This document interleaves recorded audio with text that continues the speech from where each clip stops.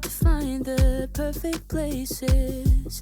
Need to know where I'm going and if I'm staying. I found the words to write this song, but it don't feel like it belongs. I'm so indecisive, never know just where my mind is. I know I said I needed the love, but I don't think that you are the one. And it's not that I don't want you, you can leave your name and number, but I'm sticking to the end of summer.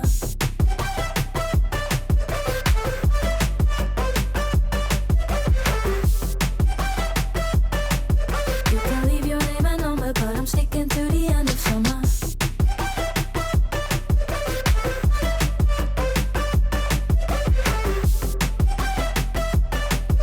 And it's not that I don't want you, but I'm sticking to the end of summer. Where I go, always searching, never learning. Need to know where the line is and where to find it. It ought to be how I was born, and I know it's right but feels so wrong. I'm so problematic, always getting overexcited.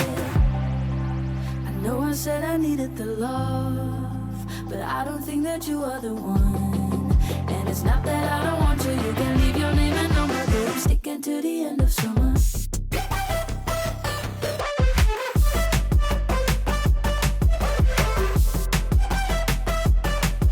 You can leave your name and number, but I'm sticking to the end of summer.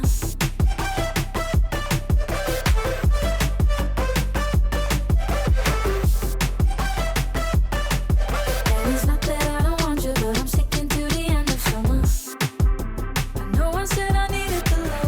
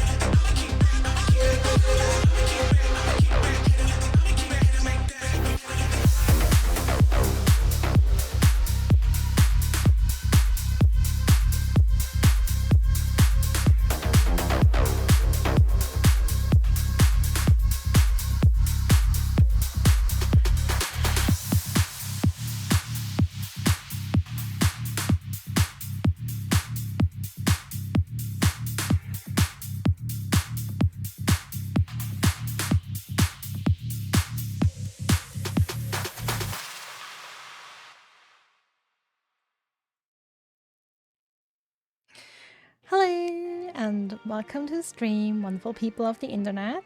Do I have to get closer to my mic or speak louder? Alright, give me a minute, I might have to rearrange my mic here.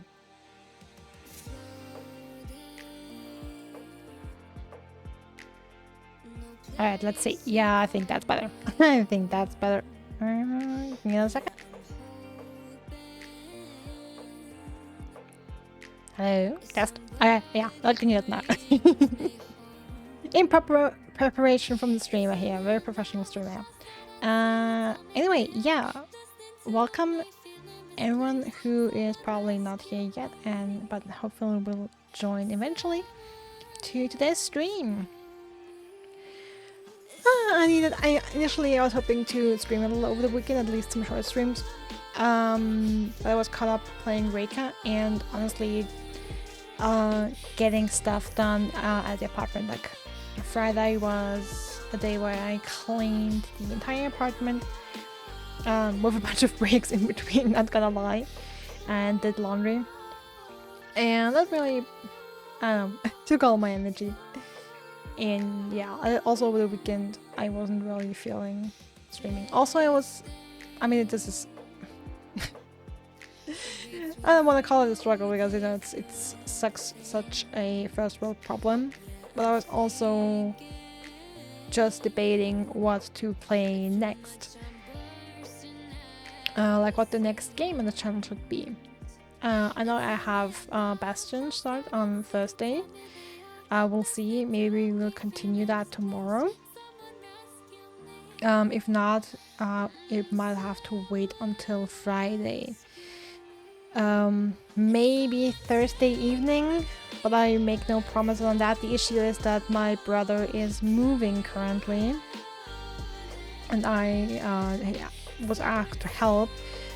The thing is, I would love for him to take more help than he's for me.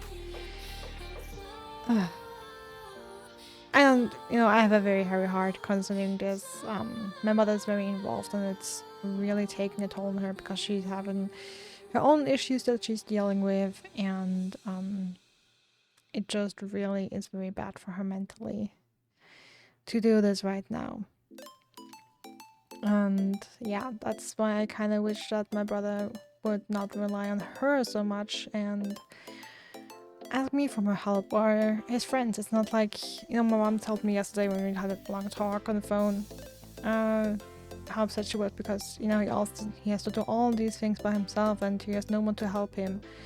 I was like, I don't know. I mean that's her perspective because he didn't ask anyone, but I know for a fact that he has a considerably large circle of friends who I'm sure at least a couple, he could find at least a few people, like 2 or 3 people, I'm sure, who would have the time and would be willing to help, like grab a couple things and move them from place A to place B, and help him with stuff, carrying stuff and shit like that. He has more enough people, from his university days he's still in contact with, and just people from work. I know he's quite popular at work. We used to work in Symphony. It's a company I recently quit from, and I know he has a lot of colleagues there who really appreciate him, and I'm sure would be willing to help him out if he asked. And I feel like that's more the issue, that he just doesn't ask. He just doesn't ask for help. And that's, kind of the issue. Hey Catilla, welcome in. How you doing? How's your Monday? Hope you had a great start to the week.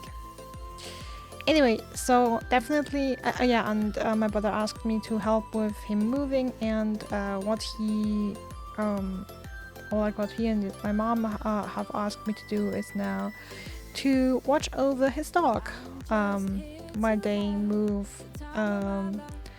items from between the apartments on Wednesday, and also while the moving company transports the big furniture, all the furniture on Thursday. So definitely no stream on Wednesday. I won't be here on Wednesday. And maybe a stream Thursday evening, but I make no promises. We'll see. I'm not even sure how long it will take, when I will be back, and how I'll be feeling. So yeah, that's why I kind of, since now I have the time Monday and like tomorrow, today and tomorrow, I try to stream and make them as long as I can, and yeah, do the thing I kind of want to do, which is game. Happy you finished that story. Yeah, congratulations on that. I read your post. So amazing. DDU forever. For the Zelda game releases. Yeah. What Zelda game? What's the next Zelda game? I already forgot. I heard it a couple times. I mean, I'm gonna be transparent. I'm not a big Zelda fan. Which is ironic because I loved watching my brother play Majora's Mask and Ocarina of Time. Alright, Echoes of Wisdom.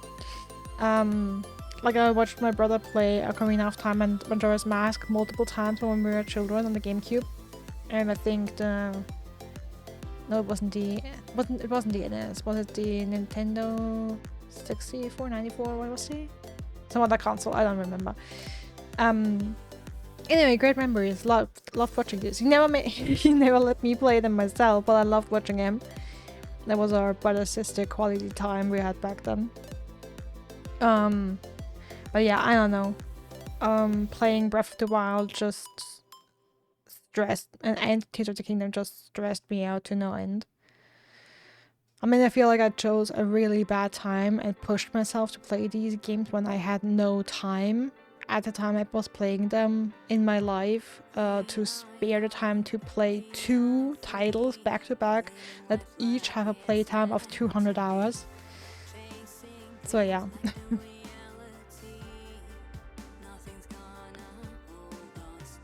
That's what Tears of the Kingdom just pretty much made for me. Well then, have fun with it then.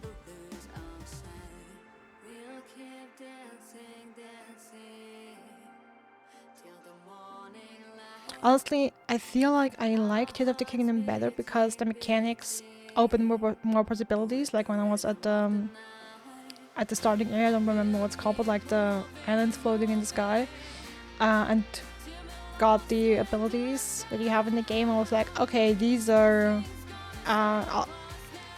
allow for way more creative solutions to puzzle solving and problem solving. And I knew in that moment that, while I was not going to come up with, crazy shit, because I don't have to I'm not the person who invests that much of time and obsesses that intensely over these things, especially not maybe in another game, but not in the Zelda game.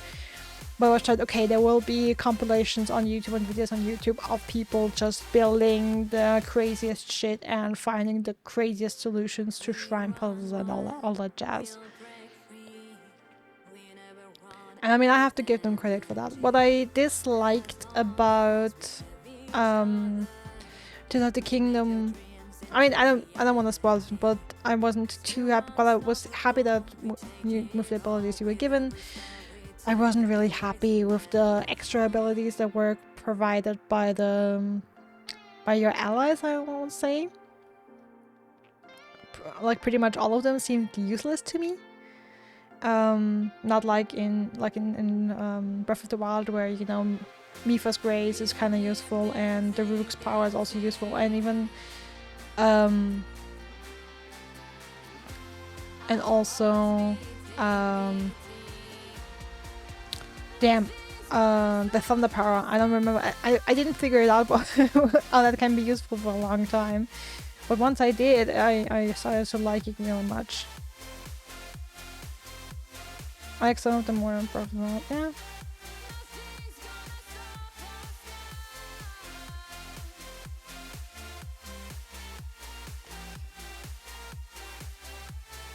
I mean, yeah, and something else that I really dislike, or like that I kinda disliked about Tears of the Kingdom, is the size. I mean, you have to hand it to them. They like the map size is basically 2.5 times, I would say. I don't know if that's pretty much, that's probably exact numbers on it, but for me it's pretty much they doubled the map by having the depth. That's basically doubling the size of the map on default. By default, and then you have the Sky Islands, which would say, like, is that half the map size or like a quarter of the map size? But it, like, is again significantly more map. And it's, you know, verging on overwhelming.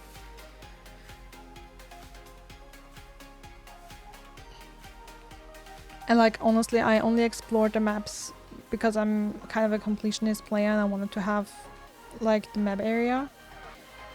And, you know, there is some story stuff down there, so you kind of have to go there, at least for a couple things. But, you know, the depths didn't really interest me. They were just creepy and had really nasty enemies and stuff.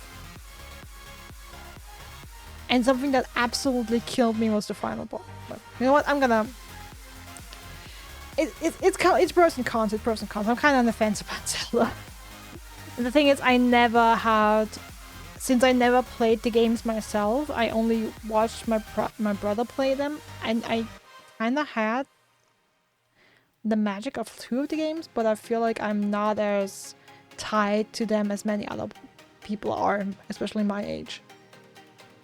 But I've basically grown up playing Zelda games, and I played all the games while growing up, and it's very heavy on, you know, nostalgic childhood memories and all that stuff. I don't feel like that about Zelda. It's just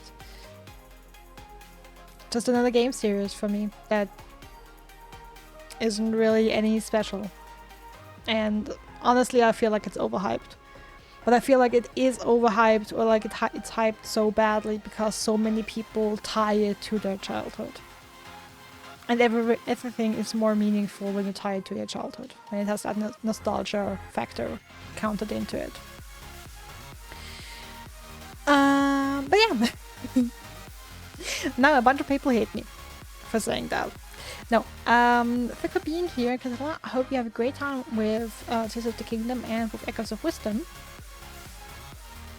Because that's what it's all about, that people enjoy the games they play. And yeah, I'm happy you're here, and I hope you have a good time watching me playing the Bookwalker Thief of Tales, which is a kind of small indie game. Kind of small, being it has like 1100 reviews on Steam, which I know reviews isn't sales, but you know what I mean. You can kind of do the math a little bit on how much a game sold based on the reviews it has, the number of reviews it has. And yeah, I mean, it's definitely not a title that everybody recognizes. And that's the kind of games I want to focus on, because, you know, there's other games of this world, and Resident Evils of this world, and the Assassin's Creed of this world, and the Call of Duties of this world, and the Dunes of this world, and or like Dooms, and the Warcrafts of this world, and the Star Wars games of this world, and so on and so forth. They honestly, in my opinion, don't really need to be marketed by streamers or YouTubers or people playing them. There's big companies behind these games who have $1 million budgeting and marketing budgets to promote the games and let people know about them. And they are already very widely recognized because there are in a standing line of games that has been going on for decades, in part. Games that have shaped the video game industry for better or worse. And yeah, after what I started this channel for was to shine a light on all these little niche games that don't have $1 million marketing budget and don't have a lot of people talking about it, and don't have a lot of YouTubers or streamers playing them, but are absolutely worth checking out, where someone or like a team of people poured their heart and soul into them and had a creative idea and went for it. And I feel like they deserve some recognition for that as well. Breath was actually my first Zelda, but it just fit my playing style really well. But I get other people not liking it, of course. See, I have mixed feelings about Breath of the Wild and Tears of the Kingdom. It's not like this makes me think that you love the game Blanc. Well, let me look it up, and I can tell you.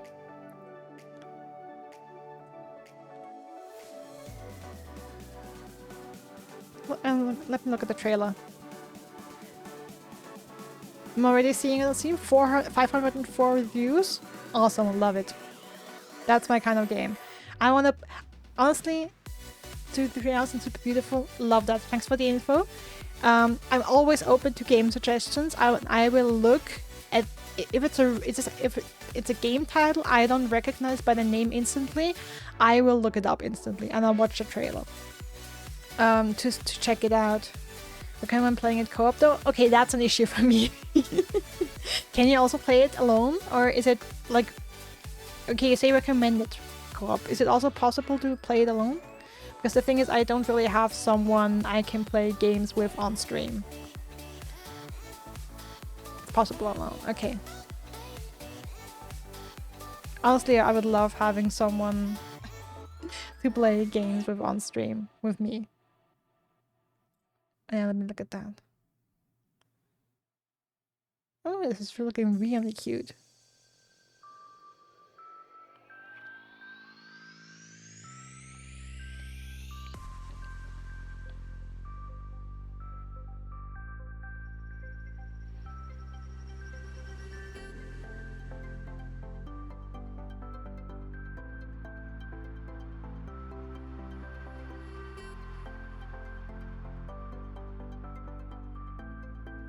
Alright, awesome.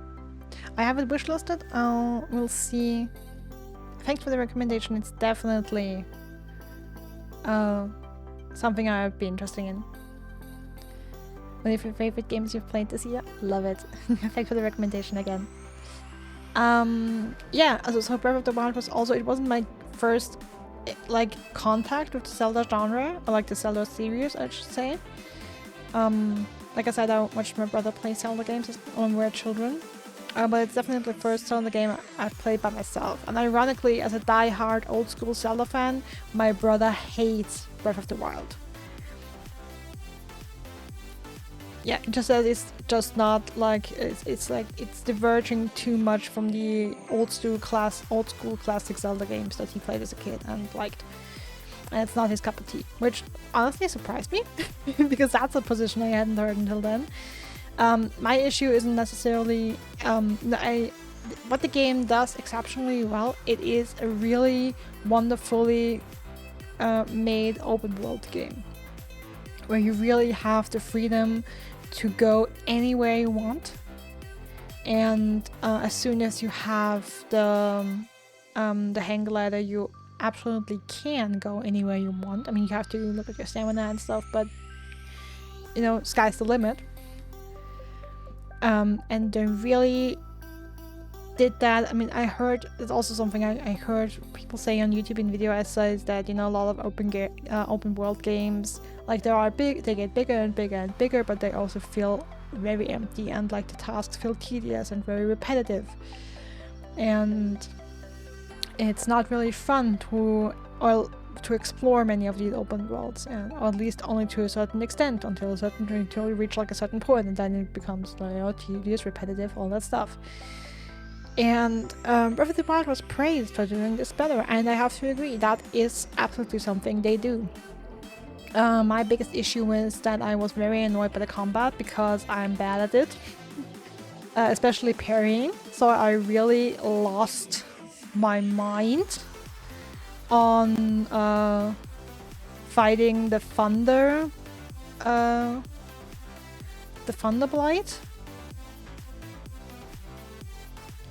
which is, you know, the thing is, I just kept dying in 10 seconds flat, and then I looked up what's recommended for this game, and it was like, oh yeah, just parry, and I'm like, bitch, I haven't parried. I spent 150 hours in this game and have avoided parrying the entire time because I can't get the timing right. yes, you have a shrine where the game teaches you how to parry and how to do that. I've tried it a couple times. I never get the timing right. Never. What do? I stop doing it because if I try to parry and miss the timing, I just get fucked. So instead, I do other things that prevent me from getting fucked in the game, and I actually can do and can perform. And then I meet the boss, where they're like, "Oh yeah, you just have to parry." Fuck you. And also, I absolutely hated the DLC. Since I really didn't enjoy any of the boss fights. I feel like they were... I felt like 3 of them were too easy and 1 was too hard. Okay, now, those are the no spoils in the DLC, just say that I'm just gonna tell you I didn't like it. I didn't like it. I didn't think the reward basically that gives you I just thought it was stupid as hell.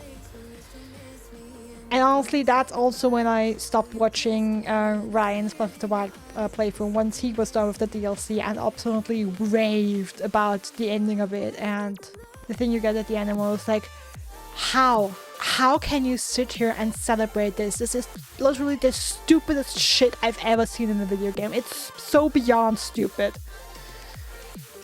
And I was like, what? And yeah. And unfortunately, could have been worse. Hey, after the link back, come in. Welcome to my Breath of the Wild ramble.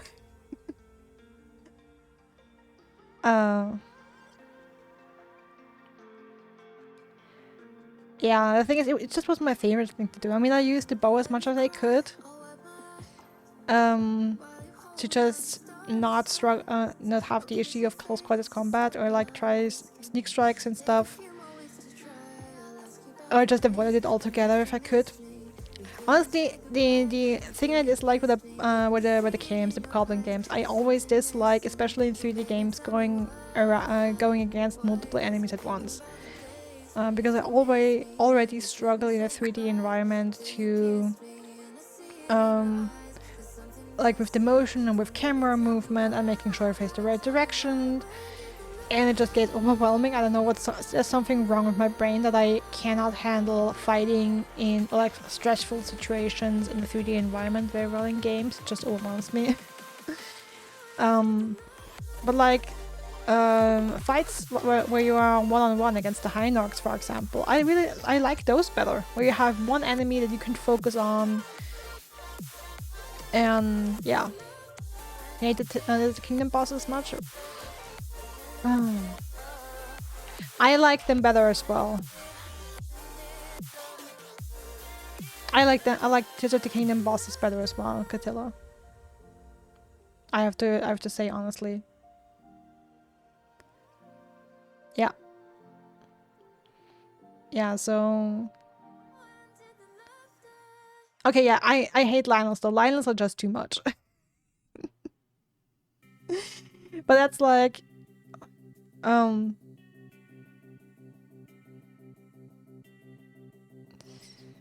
but it's like for Breath of the Wild, it's the fact it's not like the staple of previous Zelda games. My brother is like that as well. That's why he hates those 2 games too. I watch more creative and the Tears of the Kingdom bosses were. That's true. I also thought they were more creative in design. That's definitely something. But yeah, like I said earlier, it's also partially my fault. I feel like that I played the games at a time where I did not have the time and patience to play these games in my life. Because you have to imagine, I decided to play them out of a kind of FOMO situation, because Ryan I just joined Ryan's community 18 months ago, and shortly after I joined the community, he started his Breath of the Wild playthrough, and I was like, oh yeah, I haven't had time to play it yet. Guess I'll just have to sit out on that. And it took me like, I don't know, I feel like after the first 3 episodes or so were online, I was like, okay, no, this is going to be unbearable.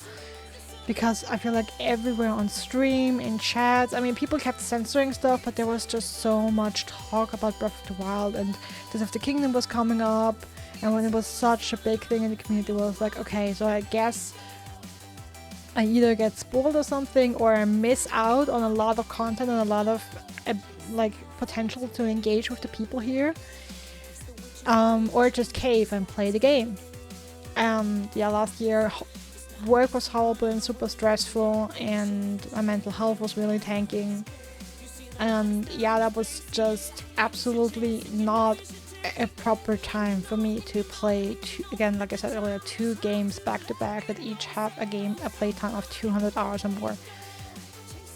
I mean, I've seen the play hours, I've looked at them. I've literally spent 400 hours between what was it,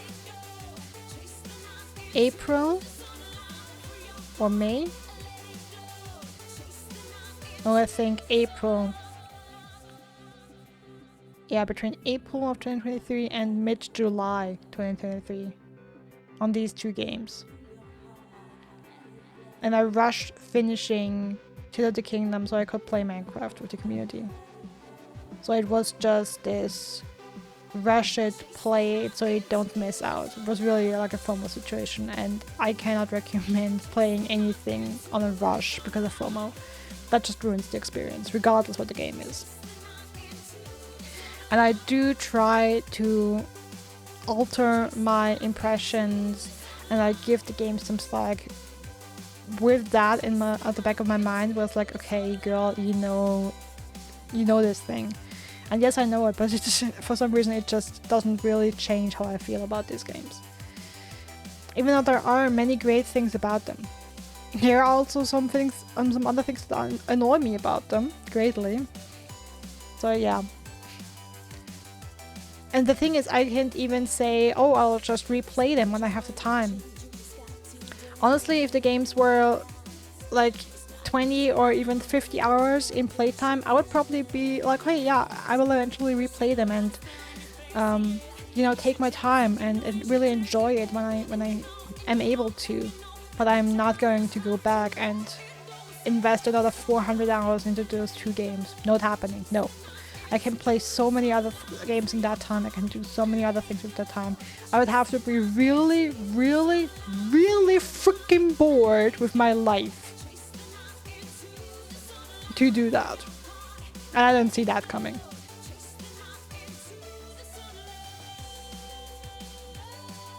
You can imagine everyone was talking about how I found the channel. Yeah, Breath of the Wild was really taking off. I mean, I'm happy for Ryan with that. That's how a lot of people found this channel. And honestly, it was a great timing. It was great timing to do the Breath of the Wild series at that time, because a lot of people were hyped for Tears of the Kingdom. And I think a lot of people wanted to see someone, play Breath of the Wild and leading up to it.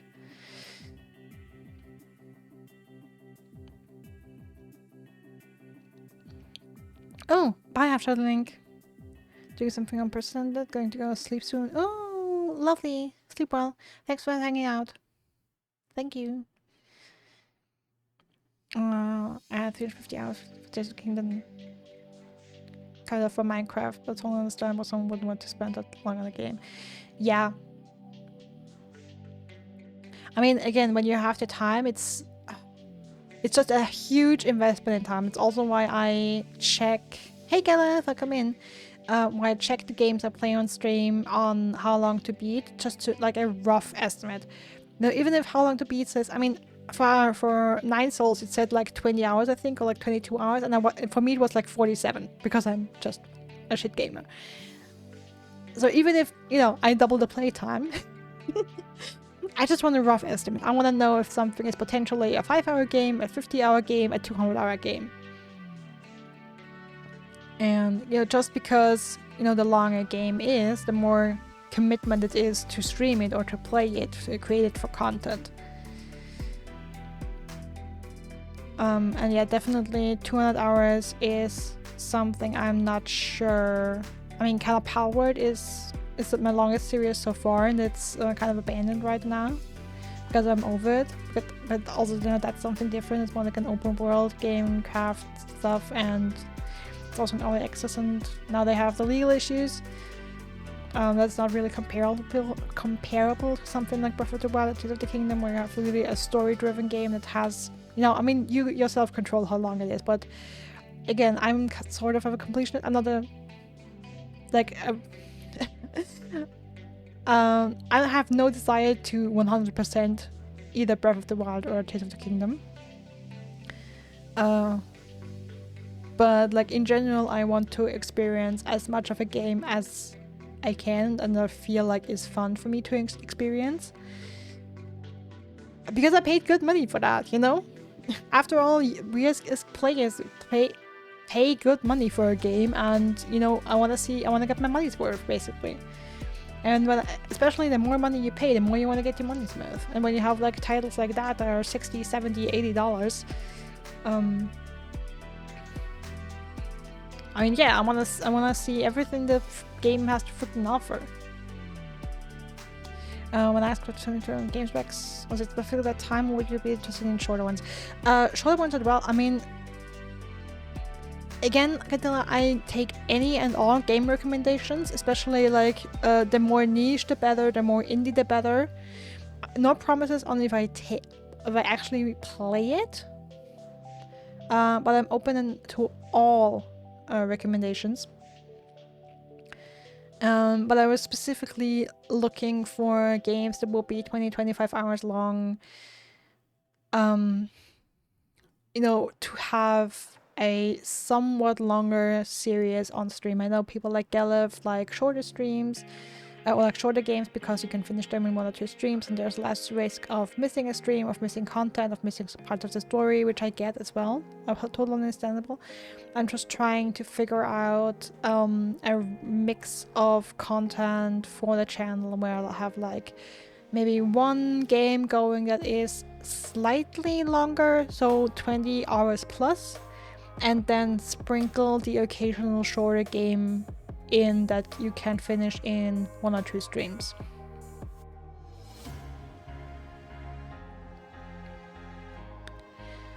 Can I assume by this talk that you're done already? I just take a break.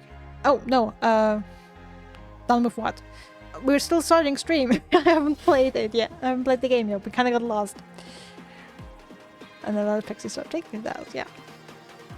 Anyway, you haven't missed anything yet, Galef. And you know what? Maybe we just... But yeah, Cadillo, if you have a game recommendation, either post it in Ryan's or send me a DM or something. That goes to anyone else who watches this and is on Ryan's Discord or Discord as well, and already has any connection, or if you don't, you're someone from Ryan's Discord. Feel free to DM me with any and all game recommendations. I really appreciate them. And yeah, I like indie games, I like games with good narrative, I like games with good music. Not too keen on shooters, I have to say. And horror games. So that's, yeah, they're kind of 2 things from the top of my head that I don't really gravitate towards. Also, I've been thinking that maybe I will replay some games that I have played before, and you know, that are kind of niche and I want to highlight on the channel. One of them, I was even thinking if I should, or if I would play Yoku's Island Express today, just because I've been thinking about that game a bunch the last couple of days. Have I about to play it somewhere? Not really. I have a short list, a shortened list on my Twitch profile.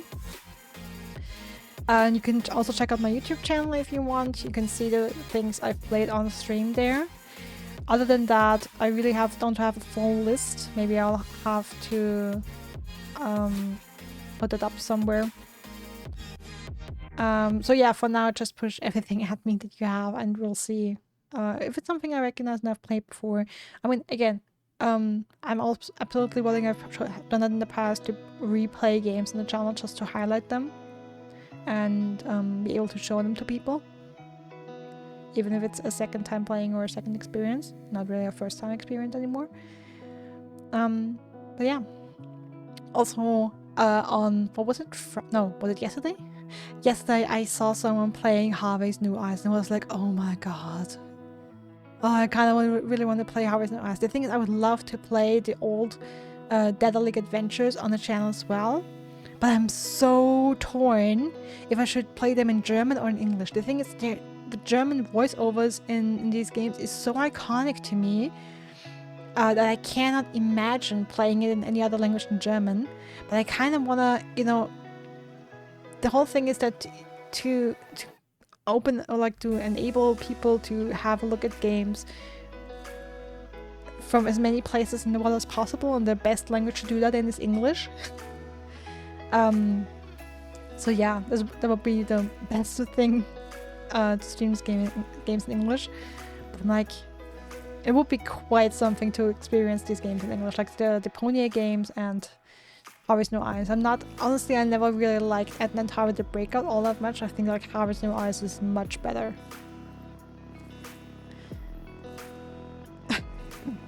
Oh damn, now I really want to play these games. Like these old school games. Oh. Okay, but new game today. Alright, and let's switch over there, shall we?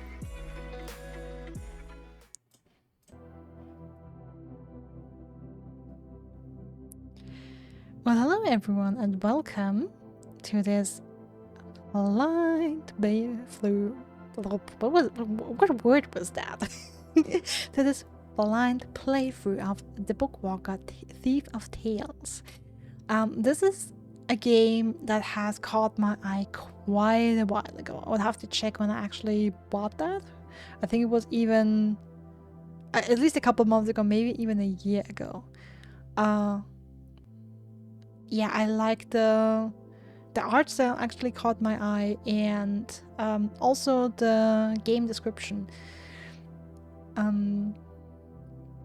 sounded also really, really interesting. And yeah, it's an indie game, which I love. And as far as I can tell, not a lot of people have played this game or know about it.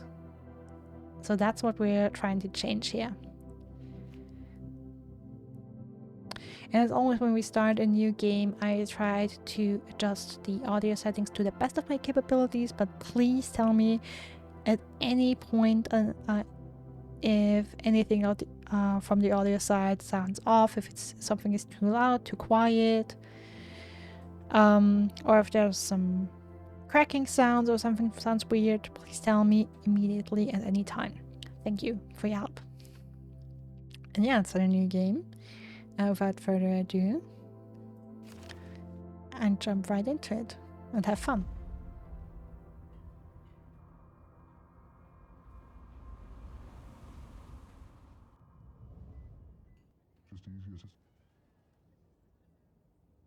Finally, I'm home.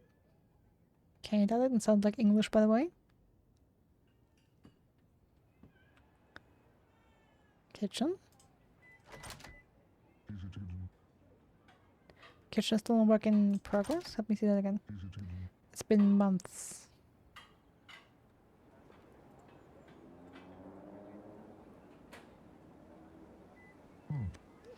Someone's planting seedlings. See, it smells like fertilizer.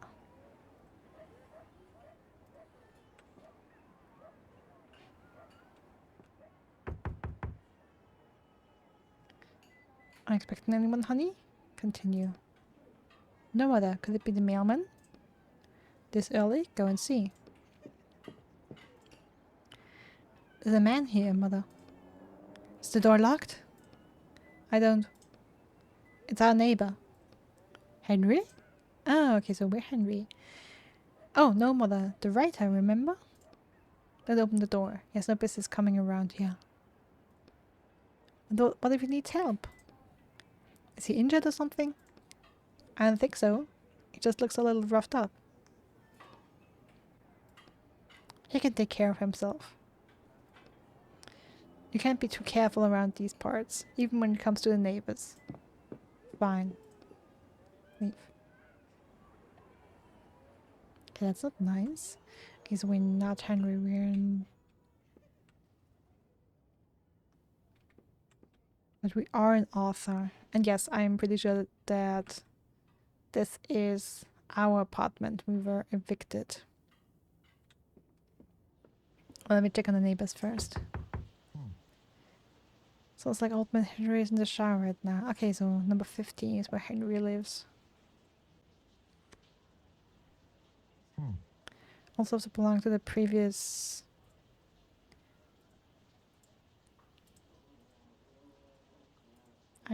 couldn't finish reading that. Alright. And we were evicted, I'm afraid. But my property gets confiscated now, an eviction notice.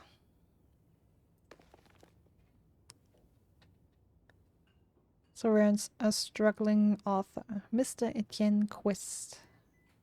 This is a reminder that you may begin working off your sentence at any time by registering with a licensed publishing agency.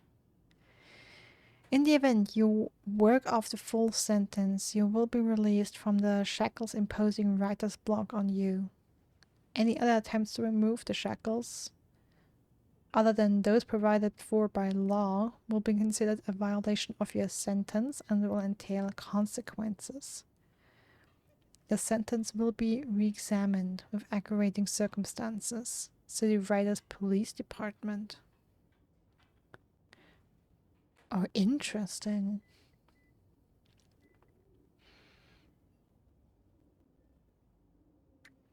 Now, what did we do? What did we write about? It was so horrible and against the law that we were imposed with writer's block. This is City Writers Police Department. Ooh. Rip us. Oh, but the door is open. Nice. Okay. Can I not take it? Okay, I can just read it and not take it.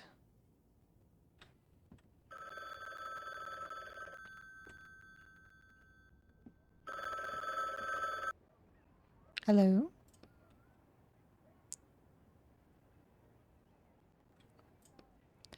Is this Etienne? Who's this? And you are? Vince asked me to get in touch with you. It's about your arrest. We usually offer a small loan to writers who have their licenses revoked. With interest. Of course, with interest. Once you get back on your feet, you can... That's not why I was trying to find you. I wanted to know... I've heard you can break writers' shackles. Is that true?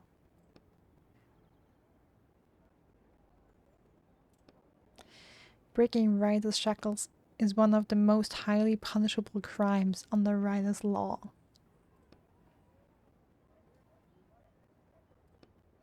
Let's say we can. However, the price for this service varies based on how complex the shackles are. Flipping pages. Are yours the standard 2-year kind? No, my shackles are on for 30 years. What did we do to deserve that?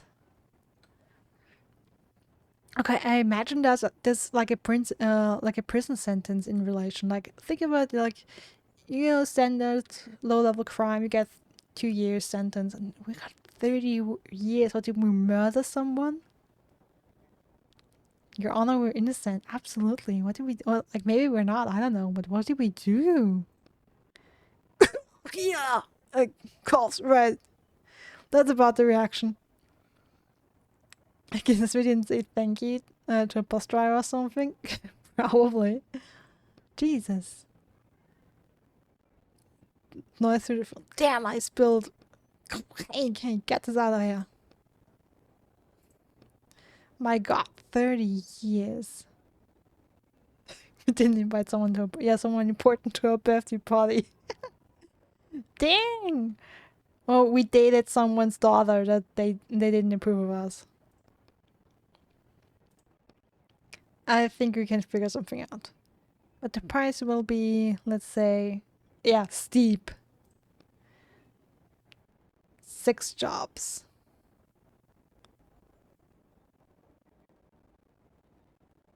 Okay, so you're supposed to do jobs for them. I was told 1.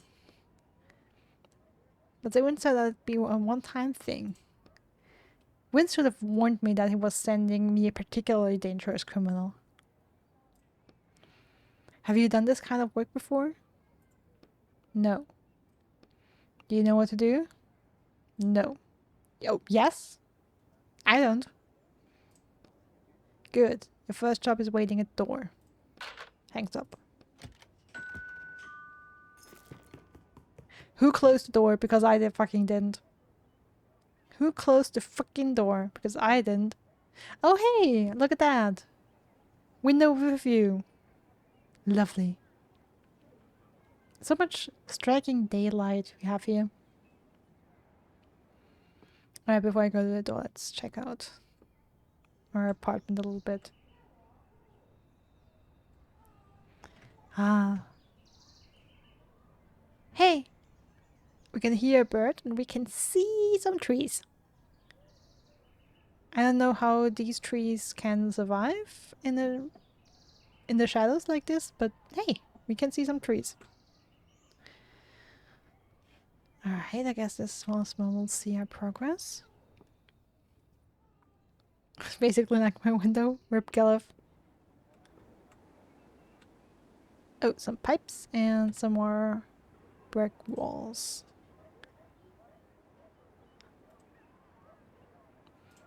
Also amazing window you can't open. No fresh air for us, I guess. Bathroom?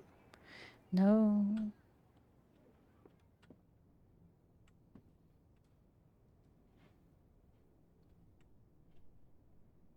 Bedroom. So to go to bed. Have to go to work. Alright then.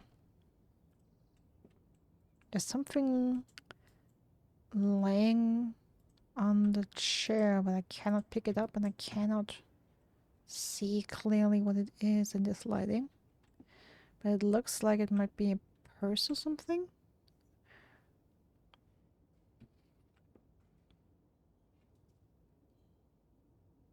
Like a wallet, maybe? Could be a wallet. Also, either... Okay, so either this is a picture of the floor tiles, or it could be a window frame. But yeah, really shoddy apartment. Rundown. Bathroom is locked. I have to pay the water bill. What? And they locked your bathroom? What the hell? Okay, let's read that. Read the paper. Independent bookstore Letter by Letter has announced that it will no longer sell any of Etienne Quist's works. The store's owner, Raymond Foucault, commented, "Unfortunately, Mr. Quist's writing license has been revoked. We sincerely apologize to his fans, as Mr. Quist's books enjoyed a certain popularity. I do hope that Mr. Quist can solve the problems he's facing and that we'll have his books back on store shelves as soon as possible."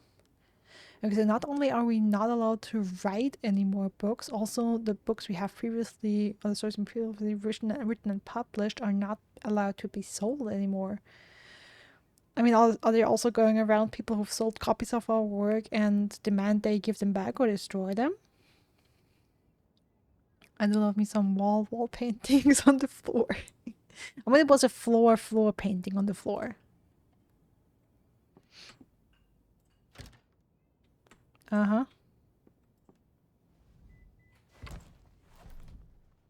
It's easier to get a new one. I need to put this on the desk.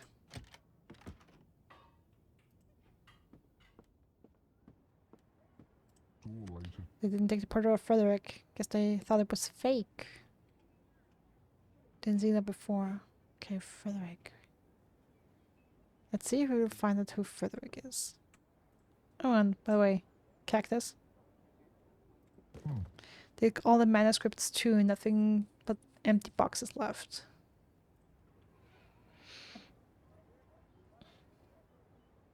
Yeah, I guess some confiscated artwork. Alright, let's go. With the full paintings on the floor, I kinda like Millie put on the wall. Also double A, okay. Wow. Just easy as What do we have here? I have to steal a potion of immortality? Well then. Let me read that. A strange note. The contractor agrees to infiltrate a drop of infinity by Jonathan Bowers, an extracted item, a bottle of the magical potion of immortality. The client agrees to pay the negotiated sum upon fulfillment of the contract.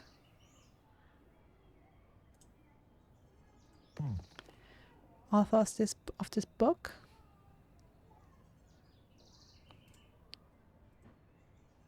Okay, no information about him, just a picture.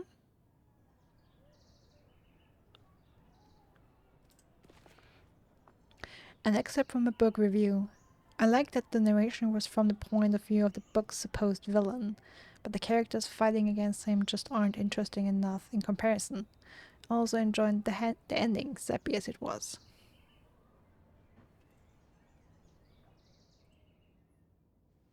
Alright, what's this?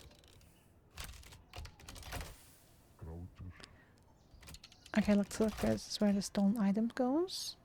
Okay. Modern. A drop of infinity.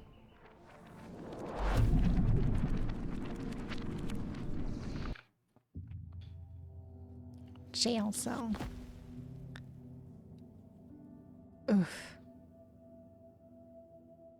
Alright, we have health and looks like water.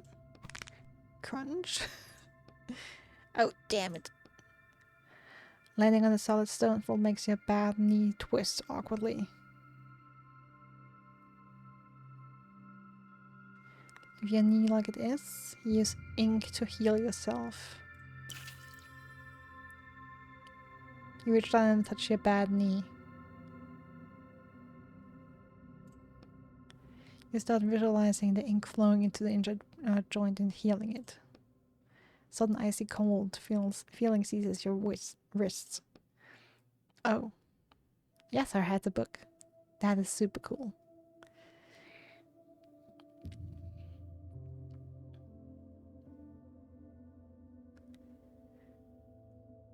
So this is basically the story we are tasked with stealing a couple of items from stories and have to jump into the books to get them and kind of solve puzzles and stuff. And I thought that was a super creative and unique idea when I saw it the first time.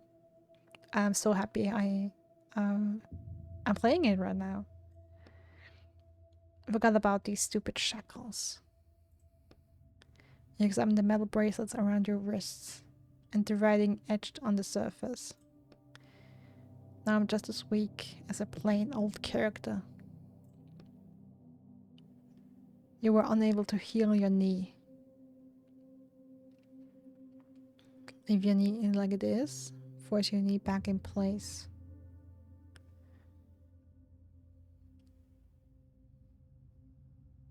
I'm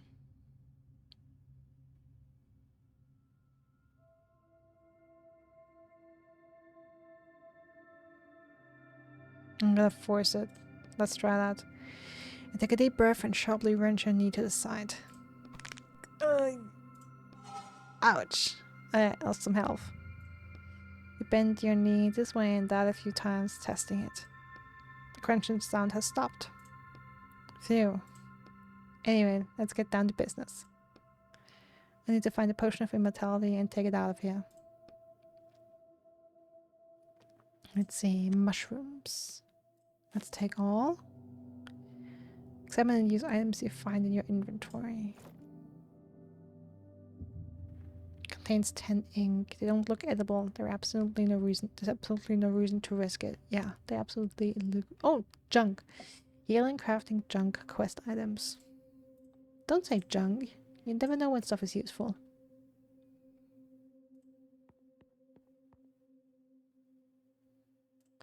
Alright, small barrel. Crowbar, porridge, take all. Pieces of a rusty metal awaiting their transformation on a workbench.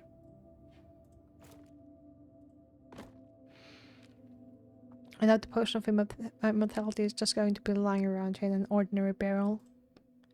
But kick the barrel, leave. Kick the barrel. Get ready to kick.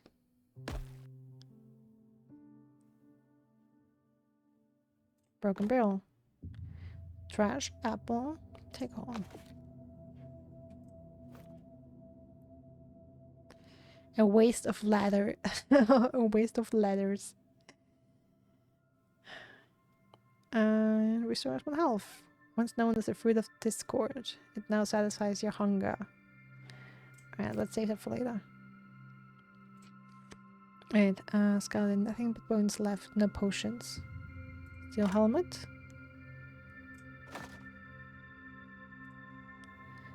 Whoa, 2 heads. This really is a weird jail. Yeah, so the person had 2 heads? The hell?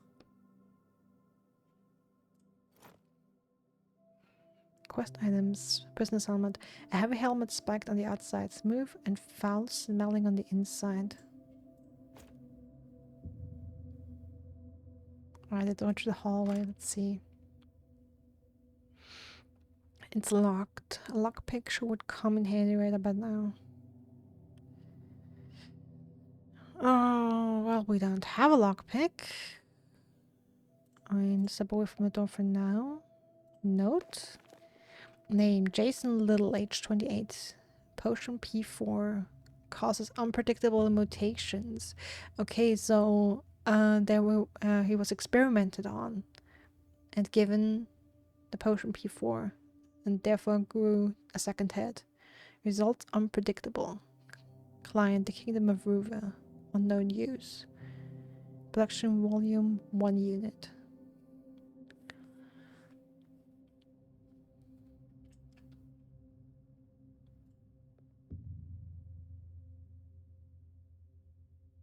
Oh, protruding stone. Didn't see that before. Note.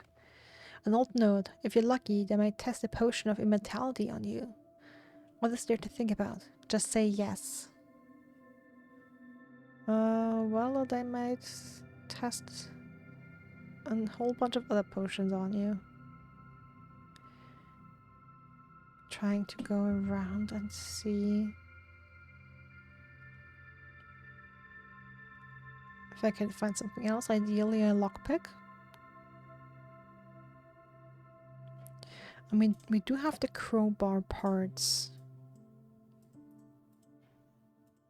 Seems like we can't use them. I guess I have to kick the door down. Bam! Nothing happens, except that your not quite healed knee starts hurting again. Dang. Yeah, okay, try hitting it with your head next. Headbutt the door? I mean, if you put the helmet on first, sure. You hesitate for a second. Yeah, stay away. I mean, maybe that is the solution, but...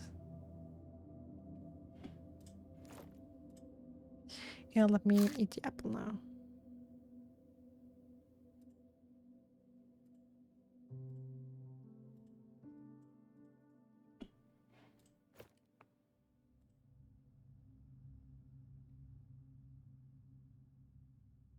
I mean, yeah, I guess we have to. I guess we do have to headbutt the door.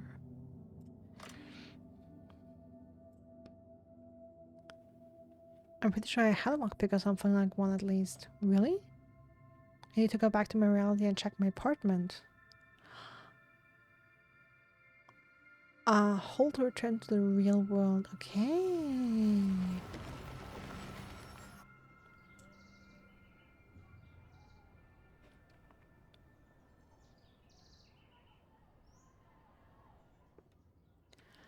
Uh-huh. And here's a lockpick. So it wasn't a wallet, it was a collection of tools.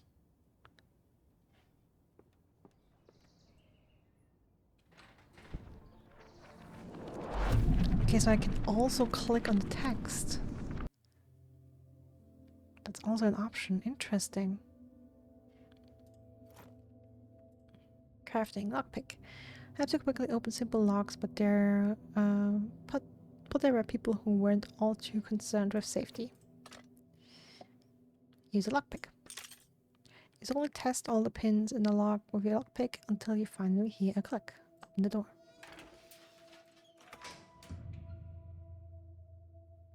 What the? Oh, damn. He's dead. I guess the one else was tasked with gathering the potion of immortality before. Or is that even another? So either that's someone else is sent in, or that's a version of us that was sent in. Creepy. Your gaze travels up to the wound on the walker's temple. It looks like a bullet hole. The capsule around the dead man's neck starts vibrating, and you hear a soft voice coming from inside it. Nice one, Sherlock. Who are you? Sorry for interrupting you. You were saying something about my partner here? Go ahead, continue. He's your partner? We were on our first job, but it didn't end well. I'm sorry. Hang on, who are you? A character? Yes, I think so, sir. But you know that you're a character. Of course. That's impossible.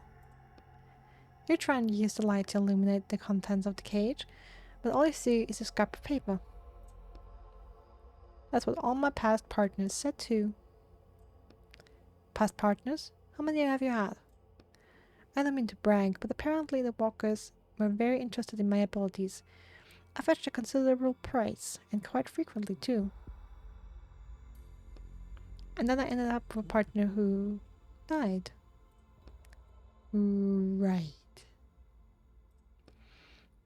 Fortunately, I was then found by a new partner, and we started working as a team. Wait, are you calling me a new partner? That's correct. I'm sure we'll work well together. So, you look at the walker's body again. Take a new partner along or doubt him? Let's take along. I'll hang you around my neck for now. Then I'll figure out what to do with you later. Wonderful. I'm back in business.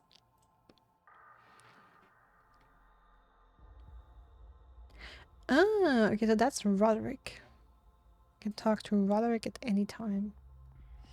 Let's get the key. You see a key lying on the metal grate, surrounded by clouds of searing steam.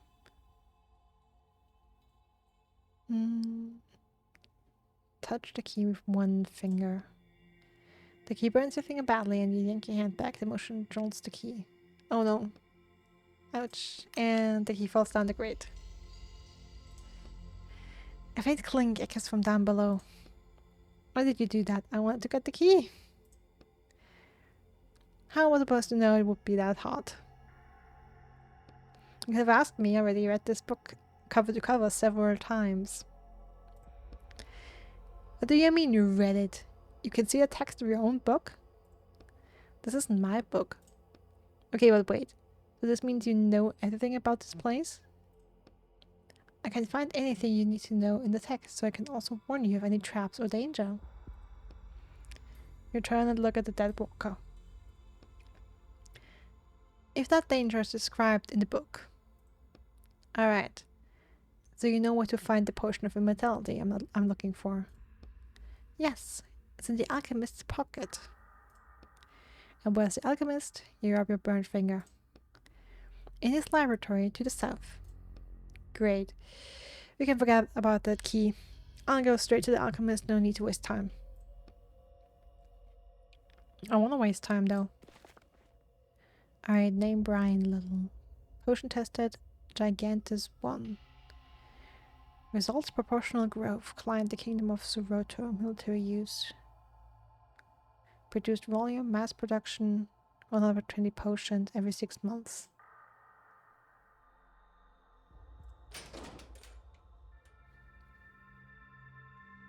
Oh yeah, he grew. Some objects can be dragged around. Alright.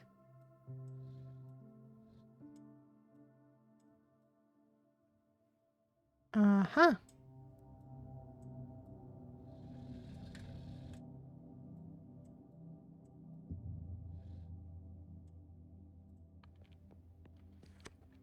Damn, he's big. His name was Brian. Do you know him? No, but you can read about him on the sign in the hallway. I did. Sure, next time I'm here. Small barrel. Crowbar parts and drags. Take all of that.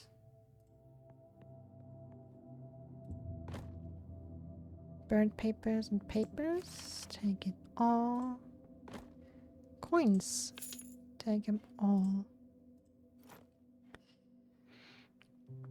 Let's see, rags. Scraps of once beautiful clothes. Now only good for wiping dirty hands. Oh, I wonder if I could have grabbed the key with the rags. Burnt papers contain 7 ink. The single word is legible on these blackened papers. For some reason, this makes you feel a sense of injustice. Papers covered with undecipherable inscriptions. The author probably didn't bother to write a description of what they mean. Could be used for purchasing goods and services, but not really. Strange cable. There's an ordinary power cable running through the hole in the wall. Hold on. What's a power cable doing in an old-timey jail? Bye, Canela. Thanks for joining. That's the book's big twist. I didn't want to ruin it for you. Okay, we could use pliers to cut them if we had it.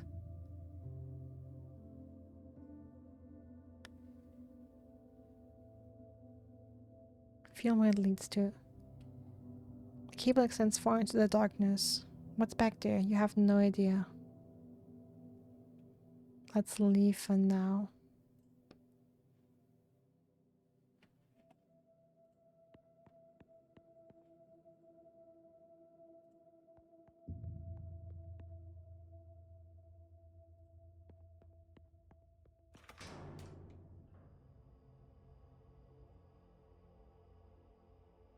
Okay, do I need some?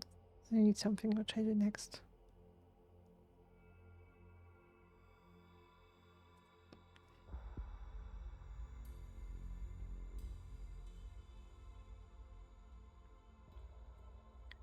Do we have here? George Hamsterfell. Potion tested either 12. Result: a mutation that allows the subject to consume almost all known materials. Client anonymous, personal use. Production volume 1 unit.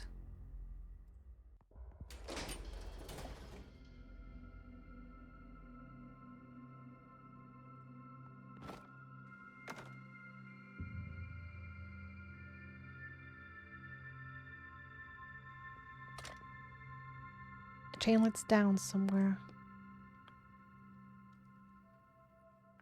You could use something heavy as a counterweight to raise whatever's on the other end. Don't have the crowbar, let's use the prisoner's helmet. An empty bottle and an apple. Let's take him.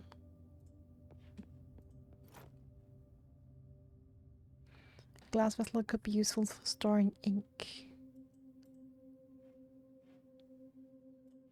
Oh, let's eat the apple. Bed. The mattress have been chewed straight through.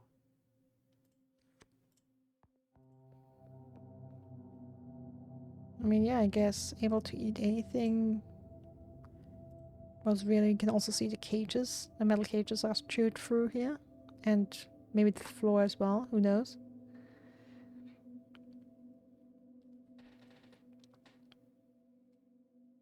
probably the crowbars here as well would just straight up shoot through.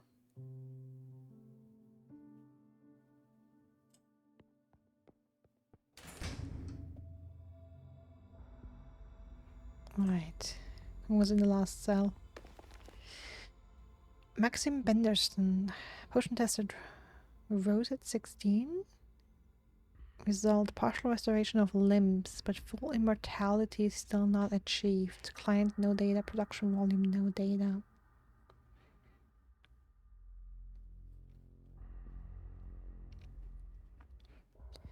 Okay, so this was an earlier version of the immortality potion that wasn't fully perfected yet. Oh, Jesus. Although that wooden walkway looks very suspicious. Jesus Christ. Smashed skeleton. They clearly didn't want him running off. Yeah, I mean, probably with the potion they just tested that the limbs could actually regrow. Jesus Christ. You're standing in front of a cracked brick wall. Don't have a hammer. Could knock it out, but put my ear to the wall. That silence. But something tickles your ear. You feel the slightest hint of air current flowing through the crack. There's something on the other side. This is a sledgehammer job. I agree, but there's no mention of one in this book. Are you sure? I read it 5 times already. I'll go back to reality and find one then. Oh, you know someone outside of the book who has a sledgehammer? I mean, I can ask my neighbors. Not sure they'll be happy to see me, but... Our last partner was always complaining that he had no one to turn to in reality. That it was pointless to go there for help. And that's kind of... sad. Anyways, I'll be back soon, with a sledgehammer, I hope. Honestly, I kind of want to continue looking around here. And crate. Take all these.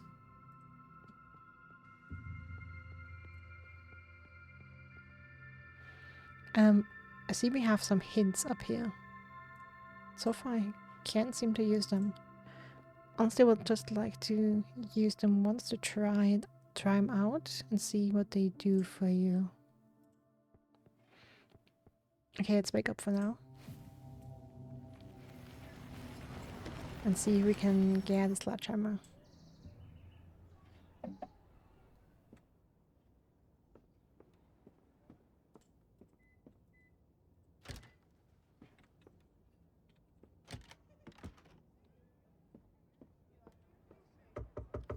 Excuse me, are you home? Silence. It's not good. Who's that knocking? I'm your neighbor. Would you mind opening the door? I need your help. Yeah, right. I'm no idiot. Get out of here before I call the police. All you unsavory types hanging around. Just wanted to ask you, do you happen to have a sledgehammer? A sledgehammer? Yes, there's a stubborn nail I can't hammer in. What kind of nail does it need a sledgehammer? A whole sledgehammer?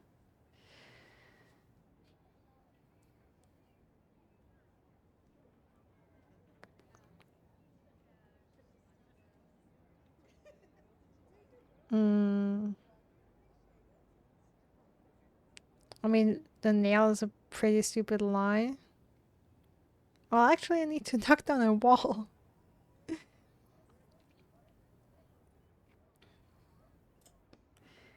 I'll tell you the truth, I need to knock down a wall. I'm renovating my apartment a little. I just need it for a few hours. I promise I'll bring it back safe and sound. Damn. Fine, let me go, look.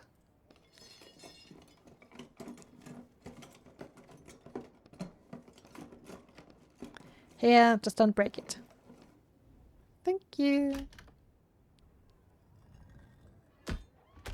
That's a good sledgehammer.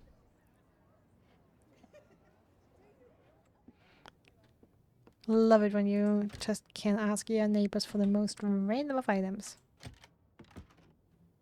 Also, you know what? Let me try something. Can we actually go down here? Oh, we can.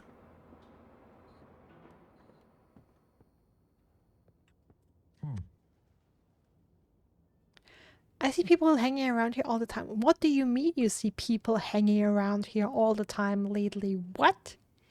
Where do you see people hanging around here all the time lately? What the frick?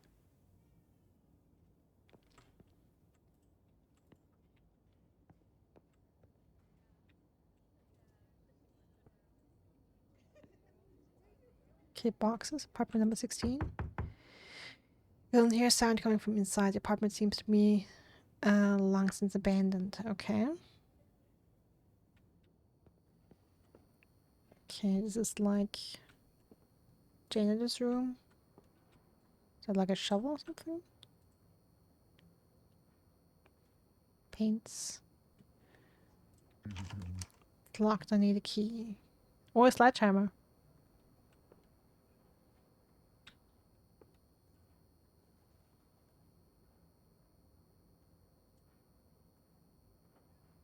And really dark here. Kind of hard. Random junk. It smells like dust. I mean, yeah, have a look at it. You never know when something useful in there. And this place just looks really grimy. Okay, but we cannot leave the house. Right. We good to know that we can actually go down here. This factory wasn't here yet back when they put up our building. Okay, there's a factory next to our building. Nice building decision. I put a factory in right next to our house.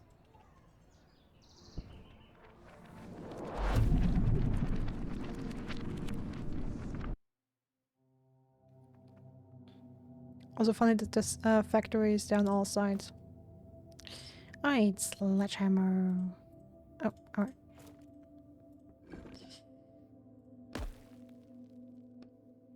The hammer slips out of your hands a little and your blow just glances off the wall. You sense a stare hitting you from the capsule around your neck. You don't want him to start laughing at you. Hit the wall again. Boom. You hit the wall more confidently this time. The blow smashes through the wall, widening the gap enough for you to squeeze through. Alright, what do we have here? Alchemy ingredient. Component green salt. An alchemy ingredient contact component green salt. An alchemy ingredient. Contact with skin causes itching and inflammation, so always wear gloves when handling. Alright. Shelf. Some more burnt papers. Let's take them.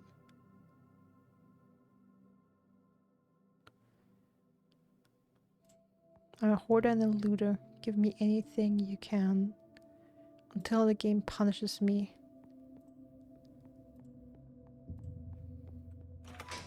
For collecting too many items. Alright, soundblock exit. Is the door open or locked? It's actually open. Main entrance. Pile of helmets. Prisoner's helmets. How many people have been here? Can we grab another one?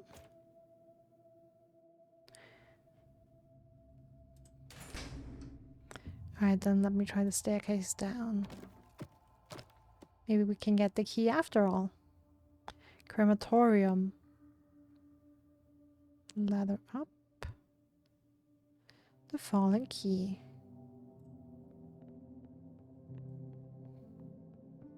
You know what, let me... The key in front of you lying on the grate again. Taking it should be no problem at all. Do we even need this key? It opens the front door, which is the only way up. So... you need it. I feel like there must be some kind of catch. Not sure about this. You turn your rubber band fingers through your glove. You can check it in the text if you want. Yes, please do. Are you sure it's cool now? I mean, it was so hard not that long ago. So ask for help. Alright. Can I check just in case? Of course, I'd be glad to. You roll your eyes. Here it is. The key isn't hot. You should be able to pick it up just fine. Great. As soon as your fingers close around the key, a wild howling echoes up from the depth of the jail. Your hand shakes and the key, as though waiting for opportunity, falls out of your grasp and down through the grate.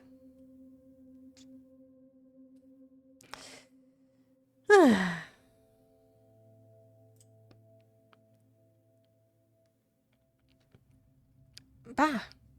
Who the hell is that? So I'm just seeing that the chat is kind of in the way on the text, so let me move that around for now.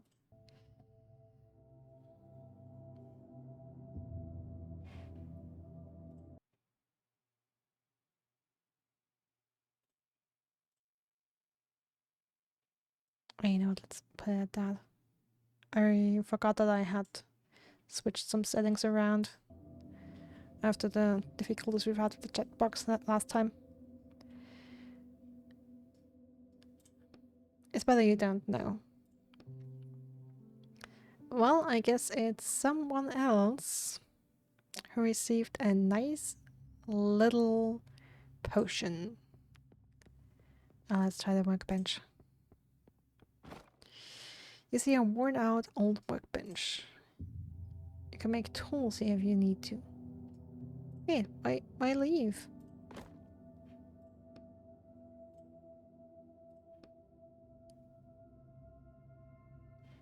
I want to craft a crowbar here.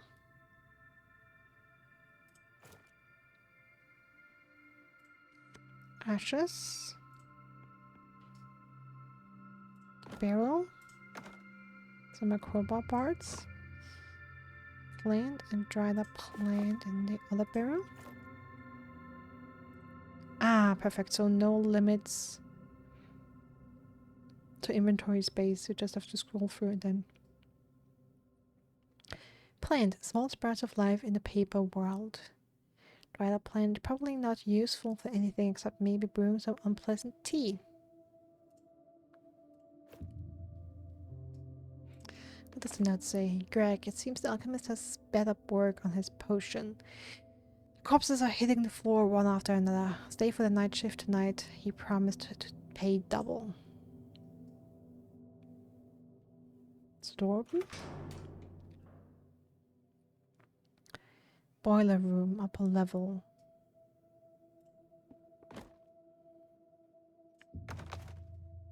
Let's loot the barrels. Rusty pipes. This pipe is down to the lower boiler room.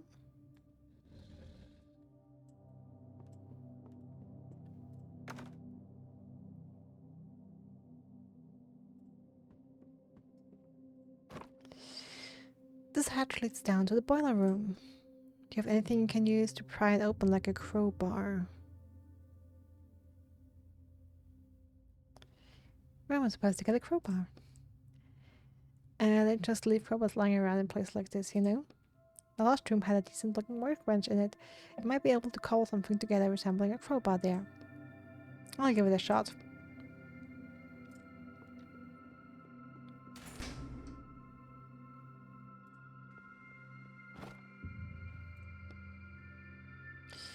We need a crowbar, right? It shouldn't be hard to make at this workbench. Craft something. Okay, I need tools though.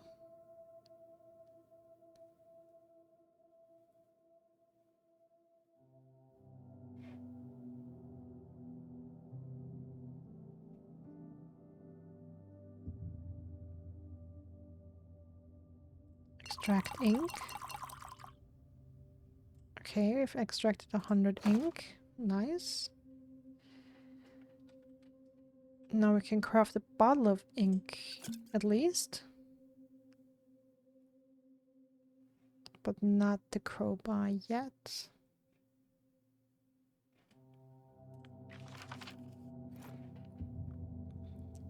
Restores 100 ink. Tastes terrible, but restores your ink supply.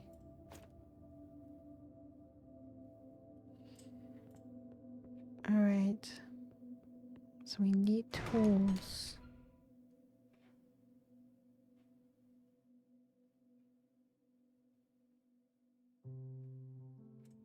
Rusty cage. Oh, it says level 2.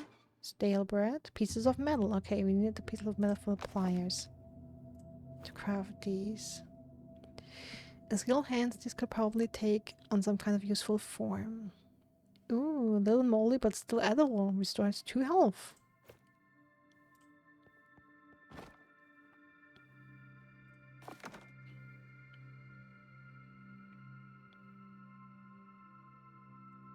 Lather up, let's see. Watch out! Huh? Did you hear that? Hear what? What are you talking about?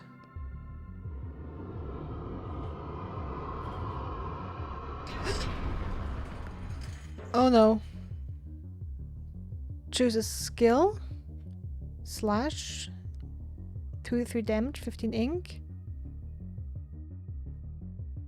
1 damage stain, stun.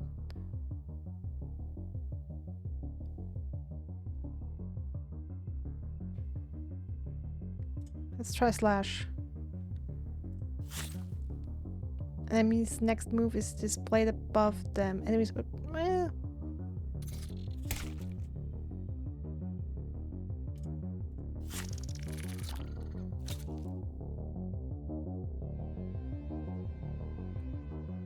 You were amazing. Thank you.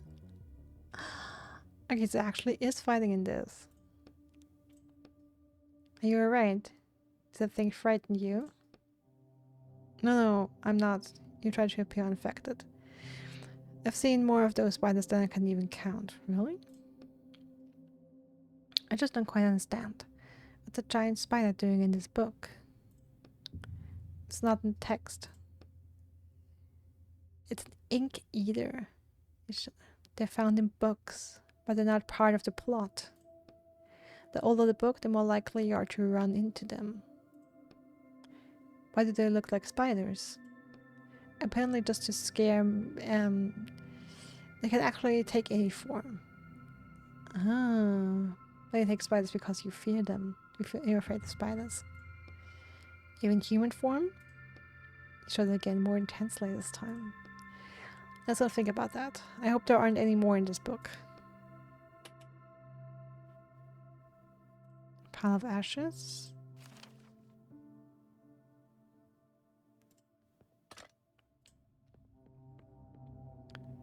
The burnt papers will give us more ink. Okay, now we understand what ink is for. This is the exit. Locked, of course. Okay, conscience not using the lockpick. Oh no. Maybe you should stop. Yeah, continue probing at the lock. No, let me stop. Crunching sock gets louder. Suddenly you realize like a lockpick you're holding is now half a lockpick. Let's see how it is.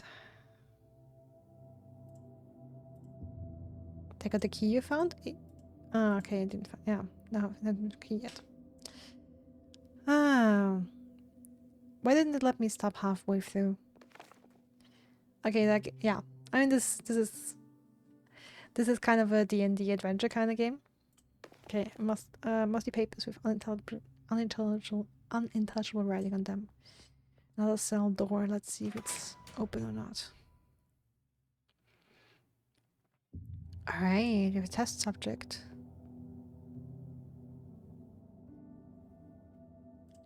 Wait a second, let me see if there were any notes on the side. Can't see any. Open case.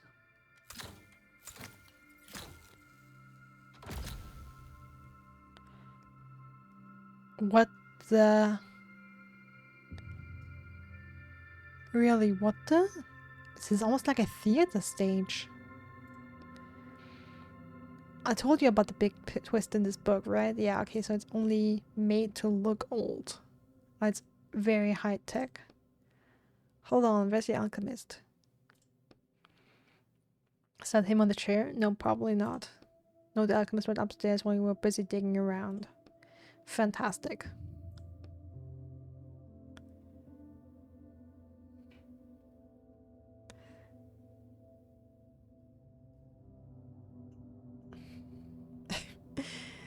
This is some D&D adventure kind of deal. Even comes with the party turning around and checking stuff before going into an obvious encounter. Okay, we have another alchemy ingredient. Component blue sulfur. Might be useful. Component blue sulfur, an alchemist ingredient. Sulfur smells like hell. And can let me show you what the hell looks like if you put it near fire. Work table. Crowbar and tools. Nice. Oh, we have tools and can craft some stuff. Tools. A good tool is the key to any form of craftsmanship. Yep. Papers. Test subjects and result of test number 26. Subject 124, deceased. Subject 125, deceased. Subject 126, deceased. Subject 127, deceased. Subject 128. Either not tested or not deceased. Shut up, wall. Okay, so we're testing the immortality potion. Giving it to the prisoner and then shooting him. Bullet holes in the wall, yeah. I can hear you walking around. Oh, and he's been shot. Is that you again, you jerk? I'm not drinking any more of your crap. Come on, time me already. Hey!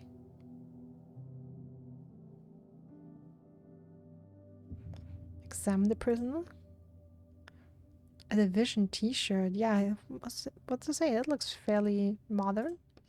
Full of bullet holes. What does that tell us? If that's a band, I've never heard of them. Look at the band logo. The holes! Shirt is full of the holes. That's the portion of immortality on him.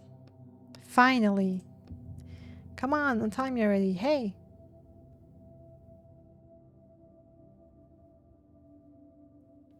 Hi there. Who the hell are you? You're not the alchemist. Are you his assistant or something? I'll show you. Just untie my hands. Get ready for a world of hurt. The prisoner tries to break out of his shackles, or more precisely, he pretends to try and break out of them. It seems like he's more afraid of you than you are of him.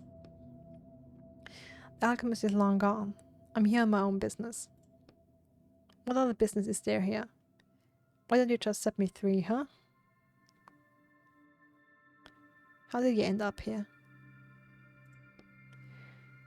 What do you think? Someone kidnapped me. What's the last thing you remember? I was at the bar? The cathedral? You know it? No. The owners paid a hell of a lot to have the guys from Reversi recreate some Bernard's cathedral. Nowadays every jackass with some cash wants to recreate something. The prices there make your eyes water, but how many chances do you get to drink in a cathedral that hasn't existed for 1,000 years?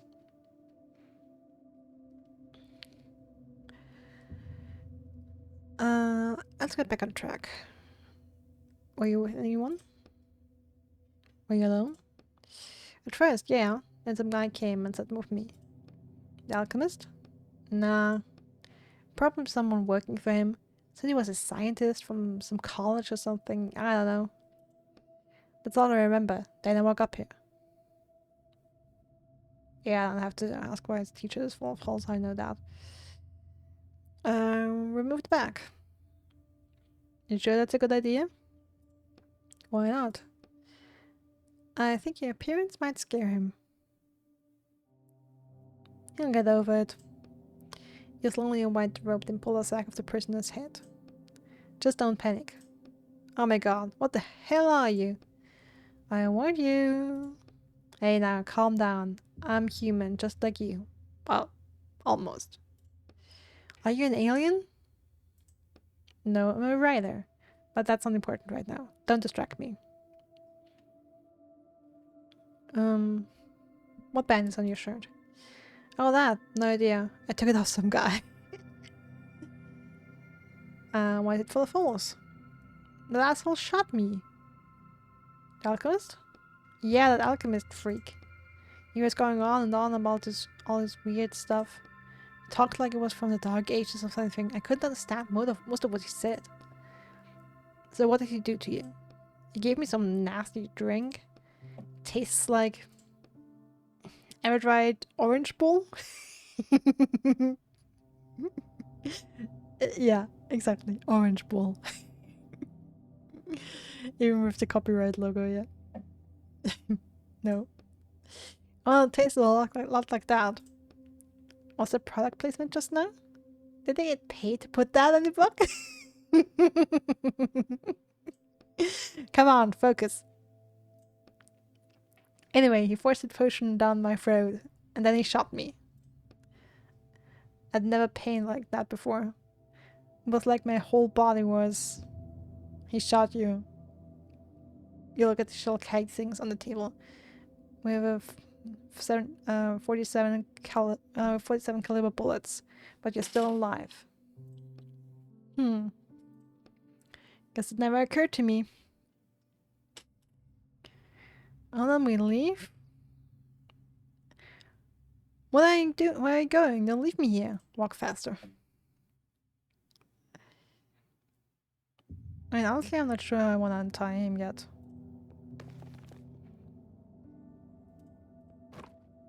A gun case, missing a gun. Let's see what the work table has for us. Ooh, another empty bottle.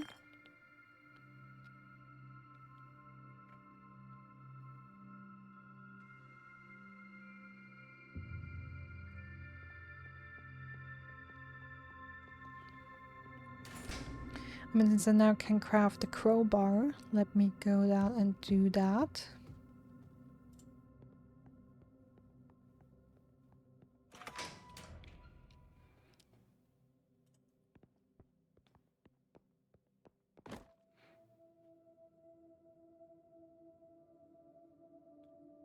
And we can repair the lockpick. Obtained the crowbar. Let's go.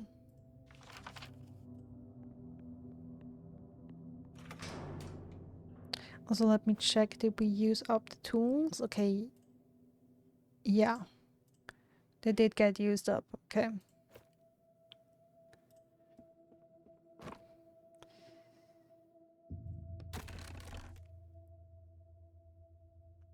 Alright. We used the crowbar. Boiler room, lower level. Skeleton. Pieces of metal.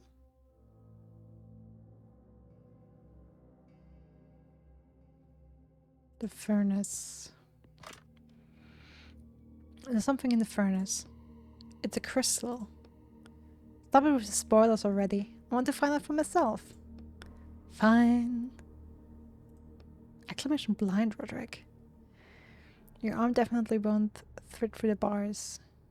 Use the crowbar to grab the crystal. Try using ink. Let's try the crowbar. Poke the crowbar through and move it from side to side, but the crystal doesn't budge. Damn, I can't reach it. Brush the ashes off your sleeve. I mean, you can also try using ink, why not? You let a drop of your blood ink fall onto the bars. This tiny portion of the world is now under your control. Are you sure it's a good idea to use ink with those shackles on?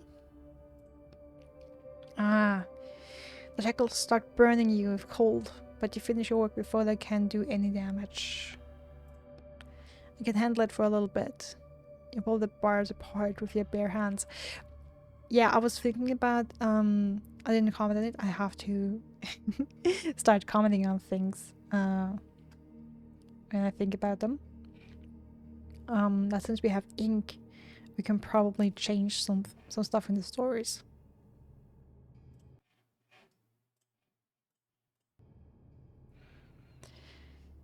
Alright, I can handle it for a little bit. But with our writer's block on, I guess that's not... that's a little bit of a risky move. You pull the bars apart with your bare hands. The bars move easily, bending to your will. Take the crystal. You'll never believe it, there's a crystal in here. Isn't that something, Roderick? You grin, looking down the cage. Huh? Roderick? I decided to call you that. There's a nice ring to it. Excuse me? I have my own name, you know? But you said you don't remember it. I never said that. So do you know what your name is? It definitely had the letter H in it. Huh? Hugh? I'm not sure. I don't like the name Hugh. You're Roderick now.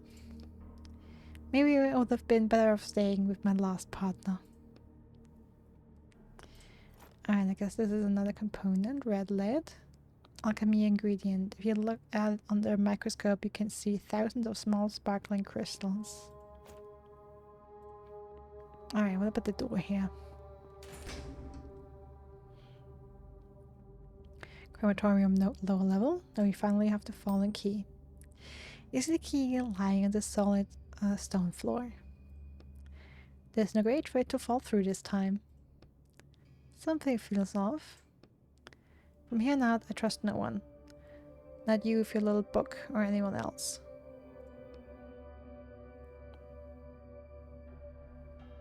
I pick up the key. Take a deep breath. Slowly, carefully, you pick up the key from the floor. You suddenly turn your head, looking all around you for signs of a disturbance. The room is still and silent. You finally have the key. It's covered in ashes and quite cold to the touch. Well, you can never be too careful, right? I mean, now I'm wondering where... I mean, there was definitely something going upwards. It looked like hot air or like hot steam or something.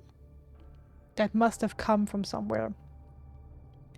And since the key always fell down in a straight line, I'm guessing this is not a safe space to be in.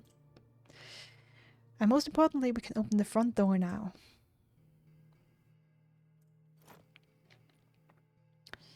Jail key. Every inmate's dream. The key to the jail door.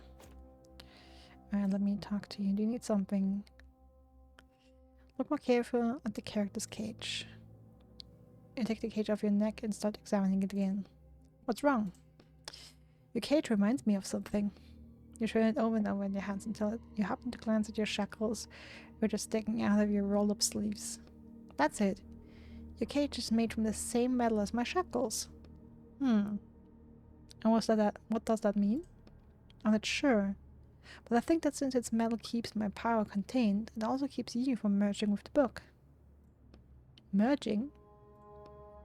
Yes. If a character goes into a book, they become part of it.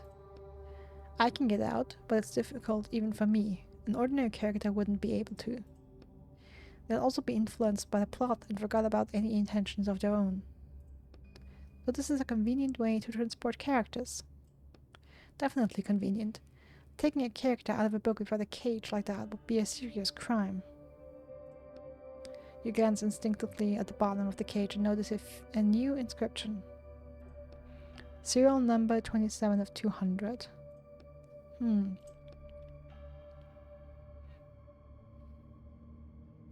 Also, we did hear that growling from below here earlier. So I'm kind of...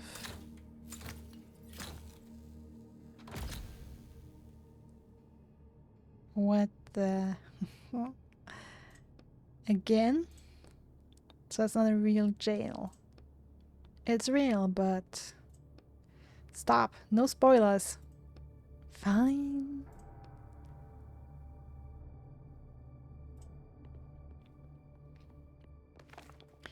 Greg, I saw someone in the crematorium last night. Either a thief got in somehow, or one of the alchemist's immortality experiments worked. In any case, be careful. That barrel's empty. Trash and pieces of metal.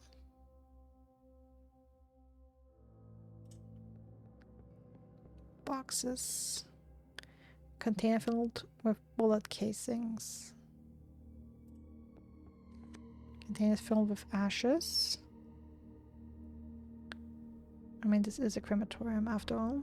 Buckets of ashes. Oh, a ring. Looks like this ring didn't melt in the crematorium fire. How can that be junk? Forgotten symbol of an oath or status. So cruel to call it junk. It's a pretty ring.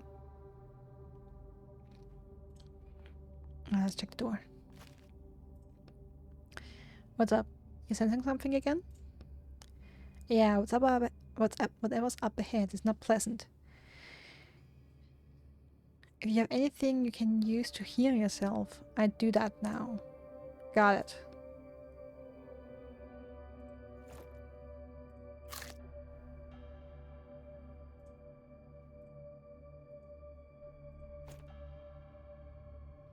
Alright.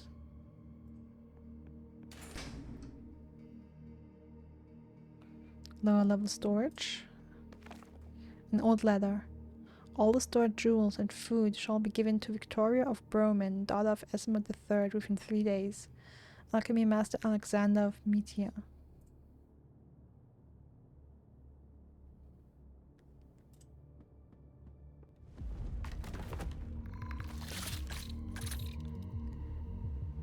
Great.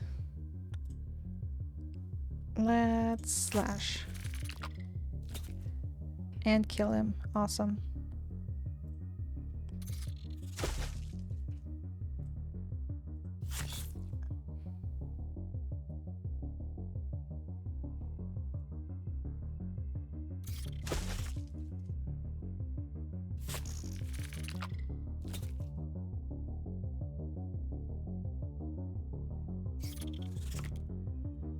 Okay, I need that.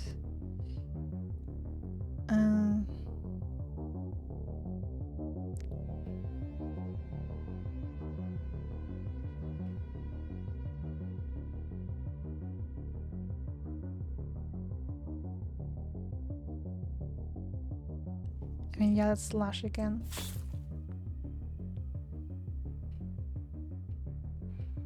And after that I want to try the drain. Okay, that really restores my ink. Okay, nice.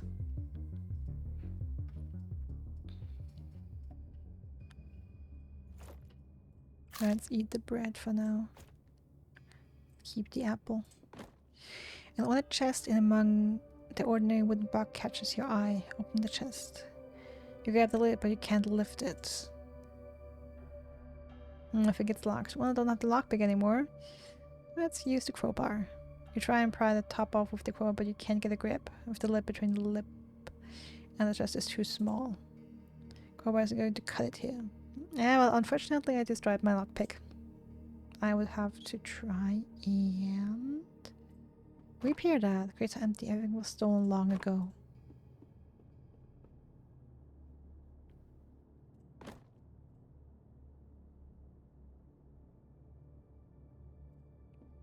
From what? I think this ladder goes to the top floor. Did I inspect the pile of ashes yet? We have more papers. And I hope I can find more tools. Ah, okay, now we're back here.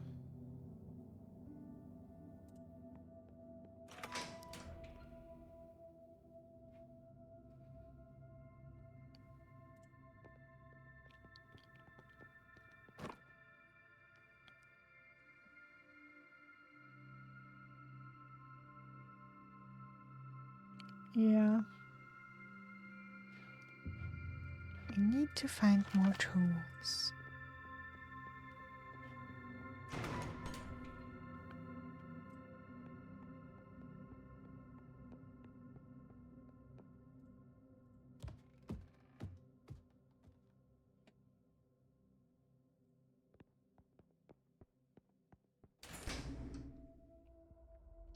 Alright, back at the cell, so I don't think there was anything here, right?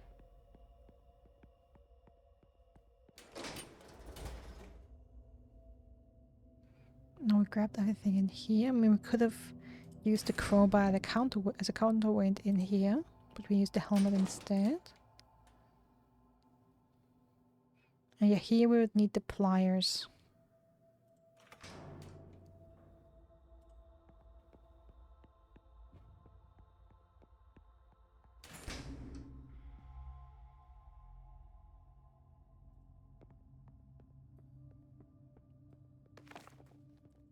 Right. Click the key we found. The key fits in the lock perfectly. About time. Alright, the main entrance. Jail storage room. Barrels labeled supplies and ingredients for Alexander of Meteor's lab. It's empty.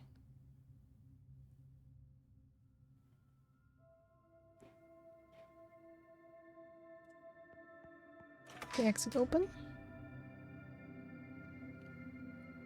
Jail entry.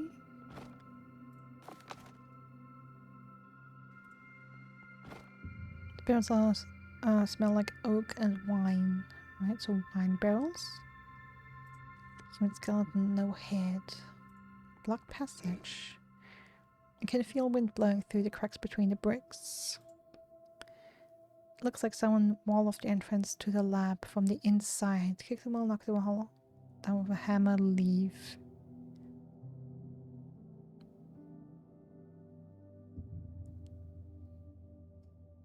Let's leave for now. Let me check the other door first.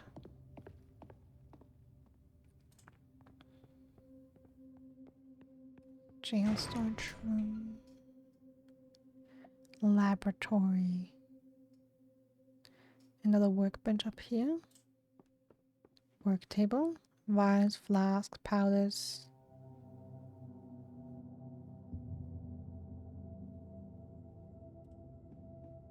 Another work table. I was just thinking about that. So where's the alchemist? See that hole in the wall? I do. You left the jail while you were playing around with the key. He's on page 84 now. Damn. You probably heard there might not be any potion left for you to deliver. What? Is he planning to drink it? You told me no spoilers. You telling me I'm on a time limit now? Oh, right.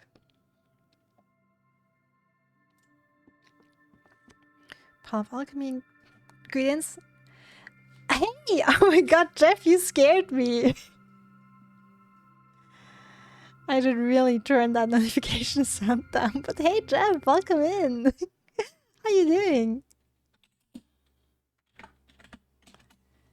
Thanks for the raid. Ah, I didn't want to move there. How was stream? Okay. What were you playing today? More, did you play Valheim today? Oh no, it's going painful? What's painful? Oh no.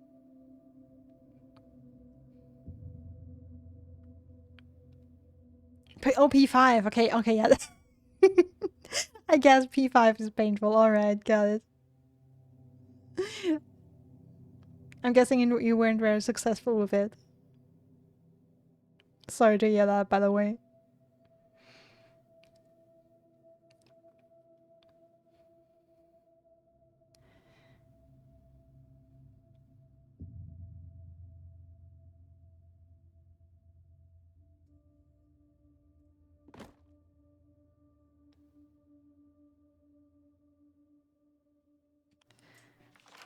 Okay, for some reason I found tools.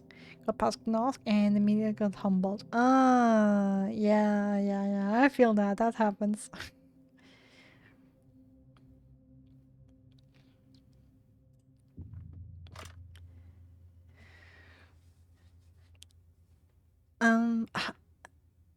Yeah, I hope you recover. I hope you're not too sad about that. It's just, you know, that's P5 for you. But yeah, welcome in. Also, welcome everyone else who came over from Jeff's. Hi, I'm Pexy. If you don't know me, I usually play indie games, and we play one of these games here today. It's called Bookwalker, Thieves of Tales. And yeah, we play a writer who has committed a crime, has been sentenced that he's not allowed to write anymore. He's on the writer's block for 30 years. And, you know, some shady guys can lift that block from us. But we have to go, apparently, into other books, into stories. Really go into the books and get items, steal items for them.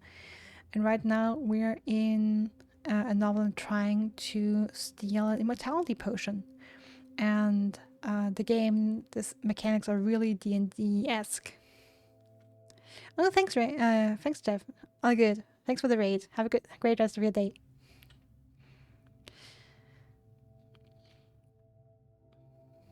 Ah, so Caleb came in with the raid. Was he already and came in? You see an alchemy cauldron. There are various containers and books gathered around it. Judging by the smell, the last person to use this cauldron was making highly corrosive acid. Let's read the recipe book. I mean, we do have some ingredients and we can mix something up. There are bookmarks all throughout the books. Guide to making acid. Corrosive acid. Green salt. Blue sulfur, red lead, order unknown. I have these ingredients. Read the other notes. There are bookmarks all throughout the book. Notes on salt. Reading. Never start with salt, never end with salt. Alright. So salt's in the middle.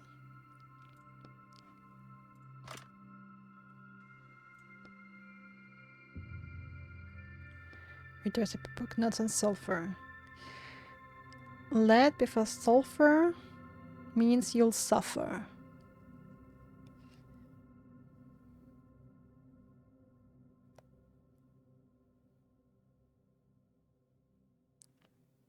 Lead before sulfur means you'll suffer. So notes on lead. Stray drops of acid seem to have eaten away most of this page. Okay, yeah.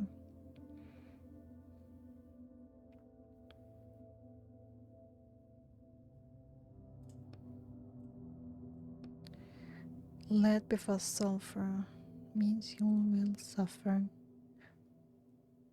I'm just double checking it because I'm so afraid to fuck this up.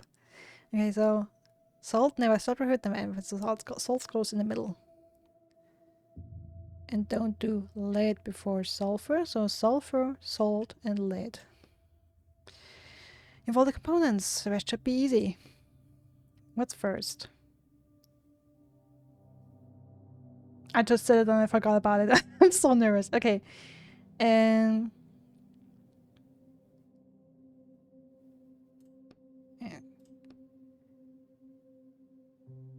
Okay, sulfur first. Sulfur first. Sulfur first.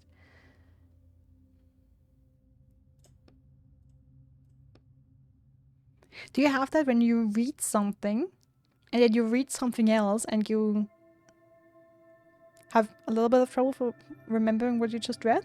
Because it's a little bit of... I'm having that right now. Okay, sulfur first. Alright, that's now what? Another green salt. And the lead. Great work, you made acid. Woo! Nicely done. Yeah, thanks. Alright. Product of ancient alchemy and your sharp mind can destroy any obstacle. I have trouble remembering what I was just remembering 5 seconds ago. Great, then you feel me, Gallup. It's a case of goldfish brain. Chemical spattered laptop sits on the table. Do you know what how to work with this? I've come across them in books before. They're not complicated. Examine the desktop. The desktop wallpaper is an ancient portrait of a woman. A caption underneath it says Victoria Borminski, daughter of Esmond III, Bremen Museum, 1201. The only thing he has installed is a browser, that's it. A what? It doesn't matter. Open the browser. There are only 2 tabs open. First tab. Bremen burial sites, 12th century. Okay, I guess he wants to resurrect his past love. He was looking for ancient burial sites. 1 to be exact, the grave of Victoria Borminski. She must have been his lover. So that's why he went to in such a hurry to go resurrect her. That's why I keep telling you we have to hurry. But I mean, I wouldn't really mind letting him reunite with his lover. We don't have time for that. It's in the second tab. Email between him and his boss from a month ago. was trying to convince them to give them a gun. Okay, so I'm actually curious. First of all, what happens if we fail the quest? And second of all, if we really are on that close of a timer. Because sometimes games tell you you're on a timer and you really are. And sometimes the game just tells you, but you actually aren't. You can't take all the time in the world to explore and do stuff. He said it would make it easier to see whether or not the potion of immortality was working. But it was hard indeed, spilling blood with a blade, a most trying and foul business. How practical of him. So I let him use a gun in his experiments? Since there's no way to escape his laboratory, I imagine his bosses didn't see a problem with it. You mean there was no way to escape, right? You look at the melted wall. Well... Alright, what's in the search history? This is his search history. Online driver's ed classes. There's a whole bunch of chemical names. To be fair, chemistry has made great strides over the last 1,000 years. Alright, until the bed proves me otherwise, I'm still will treat this as if we have all the time in the world. Bed is neatly made, looks like no one slept in it. This ladder will go blocked with a metal beam. Okay. So we can unlock that from the bottom.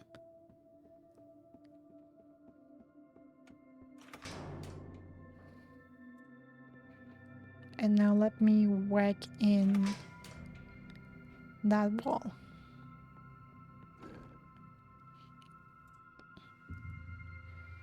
Looks like someone walled off the entrance to the lab from the inside. Knock the wall down with the hammer. You raise the hammer, wind up, and swing it into the bricks.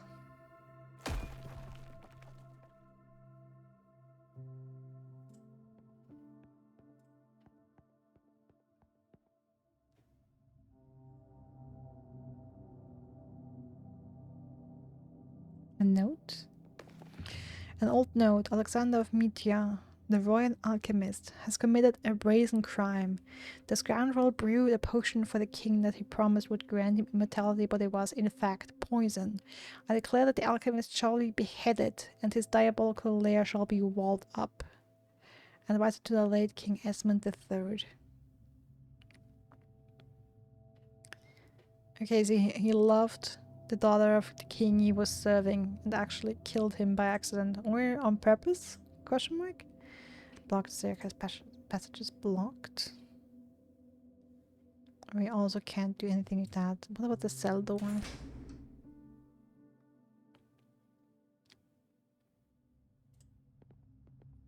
Assembly area.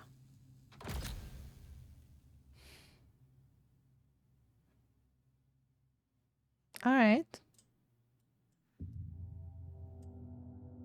Tools! Nice. Okay, so we found the cable earlier that we could have cut down with the pliers, but I think this will just make all the electronics, like the lights, go out. So I don't see any use in that. I would rather repair my lockpick. Handwritten note. Take all the money that comes in, go through Rosentown, buy the finest carpets and send them to Victoria, just like last time.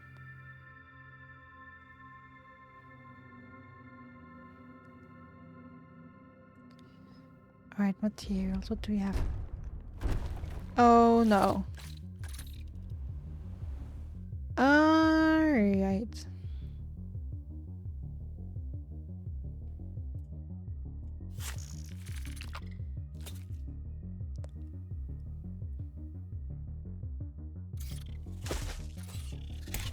Oh, damn.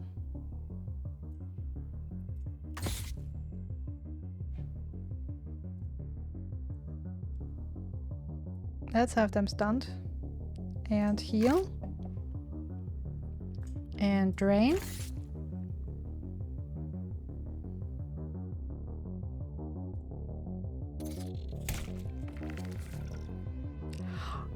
There's more coming. Oh god, no.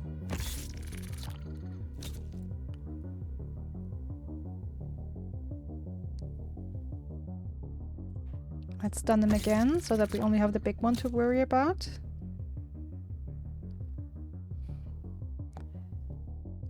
feel like the spiders may have means too much rage from the attack. Yeah, I feel like that too.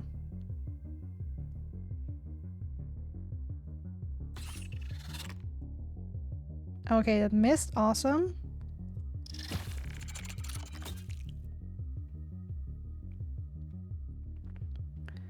Whew. What a good way to overcome your fear of spiders fighting against. I told you I'm not afraid of spiders. You notice that your hands have stopped shaking. Well, in any case, I'm definitely not afraid of them. Where do we go now? That metal door over there. Pound of ashes. I mean, honestly, we don't go there. I still have a couple of things to do. Contents of random stuff, bricks and planks, and yeah, to build the sceneries. Pound of ashes.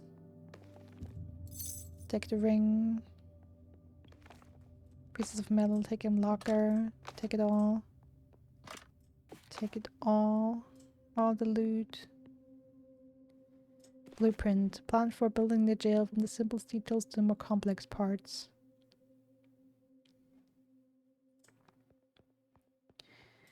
Alright.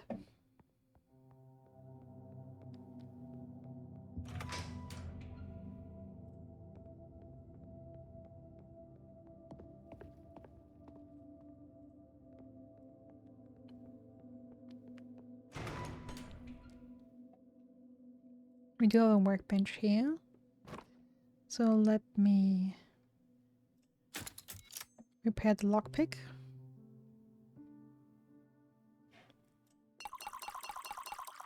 Extract ink. And craft another ink bottle, why not? Oh, we're at it. Okay, puddle of acid. Can we go through there? Someone melted the wall with caustic acid. It seeped through the floor and there's definitely no way through. Okay, so we cannot go there. Just wanted to try it out.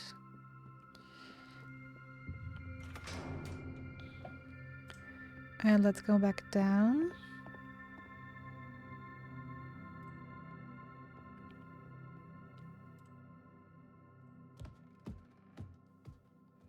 And I want to open that chest now.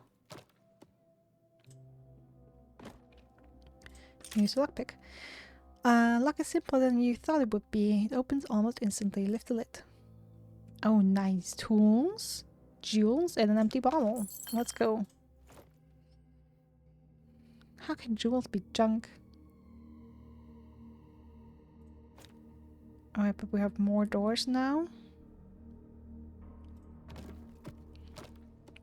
What do I say? More tools now and can craft supplies as well. I mean, never hurts.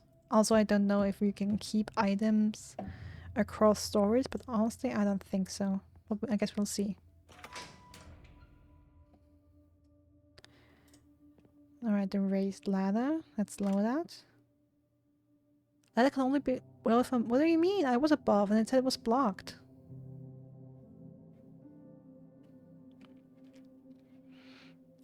Alright, what about you? The prisoner looks at you greedily. Can you tell me now? I told you everything I know. I mean, we could try, I guess. I'll tell you right now, the book says you can't. I have to try at least. You walk behind the prisoner, examine the handcuffs around the wrists. Well, that's strange metal. It looks really strong.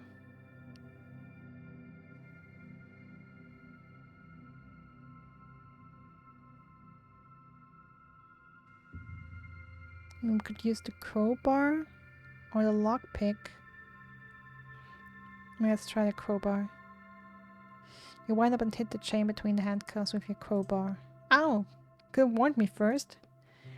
Peer closer to the handcuffs even though you hit them straight on. There's not even a scratch on them now. What about the acid? Sorry man, but that's not going to do any good. I mean, I can try the acid.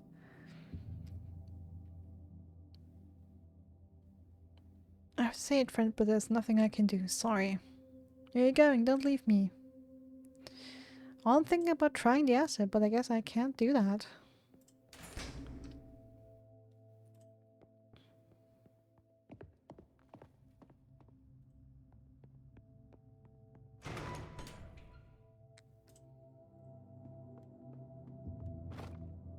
Let's craft the pliers.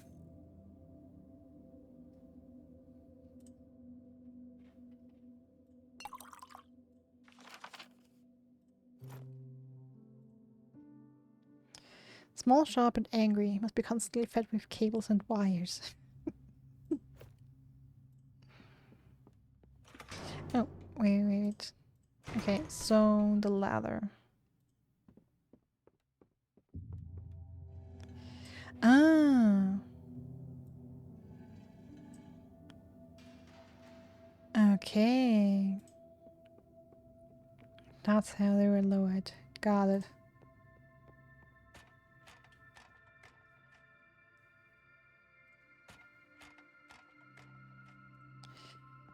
Alright, another question is, should we cut the cables?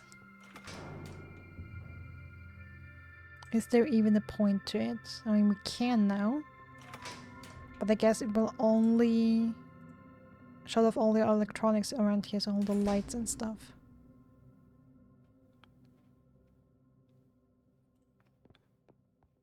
So I'm not sure that will be of any use.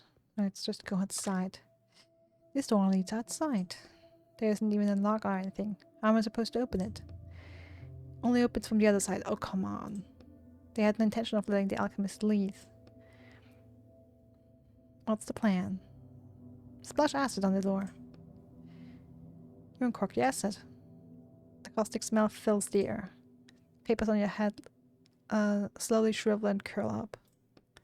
Well, if it worked for the alchemist, it'll work for us. Let's do it. I don't sniff the bottle. That will just kill me. Pour the potion on the door. You splash the contents of the flask over the door. Layer after layer of metal starts sloughing off, lodging off and dripping onto the floor. Impressive. Now let's get out of here before we're swimming in this acid. Okay, but... Bang, bang, bang. Just hear gunshots? Yes, and they were close. Hurry.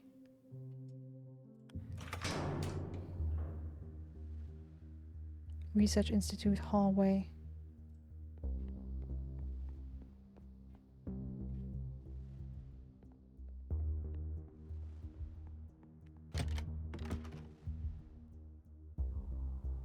Research Institute, the director's office. Bullet castings.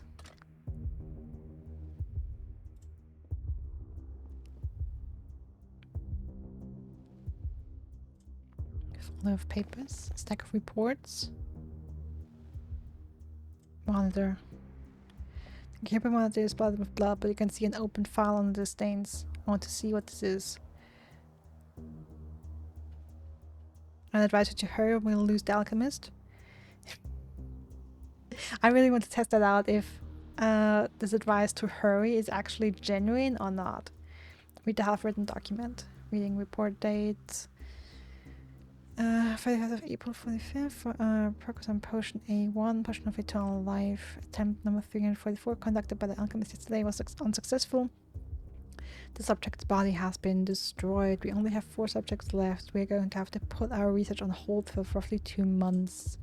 The alchemist has stopped obstructing the process. I think he's getting close to. The report ends here. Looks like they thought he would just hand the potion over willingly. Open the email client. 3 new emails. The rest is all spam. An invoice from Reversi. Reading final invoice for all work performed between January 2042 and August 2045. 1. Near automatic environmental restoration for Project Jail. Total area of 3,519 square feet. $14 million. Near atomic human restoration. Sample severed skull 14.3. 74 resurrection attempts, 18,300,000. They tried to resurrect the alchemist 47 times. Jesus. It cost him a pretty penny. An email to investors. Reading, rest assured everything is going according to plan. Yes, Reverse's services ended up being more expensive than you expected due to additional attempts to reanimate the alchemist. but you will recoup these expenses in full. We have already reconstructed the jail. The rest is simple. Wait for the alchemist to rediscover the recipe for the potion of immortality. We are currently working to accelerate our access to human subjects. We should have seen it coming. Evil rich men who want to live forever. It's a pretty tired theme, even for a book as old as this. Can't disagree. An email from the chief of security. It is a pretty old theme. I understand how important this laboratory is, and I can assure you that John has my full confidence. He was a security guard at Bellaris head office, and therefore, before that, he was my personal bodyguard, so I literally trust him with my life. P.S. about the new doors between the science office and the testing facility. I assure you there is absolutely no way to open them from the inside. With locks like these, you'll hardly need John. Nothing interesting here. Alright, then leave. Anything else I can explore here? Dead man? Head wound. Alright, the door to the hallway. I think there was nothing. Nope. Just go for the exit. More gunshots.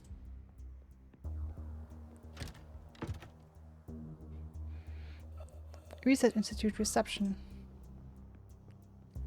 The guard. Sorry, he's already dead. Well, he just died. Papers. A visitor registration book filled out. Alright, let's go then. Nothing here to explore, it seems. City. Alright, get in the cab. That was him, the alchemist. Are you sure? Yeah, after him. Come on, we can take a taxi. Hurry, follow the car. The driver gapes at you in horror. Damn, you should really pick a different appearance when you have to talk to people. Yeah, change your appearance. Use a few drops of ink. Your features slowly lose their definition, and your face morphs into a completely different one. What even is that? Hello! You smile at the driver. The driver's mouth slowly opens and the others a choked cry that sounds more like a rasp. Your transformation must have scared him even more. Okay, then out of the car. We don't have time for this. The terrified driver offers barely any resistance. You get in the driver's seat and hang Roderick's cage over the rearview mirror. Hurry, follow the alchemist. Let's roll. And rock.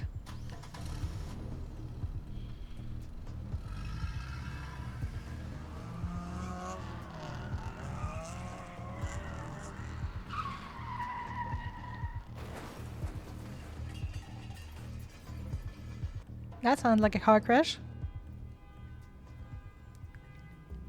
Bremen Cemetery. There's the alchemist. Alchemist slowly crawls towards the entrance to the cemetery. It looks like the crash broke his leg in 2 places. And his arm. Almost there. Stand in his way. He needs medical help right away. His leg is broken and... Oh no, I don't have time for that. You walk up to the alchemist and start rummaging through his pockets. But you can't just leave him like this. I'm not here for him. You find the potion bottle in the right pocket of his coat. I'm here for this. You hold the murky potion up to light and examine it. Well, that's done. Victoria. I'm not Victoria. My name is Etienne. I'm going after. He's talking about his lover. I'm almost there. The alchemist stubbornly continues crawling his way towards the cemetery. His lover is none of my concern. You do realize that if you take the potion, it will disappear from the book forever, right? He succeeded in resurrecting his lover so many times, over and over again, every time somebody read the book. And this cycle will be broken. This son of a bitch. This son of a bitch literally killed dozens of people for the sake of his experiments. But is still a human being. Unfortunately, I get what they're doing here. I'm excited to see if we actually have this choice. But I mean, we are tasked with getting the potion. He's a character in a book written by someone. He's not alive. I'm sure there's enough of the potion to go around. My orders are clear. Bring back the potion. Not half a potion, or a third, or anything like that.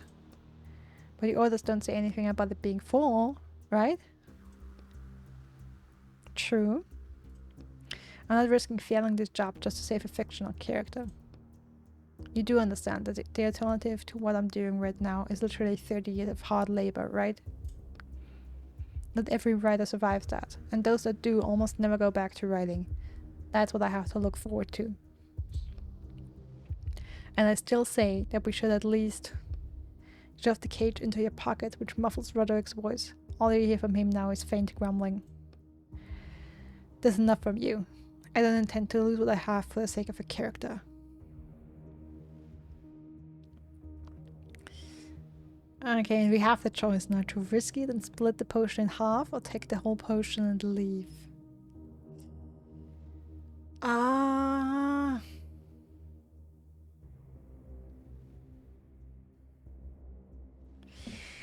dang, that's a tough choice. That's a tough choice.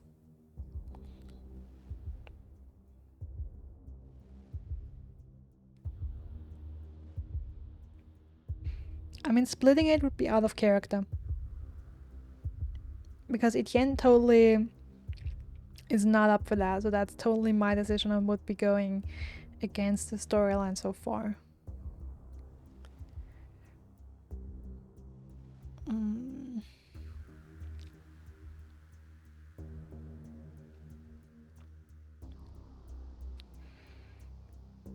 I mean, of course I would like to be nice and risk it. The thing is, with mechanics like these, and whenever I mean, I've only been part of one D&D session so far. I mean, I keep drawing comparisons to D&D because, like, well, I mean, it's like stories or games where you have these multiple outcomes based on your decision. I always feel like I get punished for taking risks. I always like to do the right thing and or try to do the right thing and take some risk, but I always get punished for that, I feel like. But I still kind of want to try it.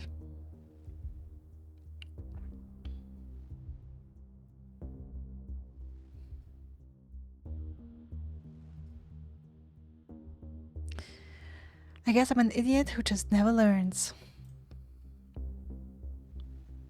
Are you sure this is a good idea? I'm absolutely sure it's not a good idea. If I try and trick my client, he'll terminate my contract. And then I definitely won't be writing for the next 30 years at least. Roderick mumbles something from your pocket.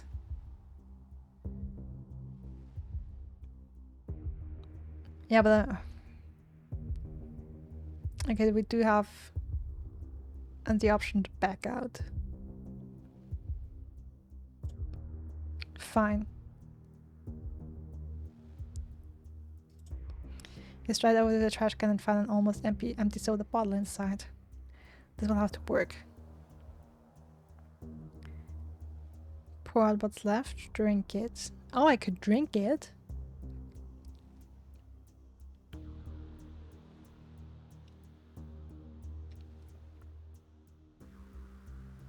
Oh, no. Okay, the soda can is almost empty. I'll pour out what's left in the soda can. You pour pour out the soda that's in the can, and pour half the potion of immortality into the empty bottle, which is still sticky from the sugary soda. Then you give the original bottle back to the alchemist. You put the hand the potion back over your bed, and he makes a horrible cracking sound, much louder and stronger than before. Crunch! Damn, you suck at the breath. The bottle tumbles out of your hand. Time seems to slow down. Watch out! A choked muffled cramp inside your pocket. The potion continues its flight and you fling your hand out, but there's no way you'll get there fast enough. The potion bottle makes a clinking sound as it lands on the alchemist's head. Ow! It clinks again as it bounces off him and flies back up into your hand. Oh, caught it. What the hell? You hear grumbling coming from your pocket. That's not how physics work. Phew, I guess I should probably see a doctor about my knee. You finally give the other half of the potion to the alchemist. The spark returns to his eyes and he reaches up to take the potion with a trembling hand. The one that isn't injured. Sorry for, you know. Maybe we can just leave the book. Let's... He doesn't seem to hear you. Leaning on the wall, he slowly makes his way towards the cemetery gate. Leave the book.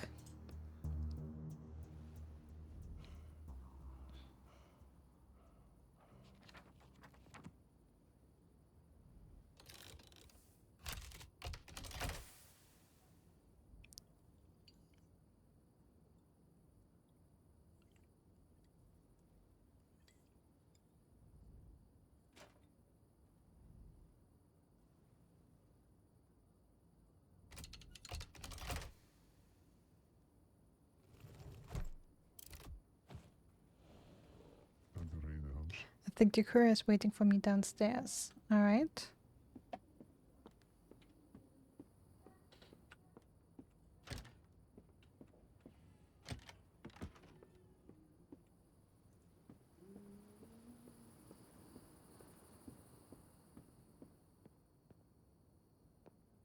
Did you get the item? Yes.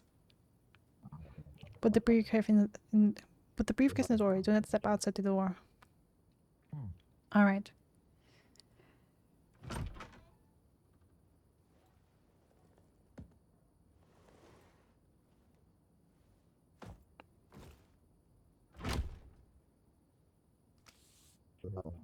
Here's your payment. We'll be in touch. I need to get some sleep now. I'm exhausted.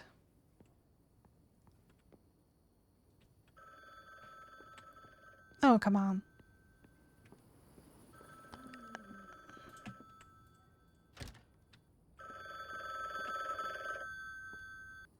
Hello?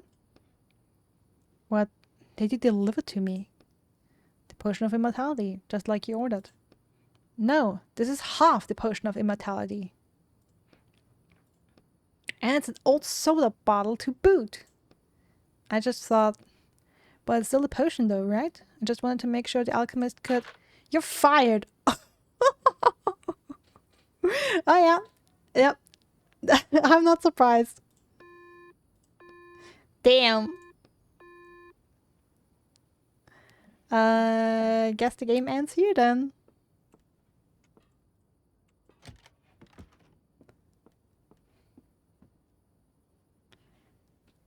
Alright. Nice playthrough. That was probably it.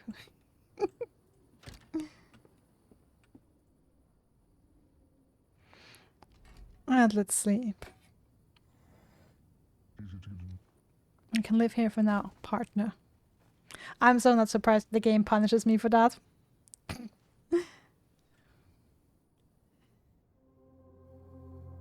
2 weeks later. I feel like I didn't get enough sleep. I mean, did I sleep for 2 weeks and still didn't get enough? Okay, no. There's different items on the table beside, or like on the cabinet beside the bed. So I didn't sleep for 2 weeks.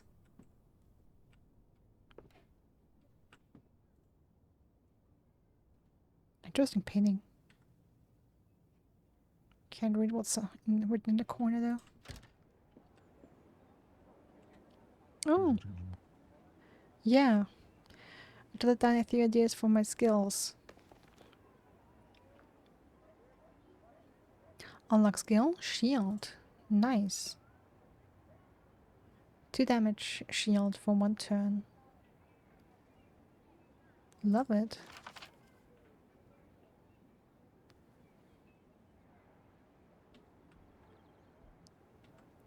Jugend. Münchner Illustrierte.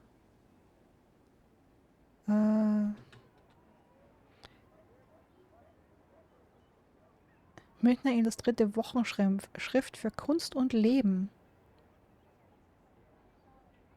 Quartalspreis 3 Mark. Preis der Nummer 30 Pfennig. Verlag von G. Mirt München. Interesting. I wonder if this is real. Like, if this magazine really existed. And so, for those of you who don't speak German, this is apparently a magazine, a German magazine that apparently was published weekly, and it was about art and life. It's the name is Youth. It translates to youth. Okay, so but definitely cleaned up the apartment. Put some pictures back on.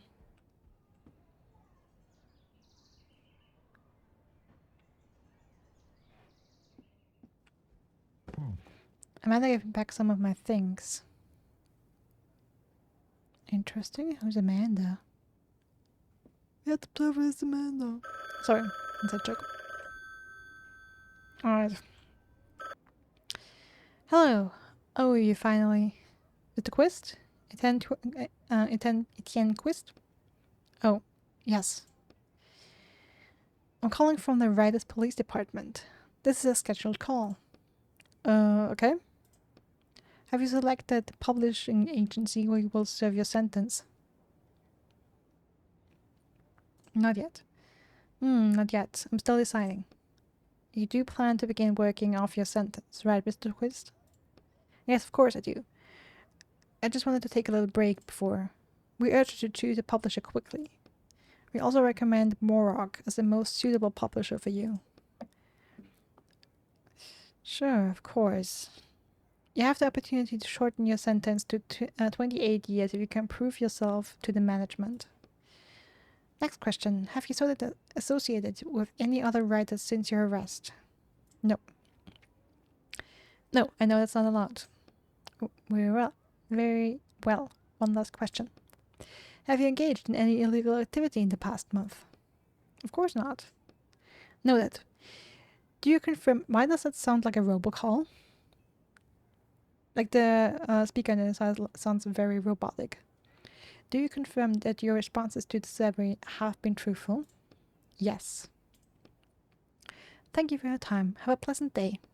Goodbye. Hangs up. Alright. Pizza cartons.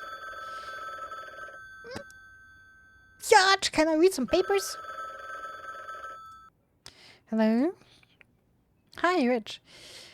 Can you take another order? Oh, it's you. Another order? I'm ready. Ah, damn, you're not rich. Sorry, wrong number.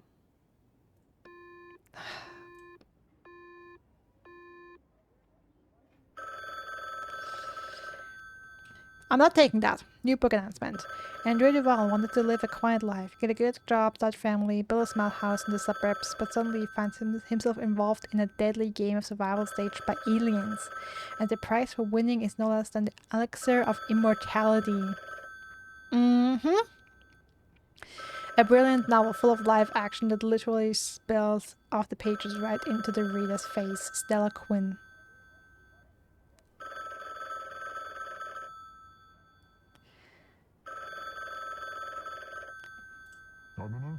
God. What absolute trash. And these are kind of writers we're selling the items to. Hello? Yes? But, you know, it's not a big one, so I guess I can give you one more chance. Alright, so not game over, I guess. Even if we mess up. Thank you. Besides, I haven't been able to get in touch with my most incompetent walker. You'll make a good replacement for him.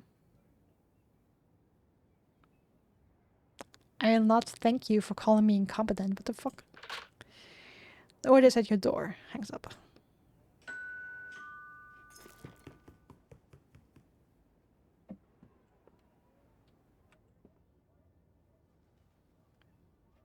Oh, come on. Is that still the same letter stuck in the... Oh no, it's 2 letters now. Etienne Quist, please ensure you are at home tomorrow from 8 a.m. until 8 p.m. The furniture you ordered will be arriving door-to-door delivery. The order has been paid for in full. Sincerely, Frank's Cozy Furniture Store. Ooh, you get some cozy furniture delivered. What's the other one? Mr. Quist, I'm writing this letter to express how deeply grateful I am for your books. In all of modern literature, I never thought I'd find such interesting, truly lifelike characters with unique flaws and virtues, but in your novel, I don't even have the words to describe what it makes me think.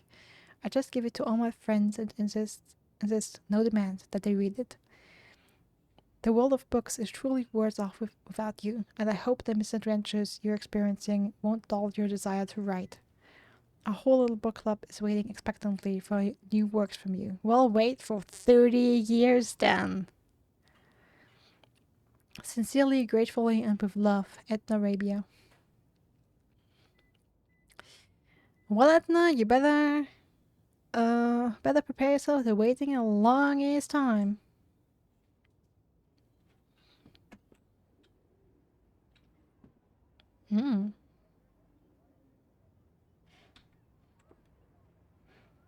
Alright, before I take the new order, let me check there's nothing else to do. Alright. What about the eviction? Can I not leave? Nope.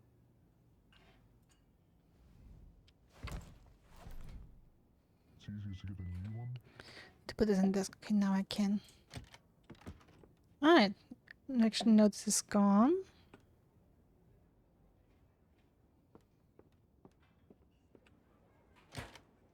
Oh, the kitchen is open now. The Rene house. The thing will change after renovations. Okay, let me put that down first though. Then I'll go and look at the kitchen.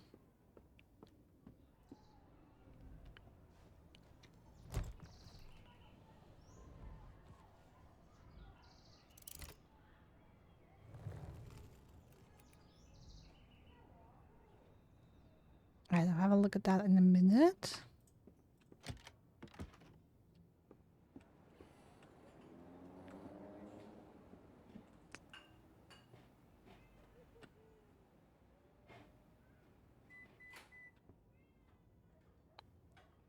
Some freshly brewed coffee, it looks like. It smells like burnt bacon. Looks like molded pan. Dirty dishes, they're not mine, but they've been here for several days now. Should I wash them? Easier to get a new Okay, so I'll just wash them. Hey, you never know when that door later. helps you out, maybe. No, that's better. Some clean dishes. I don't know about you, but doing the dishes is something I hate to do. I like that I put off forever to do. Ironically, once I do it, someone left an apple, take the apple.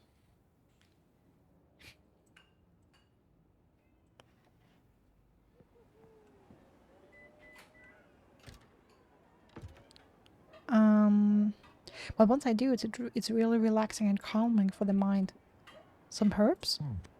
Someone's trying herbs. Is that lavender or thyme? Doesn't look like lavender.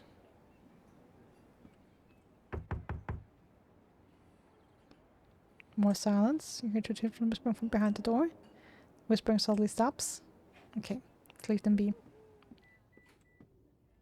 Okay, maybe don't busy the neighbors. Or should we busy the neighbors? Oh, I kind of want to annoy the neighbors a little bit before we go into the book. What about here? Something changed here. A note. The note says, "Do you understand why why we don't need to sleep?"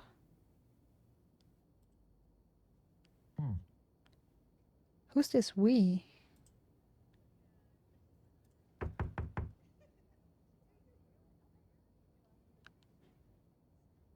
Interesting. Still locked.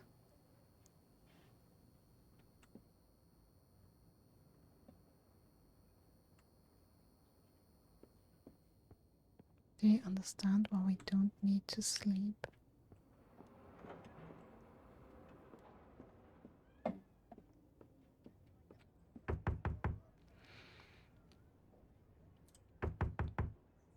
I had no reaction here.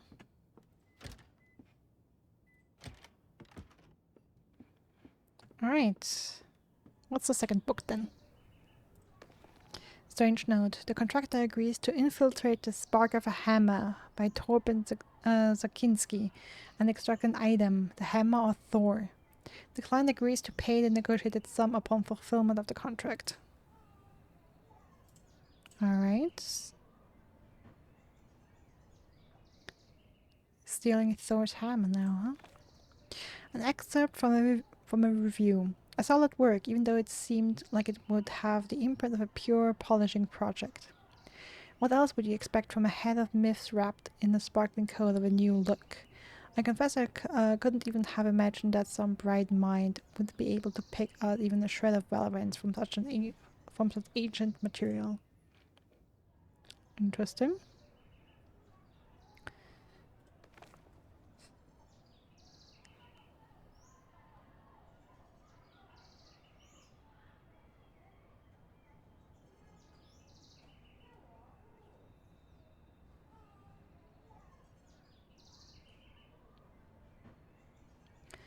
The spark of a hammer. Let's see what we have in here then.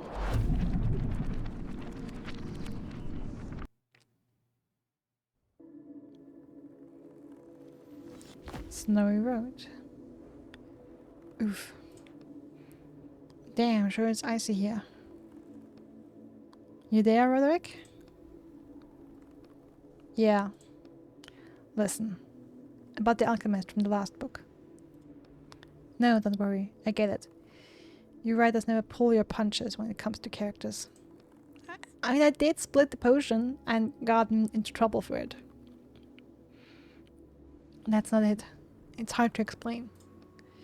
Well, I wanted to apologize. That was rude of me. Rude isn't quite the word I would have used. Oh, stop it. That alchemist was a literal murderer, and I still helped him.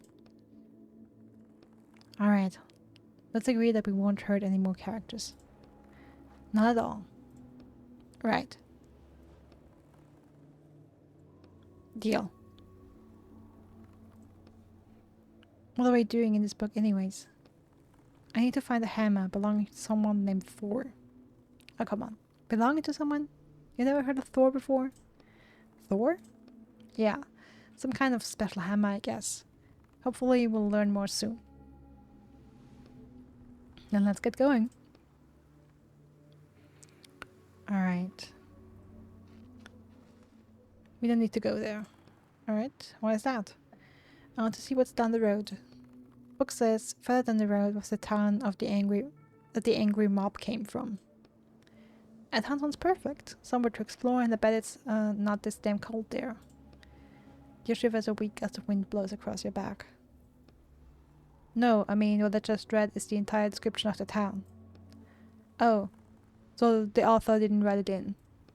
Right. We can't go to a place that doesn't have a detailed description in the book. Fine. Let's head north then.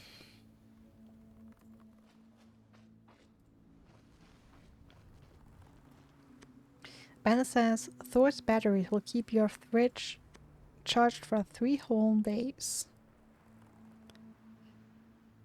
Okay, so I guess in this book world, Thor is an energy company. Let's see how it relates to the mythical hammer of Thor, you know, from the old Nordic mythology. A hanging robot. A strange sight catches your eye. A robot hanging from a tree with a noose around its neck. The robot's limbs creak slightly as they sway in the wind. It tilts its head to the side. If you think about it, why would someone hang a robot? it's not alive. Oh, hello. What the? Wait, it's back. Why not? It's hanging on the tree anyway. Hi there. Robot? Correct. I'm a robot. My name is Modi. Can you confirm that you are human? Well, for the most part, yeah. Sensor accuracy increased to 89%. Thank you, human. What are you doing in that tree? I'm hanging. You laugh and look at the robot. There's an awkward silence. I mean, how did you get in the tree? I was installed in this spot by several humans. I'm 74% certain they were mad and on their way to destroy the power plant. Oh, that's not good. Do you need help? You pointed the rope around its neck. Is really getting to take over the world with those accuracy values. For sure. Thank you, human. But I will be perfectly fine. Are you sure? When I first walked over, you were hanging there unconscious. Oh, with 27% certainty, I detect care in your voice. He's saying you're only 27%. Is he saying you're only 27% caring? No, he's saying he's only 27% sure I'm caring. Don't worry, I put myself in sleep mode to save battery. Do you think I can find you a new battery somewhere? You look sideways at Roderick Cage, whispering, that is 100% care. The robot tilts his head to the side and blinks. The human continues to demonstrate care, 16% this time.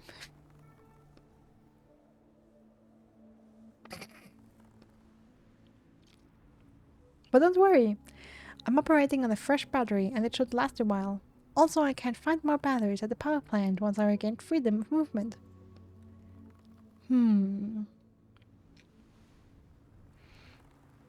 Are you alive? Pause. Modi is unable to answer this question. Selecting standard introduction. I am Modi, a robot. Model ASGD, Asgard 6. Produced on special order at a Sindri and Brooker Group factory. I am pleased to serve you. Okay. Ask about fourth hammer. There's a power plant near here, right? That's right. Just up the road, you'll find my workplace. Thor Power Plant. Fantastic. Have you heard anything about them having a hammer? The hammer of Thor! Just this morning I was checked that it wasn't intact, like I do every morning. And, how is it? Your eyes start from side to side and you rub your hands together. It is 100% intact. Well then, let's head for the power plant. I mean, we can also take the robot down and have him guide us, maybe? How about I take you down from there, Modi? I wouldn't mind that, but I also wouldn't want to be a bother. Take the robot down anyway. To be honest, I have no idea how to get you down from there, but I'll just... You look at the robot, then at the branch, then at the rope. A knife, a ladder, a truck, and a hacksaw would be useful, but all you have is your own 2 hands. You could use ink or hang on to the robot. The robot is heavy enough that the branch is starting to bend from the strain. Maybe if I add a little more weight? What? You get a running start and jump up to the robot. Your arms wrap around its metal body and you pull down with all your might. Oh, human, what an interesting method. Our combined weight will break the branch in approximately 2 weeks. Damn, you drop to the ground. You look a lot heavier than you are. I guess we have to use ink then. What are you planning? You approach the rope connecting the robot to the tree and carefully touch it. The ink seeps into the rope, several fibers change color and start to fray. I don't have the strength for the whole rope, but a few fibers should be enough. Human, I understand what you're... A loud crack and a crashing noise down on the robot's mechanical babbling. Oh my god. Is there a cat now? Or is it a dog? And is there a robot petting him? As though nothing happened, the robot starts petting a cat that just jumped out from a nearby bush. It doesn't seem to care about anything else. Are you okay, Modi? No damage? Thank you, human. I'm fine. Now I too am performing care. The stray cat purrs contentedly under the robot's hand. Well?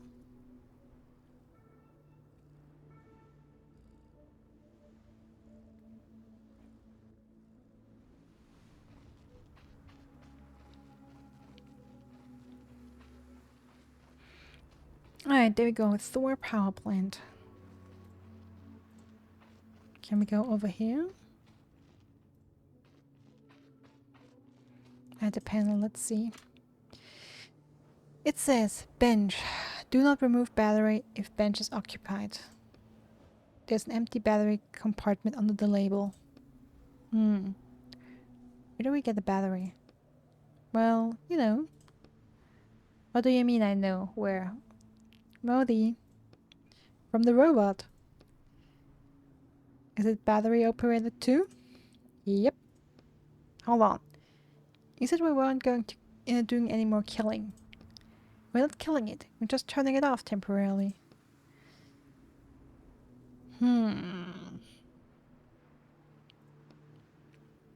What else do we have here? You see a metal panel labeled power plant. There are two battery compartments on the panel. Examine the panel. There's a label at the top, power plant. Below that is some text. Activates and deactivates the power plant's anti-avalanche defenses. Okay. Lever is locked and doesn't budge.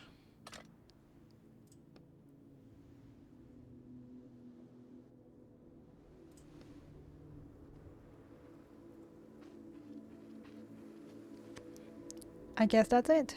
Thor power plant. The hammer's in there somewhere. So do we have to take the power plant off the snow now? I don't think so. There's a couple miles over there. I bet they opened the entrance. Okay. I was just about to say, this looks like we already had an avalanche. But also the avalanche protection defenses, or like the avalanche defenses are turned off, so... The robot is petting the cat as though nothing happened. It doesn't seem to care about anything else. Take out the robot's battery. So you can't get inside the power plant without the robot's battery. I don't see any other way in the book. Besides, it's not murder. We're just turning it off for a little while. Splitting hairs here. Then we'll turn it back on. Right? Yeah. Sure. We absolutely will. That sounds convincing. I promise. And that's that. Just turn me around, okay? I don't want to watch. Fine. Move Roderick's cage to your back. You look at the robot.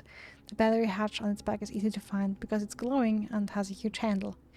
The cover comes off surprisingly easily. Does the human want to perform care and change my battery? Don't worry. I'm 81% certain that I will manage to reach the power station and charge it myself. I just want to spend some time with this wonderful cat. Meow. Cat meows happily. It seems to like Modi a lot. You touch the battery. It's firmly seated in its socket. Human, please be careful with my battery. If it comes out, I'll plunge into eternal darkness. I literally don't want to plunge into eternal darkness. The robot's voice is fearful. Take a breath. This is actually really hard for me. Can it be? You're starting to actually feel something for these characters? You hear from behind your back. But without batteries, we can't. Molly turns to look you in the eye, still petting the cat. Yank out the battery. Shut your eyes and sharply yank out the battery. Ah! Why? Why? Why? Why? Whoa. Molly's eyes go dark. The battery is yours to do with as you wish. The cat under the robot's frozen hand also pauses, then starts to sniff at it. My god, let's get out of here. No more brothers.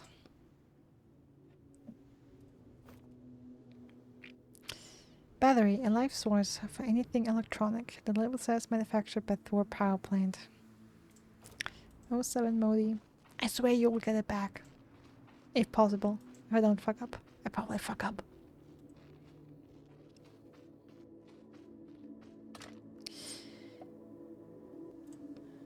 Alright, insert the battery. Does a plus sign go on top or on the bottom? I can't even remember.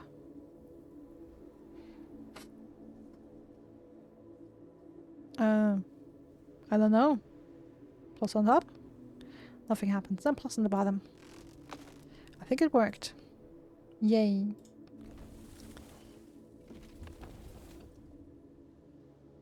Hello? Frozen man? You see an unmoving man covered in a layer of frost. I think he's already... I see that. With some difficulty, you open the man's frozen coat and take his wallet out of the coat's inner pocket. Examine his business card. Edward Rodinsgard, Chief Inspector, Specialization. That sounds so wrong. Specialization. By the way. Industrial real estate. Okay. He kind of looks like you in his photo. A little bit. Hey, wait. You don't know what I look like. That was a joke.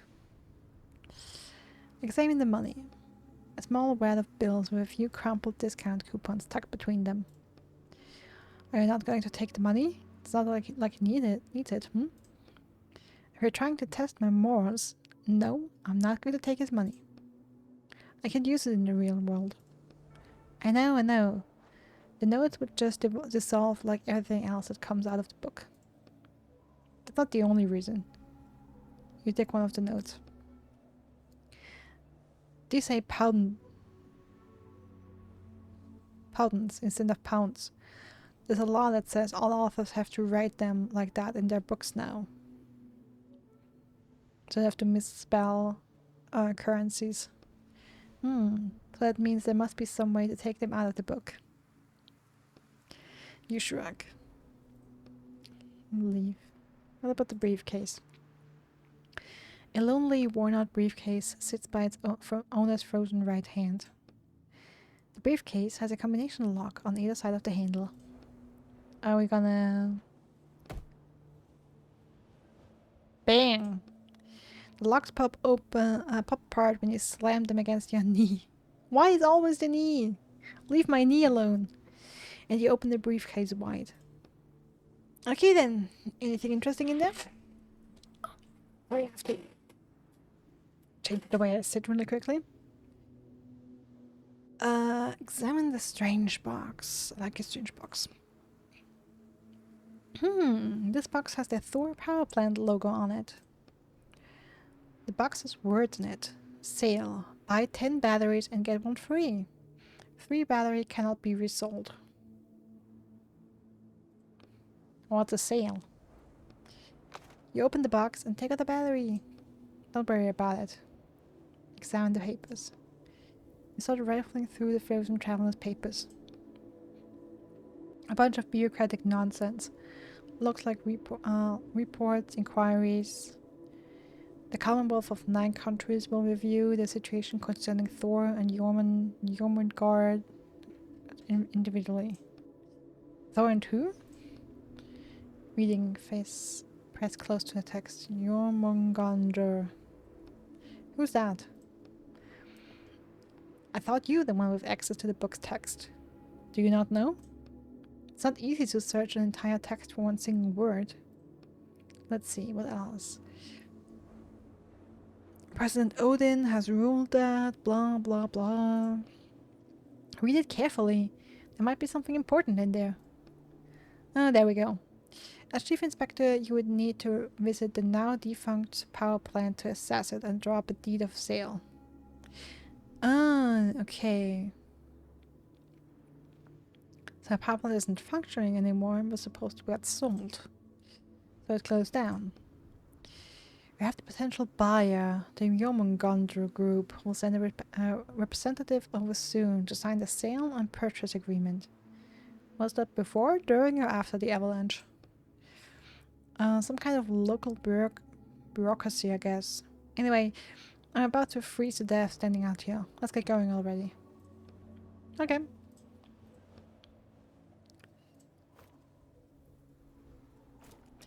Alright, we do need 2 batteries for this panel.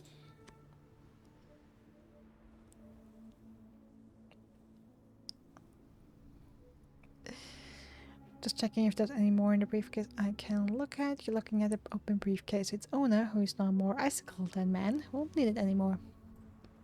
Rude. Let's take out the battery again.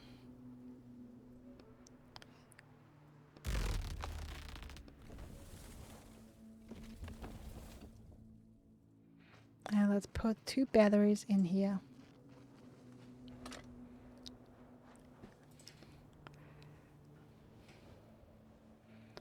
There are 2 battery compartments on the panel. Put the battery in the upper slot.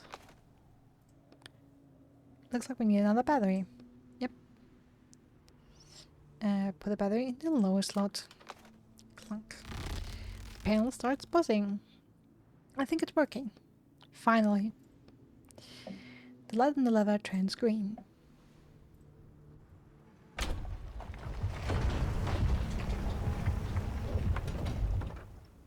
Oh, wow.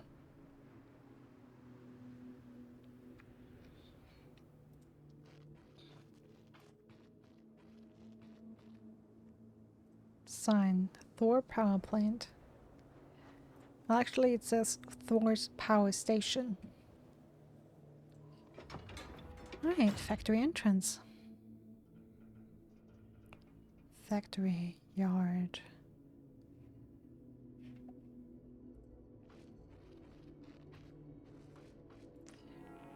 What the hell happened here?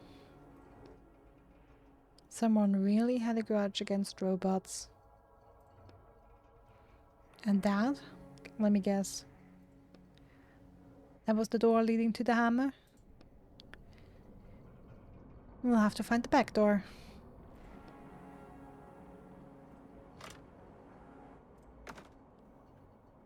Let's loot the broken robots. Damaged robot. Is that a hammer? Oh, an axe. Robot with an axe sticking out of its head. Sits motionless in the snow.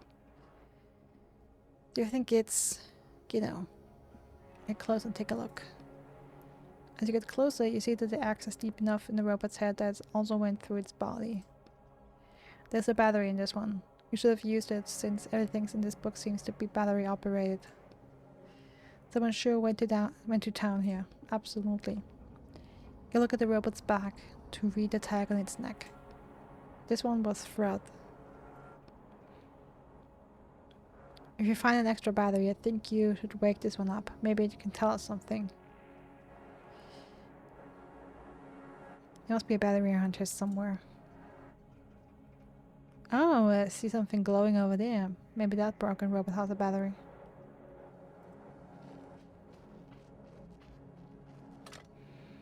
You examine the metal tag on the back of the broken robot's head. This one was Ul. Uller. Uller is beyond help now. True, but it looks like there's something inside. Open the hatch in the robot's body. You open the cover. Inside the battery is lit up, running on emergency power. Take it out. Another battery, not bad. Rubble. Entrance to the power plant is blocked.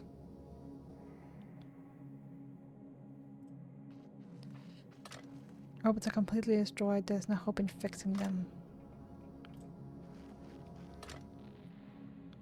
Tools and trash. Oh.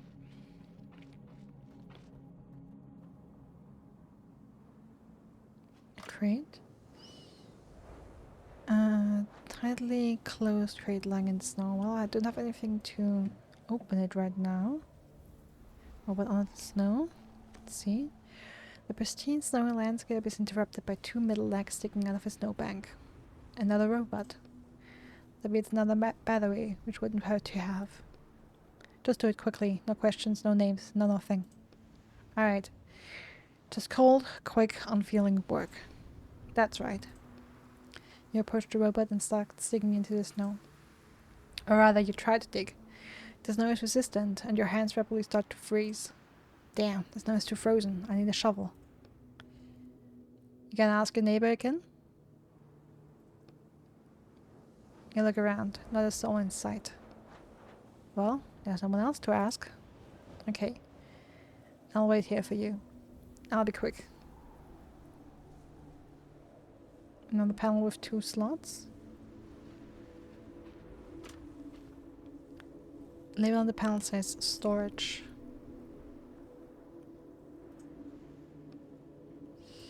Alright, let's wake up.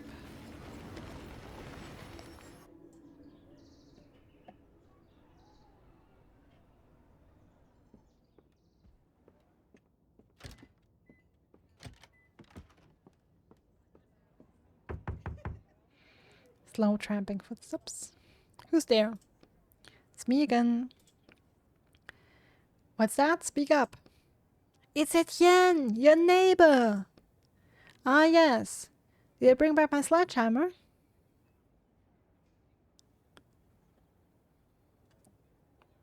Do you know what happened to your downstairs neighbor?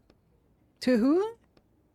Your downstairs neighbor. There were strange noises coming from his apartment last night. Downstairs? I don't know anyone downstairs. No one's lived there for 100 years or so. Interesting. There's definitely someone inside there, though. Do you have a snow shovel? Sorry to bother you, but do you have a snow shovel? A snow shovel? But it's summer. Also, where's my sledgehammer? I'll get it back to you soon. I'm still struggling with that nail. No, not the nail again. But right now I really need a shovel.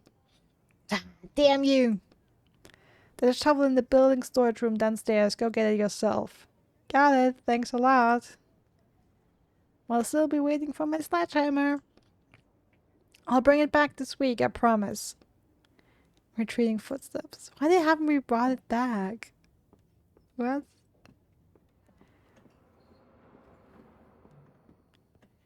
I mean, it didn't look like we kept it from the other story. So this is a shovel after all.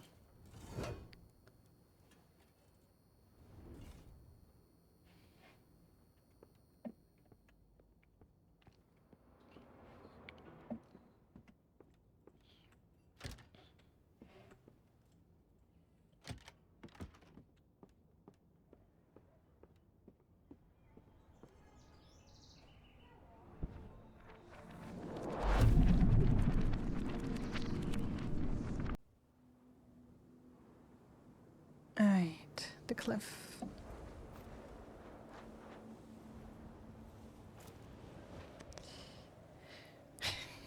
Well, did your neighbor lend you a shovel? Show him the shovel. You brandish the shovel like a knight's sword. Okay, then get cracking before it snows again. The shovel bites deeply into the snow. You make good progress. Dug out robot. The robot you dug out seems to be asleep.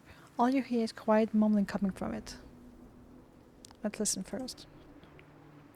Once I finish working, I can play. I'm 15% certain that I can build the perfect snowman. Magni would be so jealous.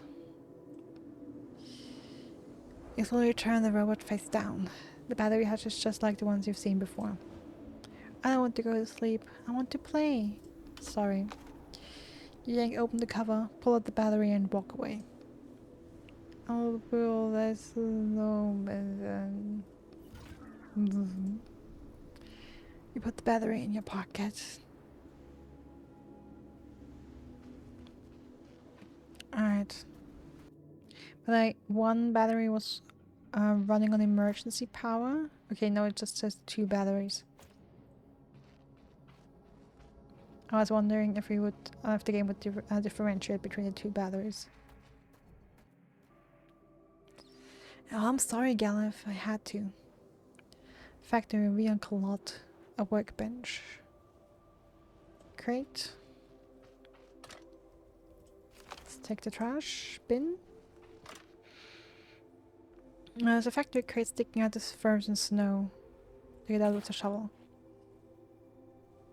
You start shoveling the snow away from the crate and knocking chunks of ice at it. Soon you've cleared it completely. Open the crate. Pieces of metal and coins. 20 pieces of it. Off-road vehicle door.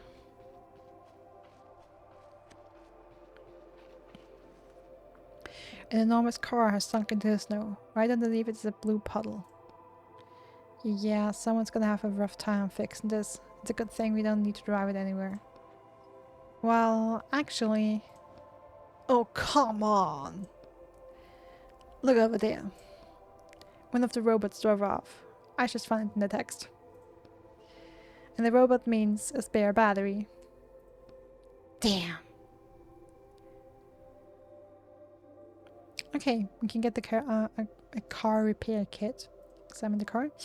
It wouldn't take an expert to see that there's no way this car will run right now. It's leaking some kind of blue liquid and the leak needs to be stopped. Any ideas? One of the transmission valves is shot. Does that tell you anything? Okay, so... the valve. That means... silence falls. Roderick's cage vibrates impatiently against your chest. Alright, I have no idea what it means. Then we need to get under the car and check it, I assume. Look under the car. The code is going to get dirty, but there's no other choice. With a grunt, you lie down on your back and use your feet to push yourself underneath. The hole should be there somewhere. You see at least a dozen thick tubes. They're all covered in a thick layer of dirt and oil residue. I see a bunch of tubes. Okay, so feel around to find one that's broken. Are you serious? That's going to take... Oh, there's something written here. Words are messily scratched onto the bottom of the car. Deal with your own crap yourself. Thor. How controversial. And too aggressive for robots. He was a human. It says his name was Tialfi. So what are you going to do about the car? Ink, ask a neighbor, leave for now. Tire marks. Tire tracks left by huge tires. Alright, since we can't craft the car repair kit, let's hope we can actually do that. Let's check the workbench, what we need for that.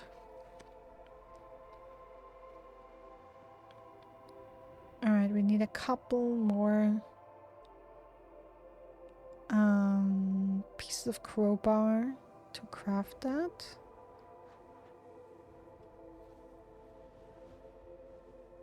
Okay, and we actually cannot craft the car repair kit, only crowbar, lockpick and pliers.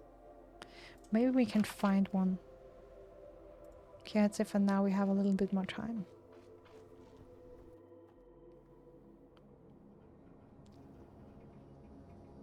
Alright. Let's see how damaged robot friend. The robot sits motionless. An axe is embedded deep in its head. He won't wake up without the battery. Well, let's insert one. This makes me a little nervous. He pushed the battery into the socket. 95% certainty. Launching countermeasure program. The robot turns to you, its robotic hands open and close threateningly.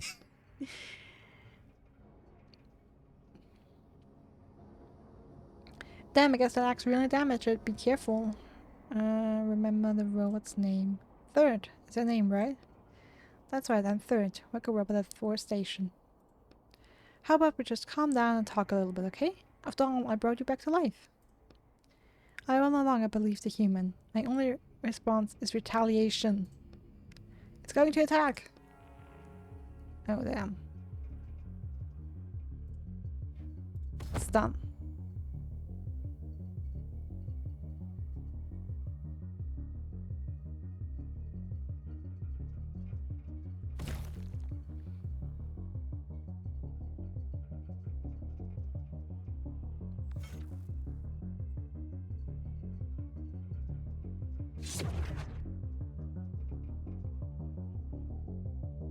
Let's use a shield. Okay.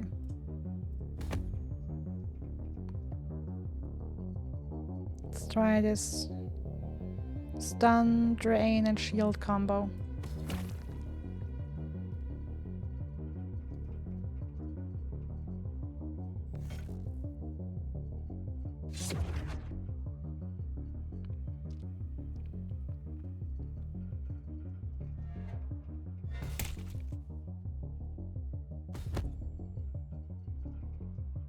Alright, stunned.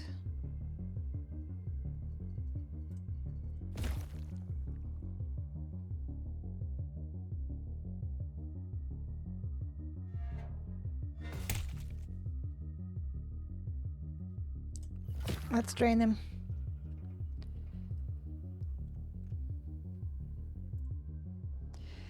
The robot falls heavily into the snow. Urgent repairs needed. Take back the battery. Fortunately, the battery survived the fight. You carefully remove it from the robot's body. And some robot parts. Okay, what about the axe? Okay, but that should be enough to craft the crowbar now.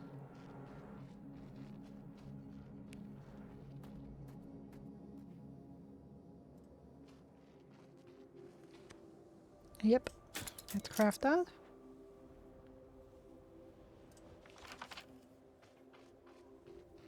Alright, what does that panel say? You see a panel with 3 battery slots. Okay. Let me guess. This is the back door to the facility? That's right. I'm assuming this panel lowers this part of the power plant. Examine the panel. You see a panel with 3 battery slots. It's labeled workshop and back door. And we only have 2 batteries. And we also have a crate over there to the other side at the cliff. That we can now open with the crowbar, hopefully. Or that we should be able to open. And we have a panel with 2 battery slots over there. Break open the lid. Yoke the crowbar onto the lid and break it open. Open the container. Some tools and burnt paper. Nice. Alright. The label on the panel says storage. There are 2 battery compartments lower down. Let's put the batteries in. You need another one. We have another one, of course. The panel buzzes and lights up. The panel beeps and the light on the lever turns green.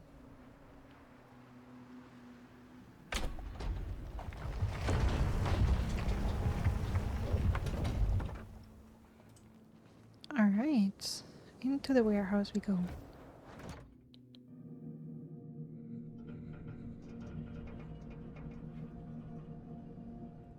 An unpowered robot. In the corner of the room you see an unresponsive robot covered in a layer of frost. Nothing in the battery hatch. Hey, look, there's something in its hand. The robot's one intact hand is cutting a piece of clutching a piece of paper. Take the paper. You pry apart the metal fingers and unfold the paper. Is this a map? You chose part of the factory. There's even an X marked. Looks like we found a treasure map. What kind of treasure could robots possibly have? Put the paper in your pocket. Walk away.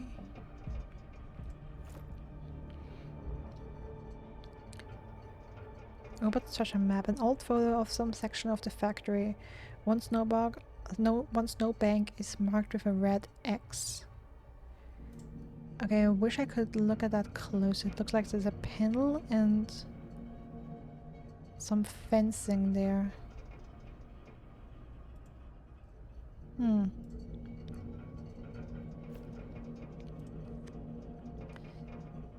This panel is broken and the battery won't help.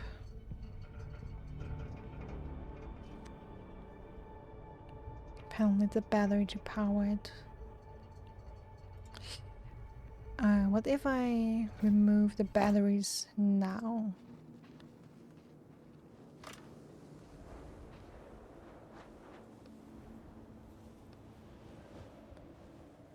You pull out the battery, but it doesn't budge. Looks like the locking mechanism is tied to the lever's position. Nice. Oh, wait. You pull on the battery, but it doesn't budge. Okay, so I can only take them out. Oh, yeah, I thought so.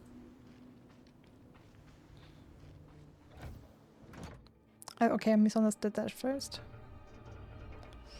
So I do need a third battery. Maybe I'll find it here. What's in the toolbox? You look at the toolbox. Of course, it's locked too. I'm so goddamn tired of this. Everything is always locked. That's it. Hey, what's wrong? You're saying you take a deep breath. You think? Take a deep breath first. No, I'm not going off to look for lock picks again. I've had enough. You put a drop of ink on the lock. Suddenly the shackles around your wrists give off a burning coldness. Ah! Don't you think you're using ink a little too often? Isn't it dangerous to control someone else's book? Hmm?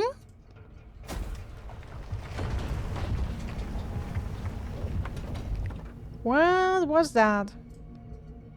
I didn't expect one drop of ink to cause so much resonance. You look at your hands.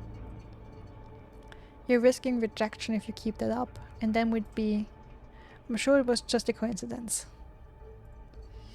You open the toolbox and take out a repair kit. By the way, you move the box off the table. This is a solid table. We could put together something useful here.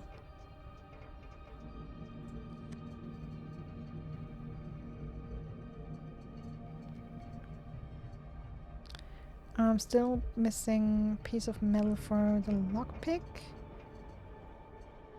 and racks for the pliers. A box of tools. You have a faint idea how you use half of them. Wonderful. We also have another workbench. Okay.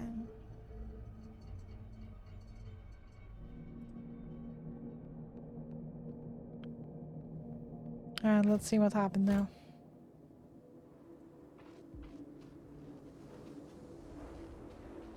Hold on. What? Don't you think you should take the battery from the panel? I bet we'll need it later. Yeah, you're right. Yeah, I actually wanted to do that.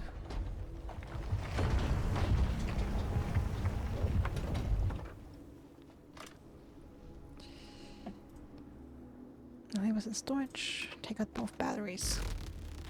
Panel goes dark. You hear a soft click, which seems to unlock the lever. Alright, let's go back to the yard. Oh. More robots? More batteries? Two robots are studying the road with the axe in its head. Analyzing incident. My verdict? Kill treacherously with an axe. Affirmative. Find the guilty and inflict punishment. The robots notice you and turn around. Excuse me, do you have any idea what happened here? I was just passing through. Analyzing. Probability that human is lying, 54%. Analyzing. Probability that human is lying, 32%. You may pass. Thanks. Can I take your batteries?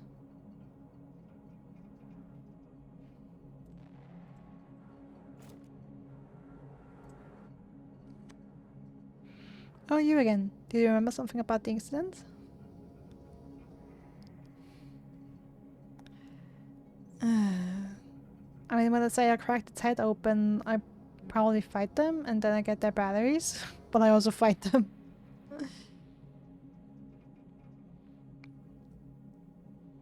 I don't know anything about it. Remember to happen anything, we'll be there.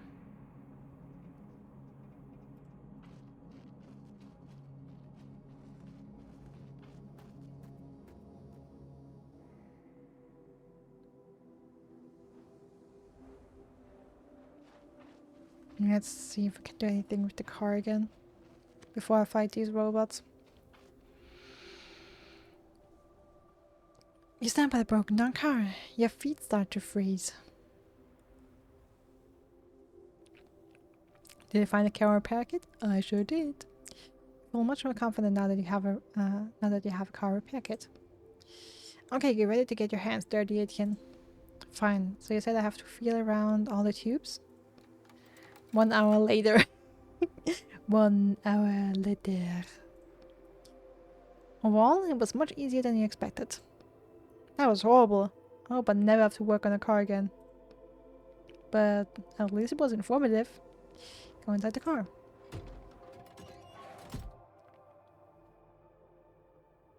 Alright, 2 more robots. There are 2 unpowered robots in the back of the car. Examine them.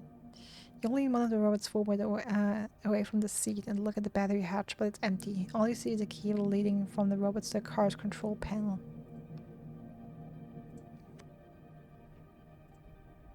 Okay, so I examined both of them already. Crate. Rex, apples, and a bottle.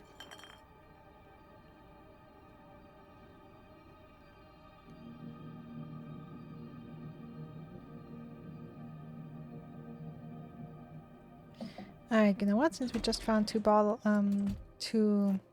apples.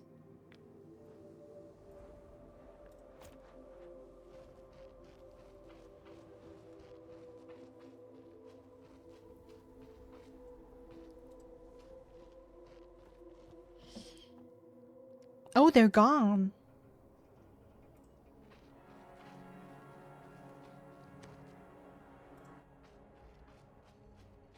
Okay, they're actually gone now. Interesting.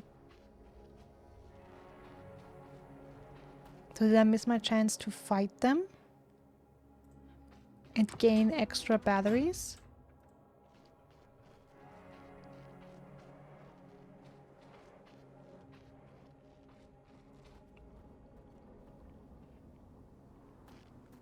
Just looking around to see if they are somewhere else. Okay.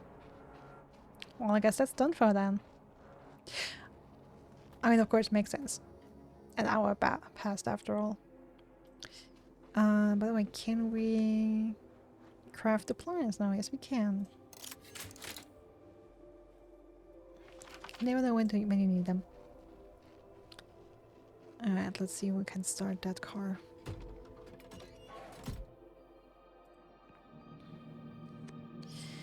You examine the car's control panel. It's covered in a light layer of frost. Hey, do you even know how to drive?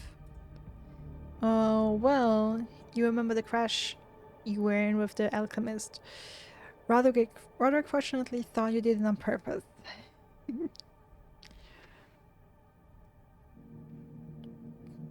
Examine the glove box. Try starting the car, open the charging port cover. Let's examine the glove box first. There's a small booklet in the glove box. Tank Grisenir Military Off-Road Vehicle Operating Instructions. Military? You continue to study the cover. Below the title you notice a small logo and the words approved for use by Minister of War Tyr Botenson. I guess this is no toy. Maybe we shouldn't mess with it. Oh, there's a stamp on the back. Decommissioned from service. Looks like it's being used for other purposes now. Phew. But we should still be careful. Just in case it still launches rockets. Open the charging port cover. You see 2 standard battery slots on the port cover. And looking at the car's dead control panel, you won't be able to do anything without batteries. Yep, we need another battery. We have another battery. The panel buzzes and lights up. It's working. You suddenly hear a screech coming from the back of the car. What the? Hello? Hello? Damn. Who are you two? I am Modi 2. I am Modi 3. Are they copies of that robot we found hanging in the tree? Either that or Thor wasn't all that creative when it came to names. To the robots. We're just gonna go for a little ride. We can't allow that. Can't allow that. Set the purpose for your use of the vehicle. State the purpose. There's a sale going on nearby. I'm going out looking for a robot. Which robot would that be? Who is it? I don't know its name, probably Modi or Nodi or something like that. Purpose authorization failed. Failed. Commencing countdown to trespass in the limit. No. Commencing. 10. 9. Hold on. I said I'm going to help a robot. 7. 6. Yank the robot's cables. You take hold of the cables connecting the robots to the batteries. Damn, they're stuck. 2. 1. I have pliers. Damn. Commencing elimination. Commencing.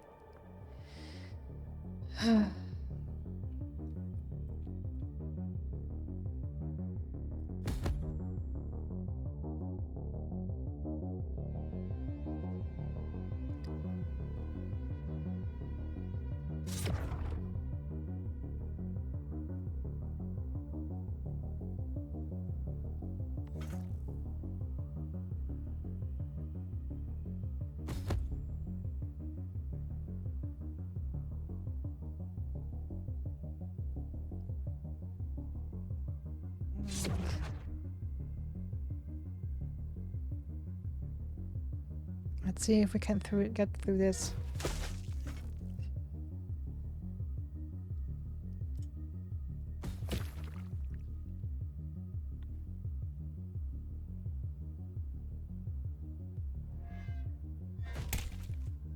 Damn.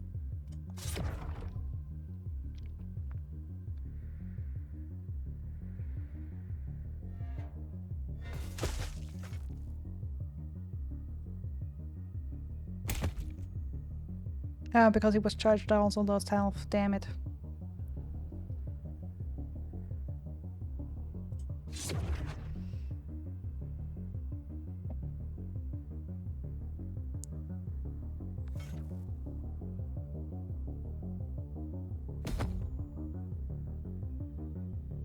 Okay, I'll have to drain the next round. For my next attack. Let's get the shield first, though. I'm so low on health.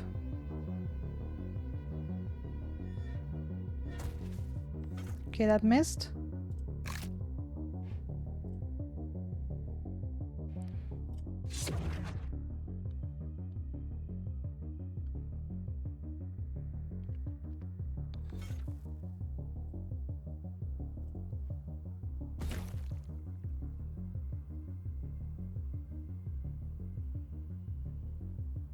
Oh no.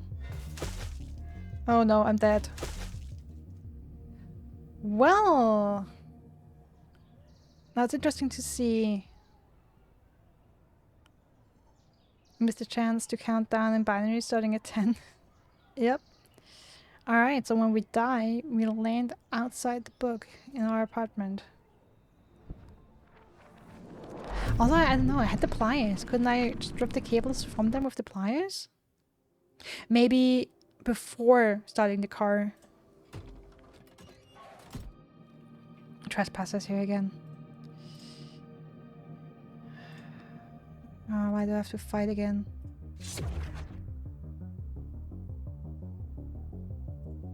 Should have stunned them first, I guess.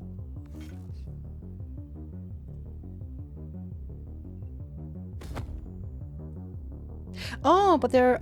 Alright, okay. But they are low health.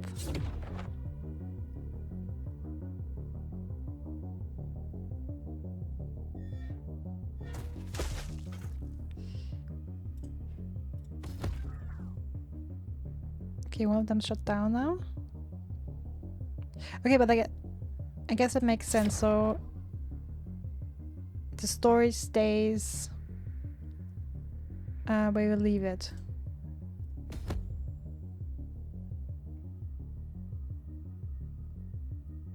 Okay, the next hit will kill it.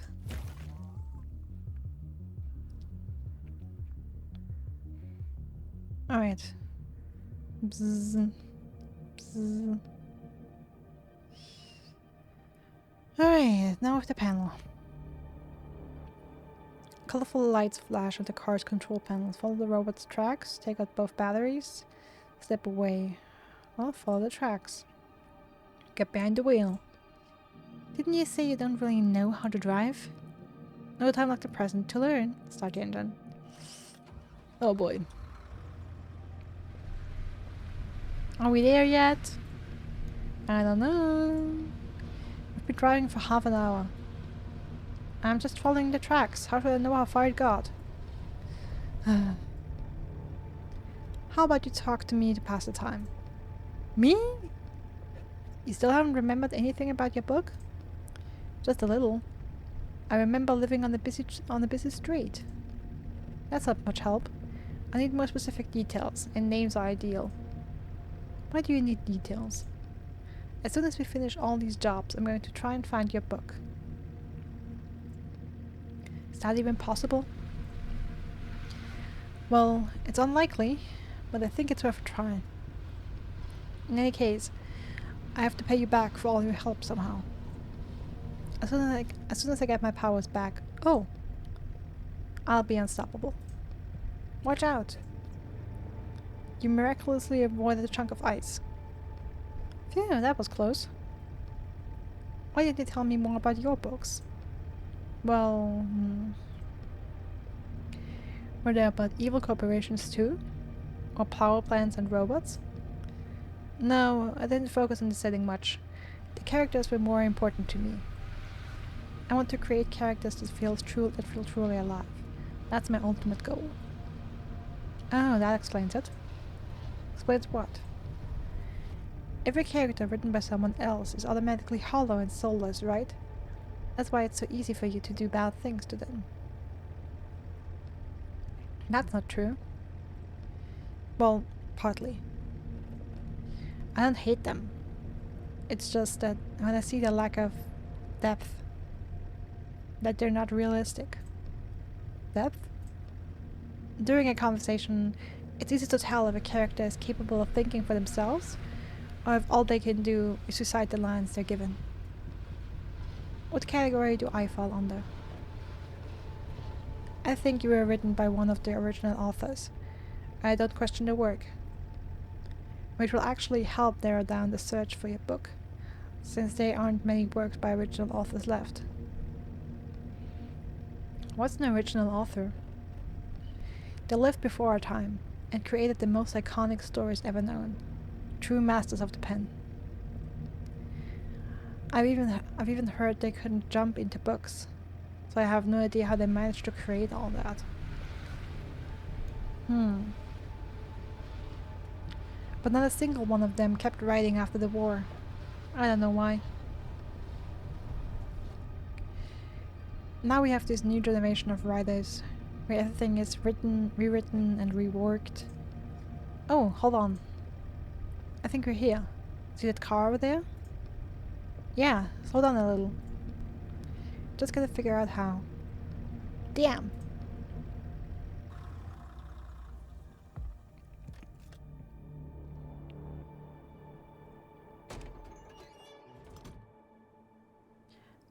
Ah, he's building a snowman.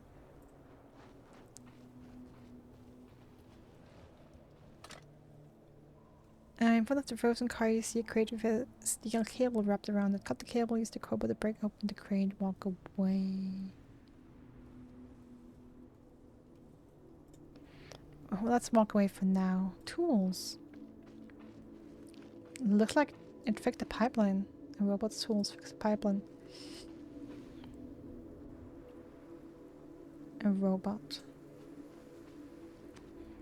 There it is. The robot raises a hand and waves at you. snow falls from the clamp at the end of its arm. You wave your hand 3 times and the robot's eyes blink. Hello, human. The leak in the water supply pipe has been fixed. I will return to the power plant soon. However, I have something I need to complete first. You notice an odd-looking snowman made of 2 large snowballs. A third, smaller snowball is lying at the robot's feet. This is a 73% perfect snowman. I have never achieved such a wonderful result before. Ask about the pipes. Why were you insulating the pipes if there's nothing flowing through them? I wasn't insulating the pipes, I was fixing a leak. Eventually I will figure out what it was that disabled the heating system. I think it's because the power plant closed down. Leaks probably don't have anything to do with it. Calculating sarcasm. No, I'm serious. Calculating joke probability. It's not a joke. They closed it down after Thor died. Calculating probability of insanity or other abnormalities. Yeah, you keep calculating, buddy. Fine, do whatever you want with your pipes. Let's examine the robots. It appears to be a perfect copy of Modi, the robot you found hanging from a tree.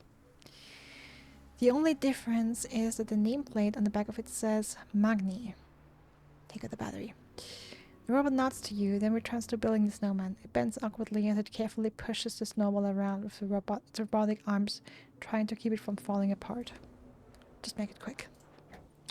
You place a shaking hand on the robot's battery hatch and open it. Wait, maybe we should let it finish building the snowman first? Too late for that. You place a hand on the robot's battery and quickly yank it out. Ouch. It hurts. It hurts. The robot freezes, arms extended towards the snowman's head as if hoping to finish it before it plunges into eternal darkness. You finish building the snowman. You navigate around the robot as you roll a snowball. The snow is nice and sticky. It only takes 5 minutes for you to construct a decently round head. Placing it firmly on the top of the odd snowman, you use your fingers to add 2 eyes, a hole for a nose, and a smile. That really is a 73% perfect snowman. It most certainly is. You check the battery in your pocket.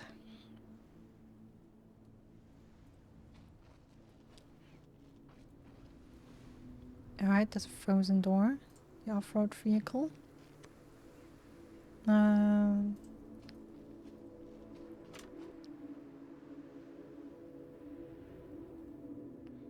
of the frozen car you see, crate with a steel cable wrapped around it. Let's cut the cable. With some effort, you use your pliers to cut through the cable wrapped around the box. Open the crate. Tools and pieces of metal.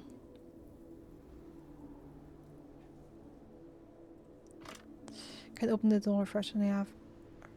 What? Yeah, but I mean, there could be something useful in there.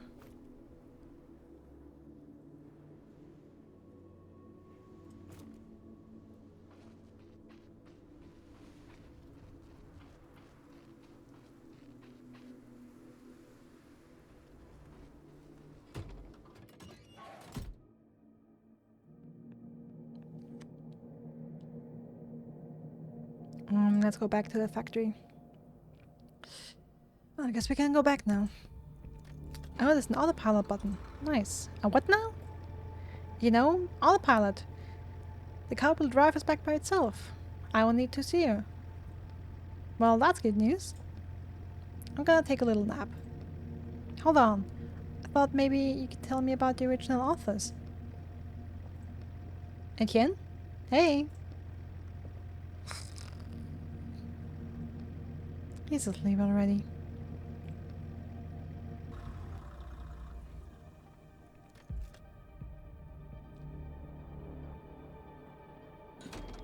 Alright, let's see. Oh wait, I need the batteries. Take out both batteries. Panel goes dark. We step away. And before we go into the factory, through the back door, go back to the storage and check that out.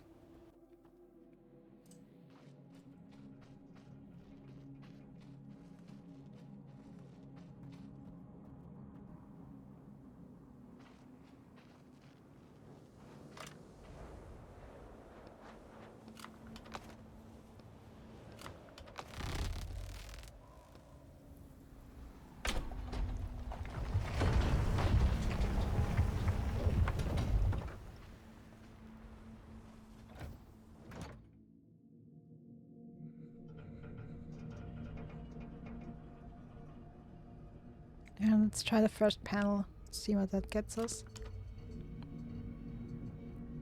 Interesting shells. 2 bottles.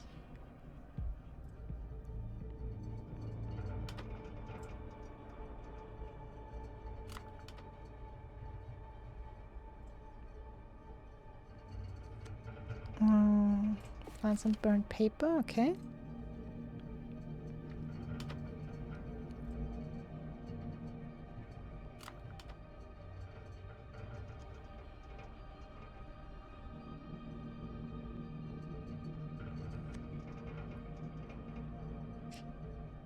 On the shelf is a small box with a lock. I do not have a lockpick, but I hope I can craft one.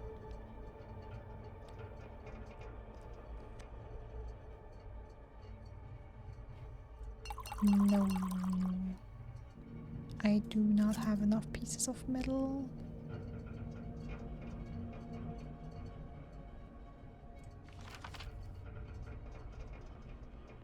Well, at least we got an ink bottle. Our ink is low after all. Okay, could we really only examine only one side of the shelves each time? Looks like it. Better safe than sorry to double check.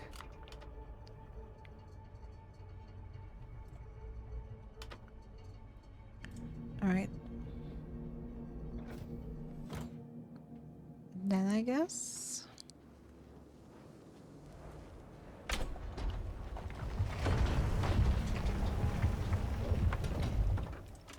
We go into the factory now.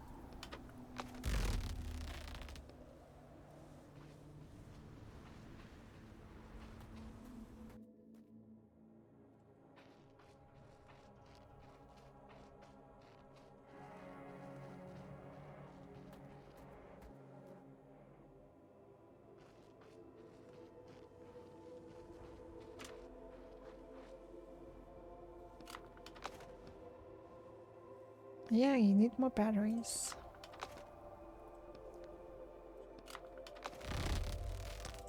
Panel buzzes and lights up. The light in the lever turns green, of course.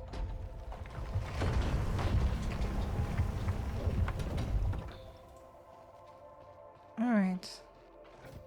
Let's see what we have in here. Factory conveyor belt.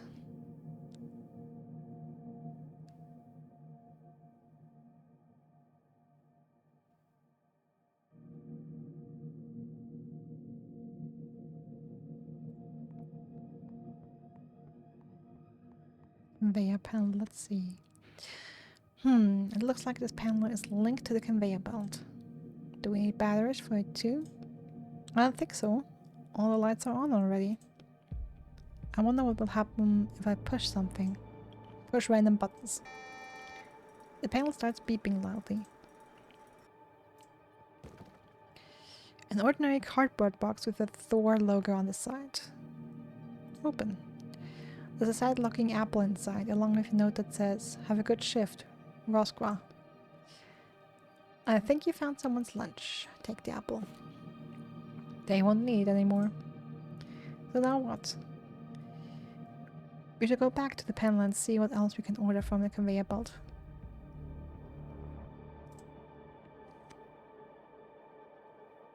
Colorful lights flash on the conveyor belt control panel. Examine the panel.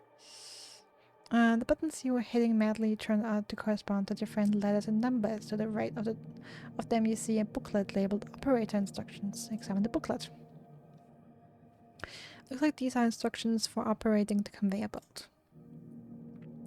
On the back of the instruction booklet you see a logo made up of two symbols and the words produced by the Sindri and Brooker Group.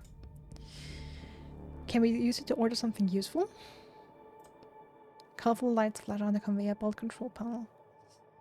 Open the instructions. These are instructions for operating the conveyor belt. There's a note tucked in between two of the pages. General information. Operator, please note the following. Each item can be identified by a 4-digit index in XXYZ format. XX is the warehouse number, Y is the row, Z is the bin.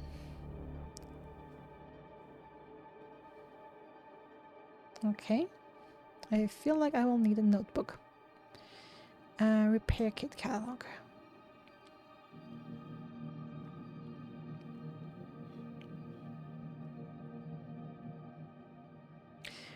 Repair kit indices. Suttengru E644, Modgut 91, M124, Oskava 14 B345, Kjelfi 28 D416, Hirokin A763. Let me just quickly grab a notebook here.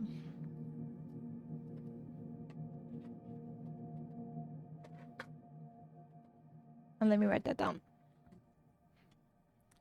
Let me write that down. Oh, sorry. Bump accident. I know that always sounds horrible.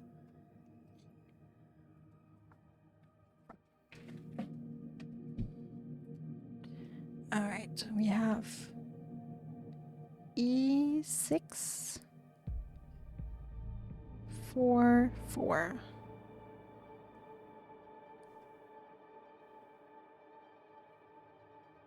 M124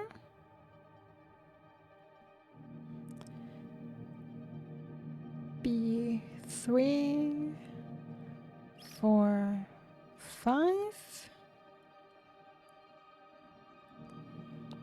D4 1 6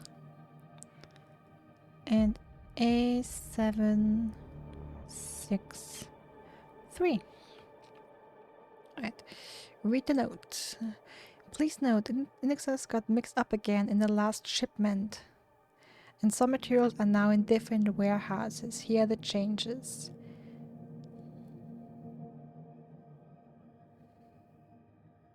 Okay, so M1 to E6, D4 to B3, A7 to F7. I hope I'm reading that right, that, you know, there is a larger sign, but I hope this is meant as an arrow, that materials from M1 are moved to E6.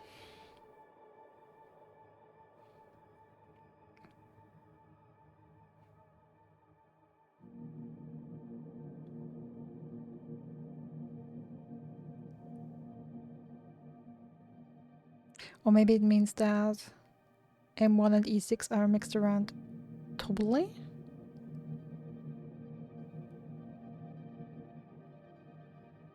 It says some materials. Alright, it's just...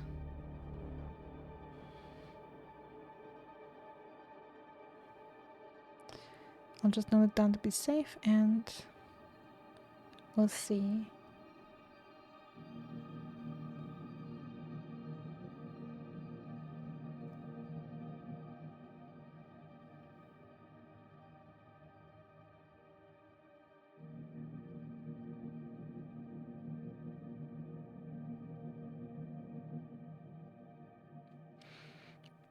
I had put the instructions aside. Start entering a code. Enter warehouse number. Alright, so let's try. Let's assume that I'm interpreting this correctly and that materials from E6 did not get moved, but only from M1 to E6. Alright, so let's start with E6. 4. And 4.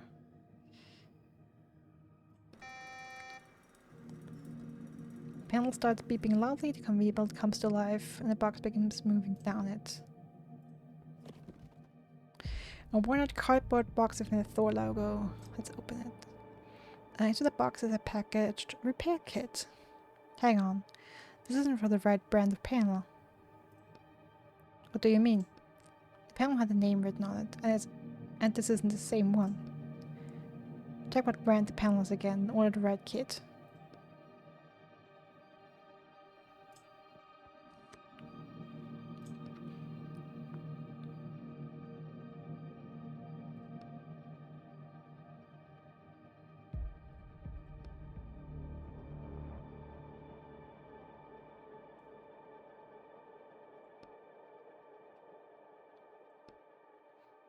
Okay, so what? So what I'm supposed to do M1 for 4?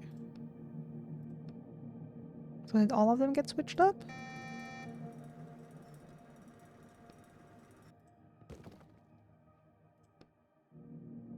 Box is full of notes and notebooks. Can't even imagine what that could be used for. Me neither. Okay.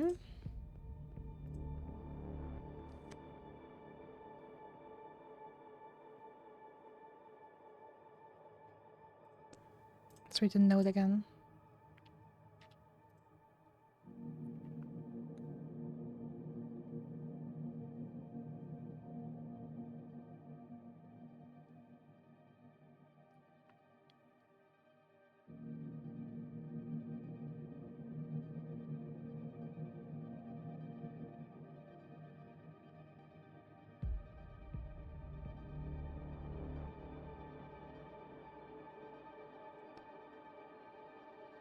Okay, let's try the second one. E6.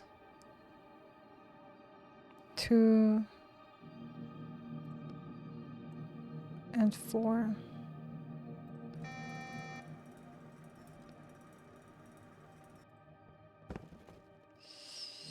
Let's open it. It's a package repair kit. Hang on, this isn't for the right brand of panel. What do you mean? Panel has a name written on it, and this isn't the same one. Check out what brand the panels again and then order the right kit. Oh wait, oh, okay. Oh, sorry, I'm so stupid. This panel, that's the bridge control panel, or at least it was. Okay, so okay, well, I was just about to go through all the different codes and order all the items, and was like, hey, let's just get all the items, and let's. I was thinking, you know, maybe I can get a couple different tools, and you know, but apparently we only need one repair kit for this panel. Alright, examine the panel. Has a serial number on it. DL328. Okay. Yeah, suspicious looking smoke. Yeah, it's broken. Alright. Repair kit catalog. Alright, DL328 is the one that used to be in D4. That is now in B3. Alright. B3, 1, 6. No, I'm thinking we could enter all the codes and get a couple different items, or like even like just loot from the boxes. Alright. Let's see, this should be the right one now. Into the box is a package repair kits. Each for 12 for 28, just what we need to take the repair kit. Awesome, now we just have to do something about the bridge situation.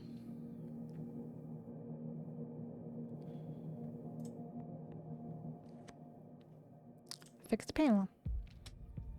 No one ever fixes this panel in the book. They only break it. I can't find instructions for it. Let's see just how bad it is. You open the panel and start digging around inside. 20 minutes later. You're almost certain you did everything right. You flip the switch and something inside the panel starts humming. It's working. Compared to fixing the car, this was nothing.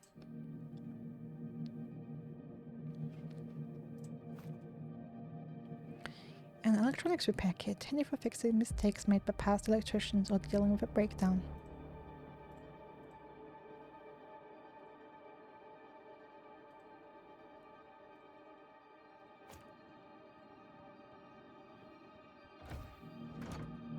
Alright.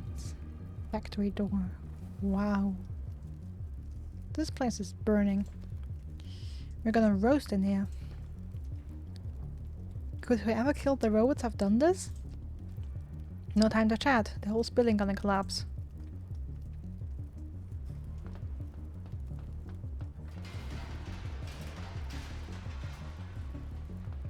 Alright, metal beams. I need to clear the way first. How exact? Oh.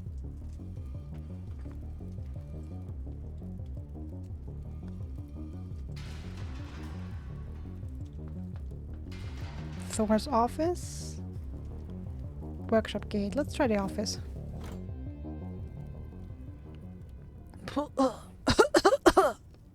Damn, the whole place is on fire. We should hurry up before the fire spreads.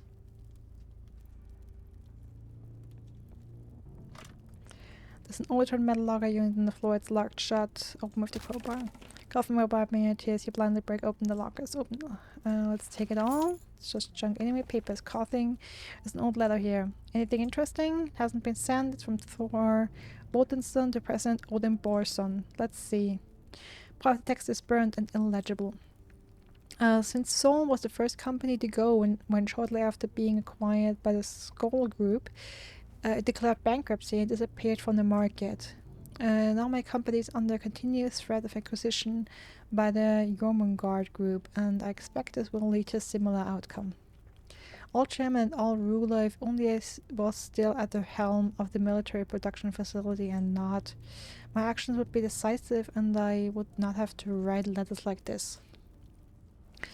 But as I am needed here and must act according to the laws of competition, no matter how hard it may be for me, I ask you. The rest is illegible. I wonder why he never sent this letter. Who knows?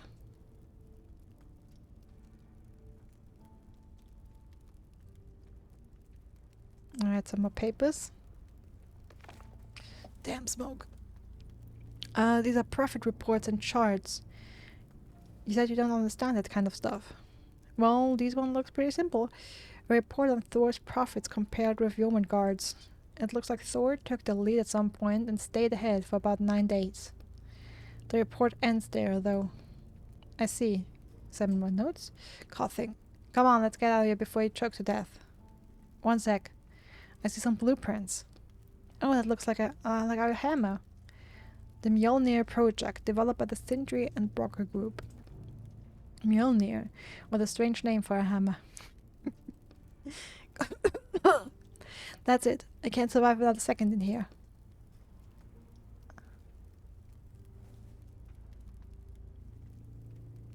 Yeah, just give me another minute. Make sure I didn't miss anything, but I guess I couldn't have clicked anything else anyway.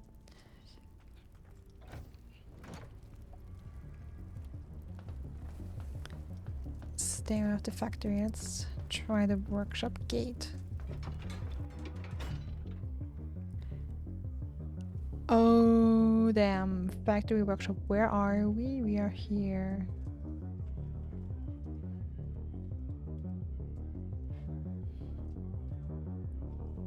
I'm not sure we want to come into contact with these people.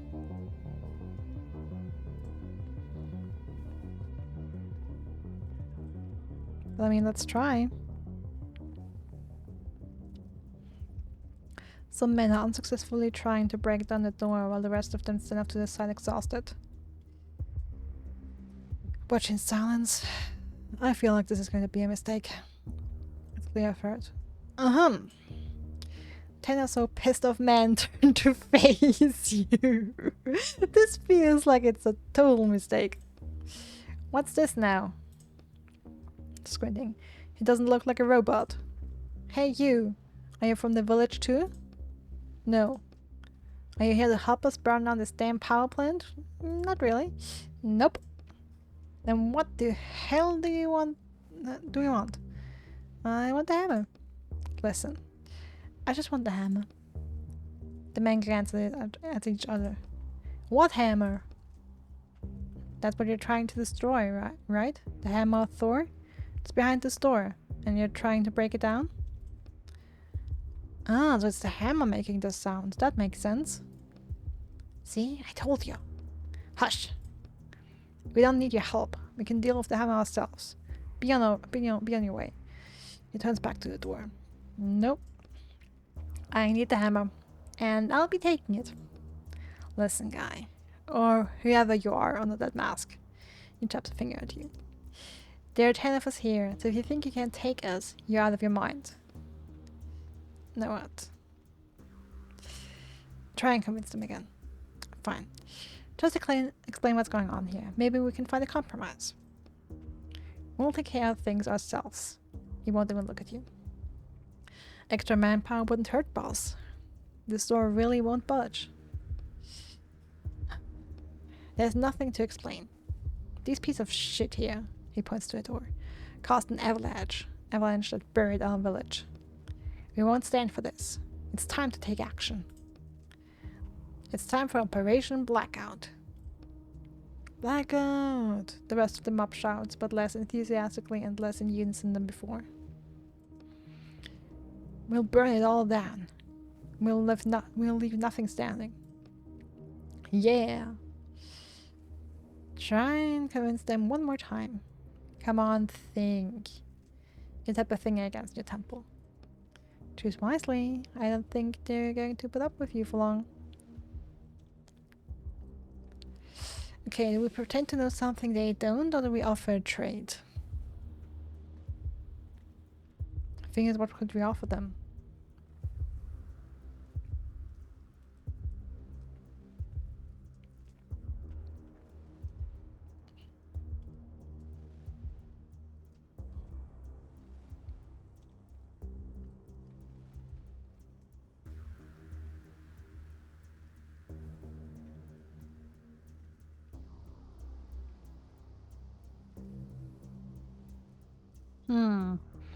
That's a tough one.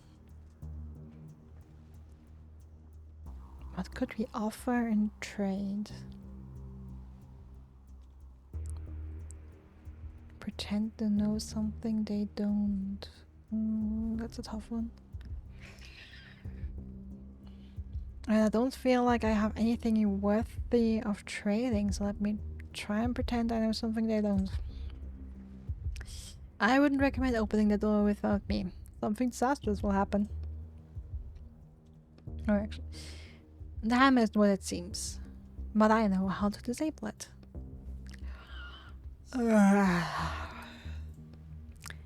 The hammer is actually a huge robot. That's just its code name. And I'm the only one who can handle it. Will you shut up over there? To be fair, even to me that didn't sound very convincing. Let's offer a trade. Let's make a deal. The men pretend not to hear you. I'll open this door for you if you let me take the hammer. Whispers something to the boss. Whispers back. What do you mean, take the hammer? Are you going to take it to another factory and make us burn that one down too?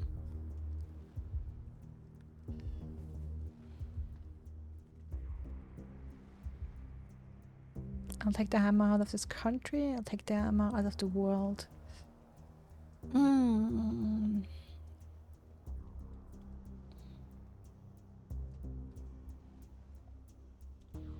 And if I say out of this world, they either go like, okay, so that's basically like destroying it, so we're cool with it. Or they will be out of this world. What the hell are you talking about? And the question is if out of the country will be enough for them to be convinced. Okay, honestly, I believe they will freak out. I don't believe me when I say I take it out of this world, so I will just say take it out of the country. And bring it where? Quick, what country is this? One sec, hang on. It's Helheim, and I see Asgard and Midgard.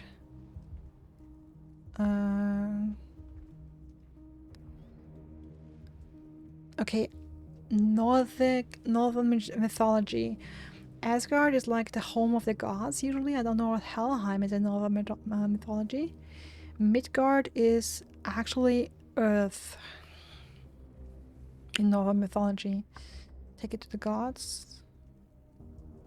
Let me take it. Asgard? I'm from Asgard. I'll take the hammer back there with me. What's wrong? I don't know. Oh, so you're one of those fancy types. Look who graced us with his presence. Why do I feel like that was the wrong answer? Came down here to slum it with us working class men. I'm not tired of profiting off of our grief, our blood and sweat. Yeah, that was wrong. I truly have a talent for making all the wrong choices in games like these. Get him, boys! Get the Asgardian! What's the problem? Yeah, I don't know. The whole mob rushes at you like a pack of unleashed hounds. Look, Roderick, a perfect example of badly written characters. Incapable of assessing the situation and changing their opinion. I bet you anything, the book describes them with one simple phrase, an aggressive mob. Or maybe you're just not convincing enough. Yeah, maybe that's it. The angry mob has you surrounded. This won't end peacefully.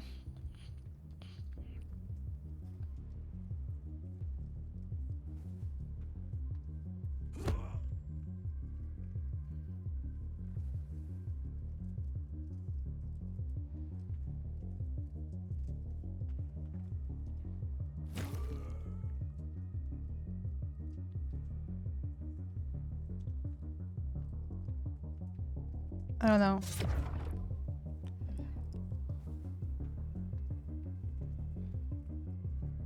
I'm very scared of that. He misses, he hits.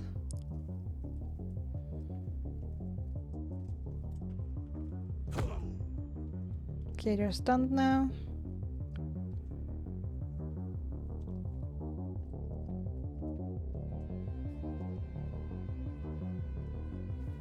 Oh no. I need to drain anyway.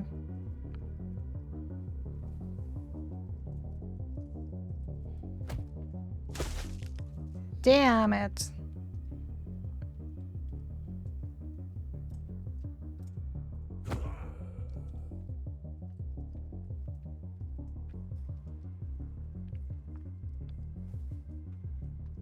Alright, let me refill my ink here. And stun them again. That has one man down.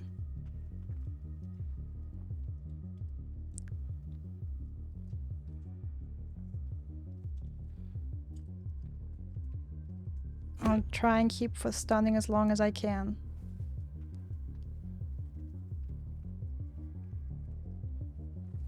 Okay, one more stun. Kills all of them. The thing is that I don't think that will do anything for me. Let me get a drain on you.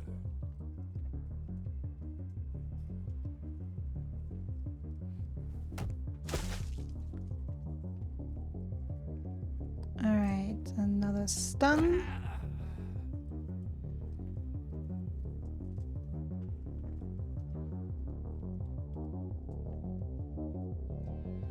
We have a shield.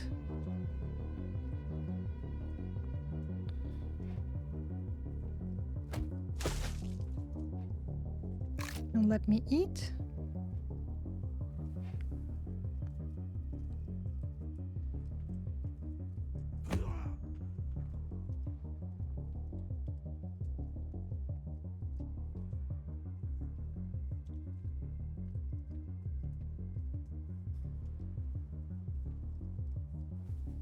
Let's hit you. And just pray I can do this. Okay, awesome. He misses and can stun again. Has another one down. I can drain the last guy. Okay, that was easier than I thought. I just wish I could have convinced them. You know, my line of thinking was, okay, take it back to Take it back to the gods. Well, of course, that is the fancy guys.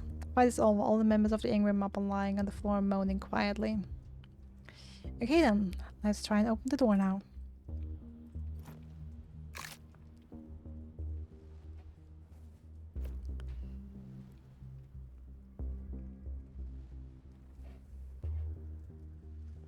The code panel, let's see. You examine the door. There's a panel. Looks like we need an alphabetic code. So we need to guess the word? Yeah, something like that. Any ideas? Thor. What word would he have used? Mjolnir, hammer, robot. I would try Mjolnir first. What kind of word is that? It's the hammer's name. We saw it in the papers in Thor's office, remember? Oh, right. Beep. Correct. The door opens. Great. Alright, let's see what's inside. Go through the doorway.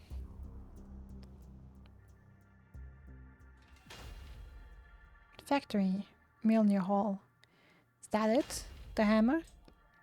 Looks like it. It's huge. I have to figure out how to get it down from there. You should hurry before the fire spreads here. Let's see, we have a panel. There's no way we can take the hammer unless we stop that mechanism. I know, but there's so many buttons here. And this weird head. Hello!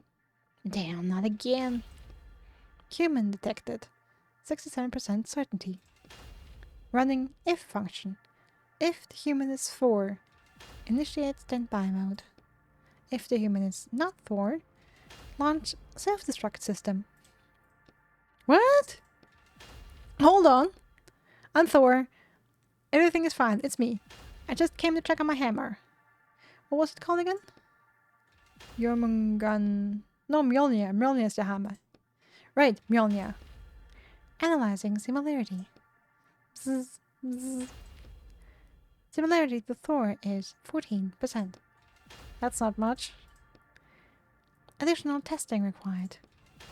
To the right, you see 2 cables attached to the robot's head. First question. You can get the left cable. Bzz. Ouch, that hurt. My senses have gone offline. Now, first question. I got the right cable. Bzz. Continue. Oh, that hurts. Oh. Ah. My god. Ah. The robot's head starts shuddering. Ah. The robot shuts down. Yeah. What did we say at the start of this chapter? No more hurting characters? This is going really well.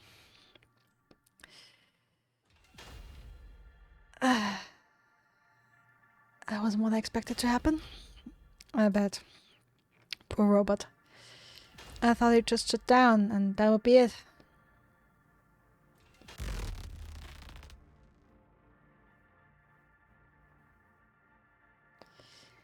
Looks like your hammer stopped moving.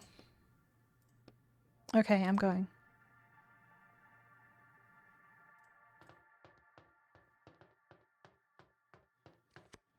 You examine the massive hammer.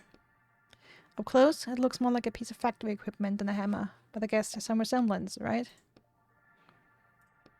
Listen.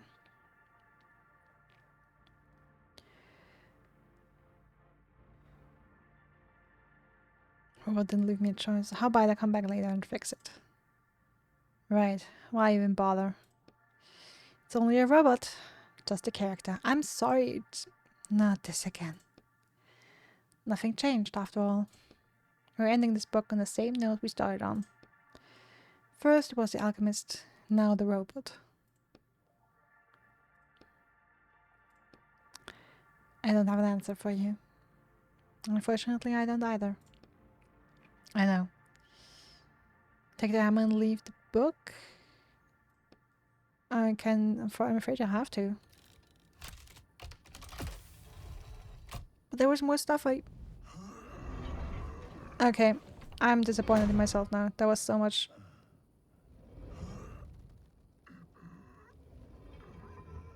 I didn't do.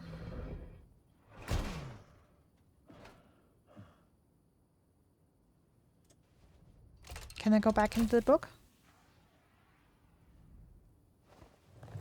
No, don't close.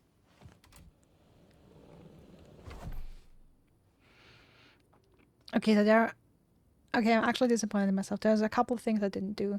I didn't open... I probably did need to fight those two robots to get more metal so that I was able to craft the lockpick. Or I would have to choose between the lockpick and the pliers. And I wasn't able to open that frozen door. And I didn't go back to Modi and give it its battery back. There's a lot of things I didn't do in here. Ah. Dang.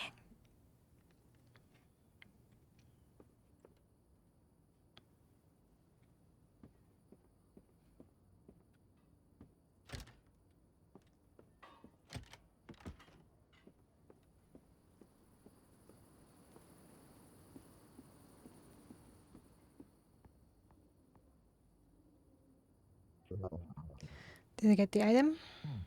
Yeah, just don't throw it your back carrying it.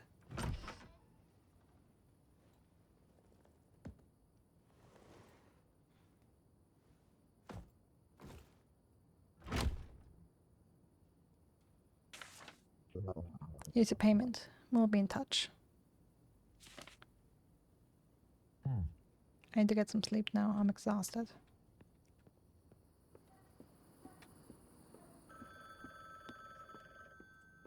Please tell me you're happy now.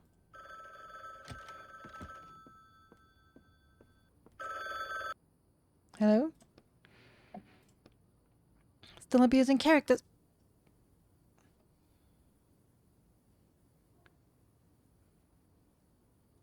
Now you're giving me that bullshit too. It just happened. Well, anyway. Good work out there. Out there. You're slowly starting to be my favorite walker. Don't call me that. Don't like your new line of work. That's too bad. It's far more profitable than all your scribbling. Alright. I'll be in touch.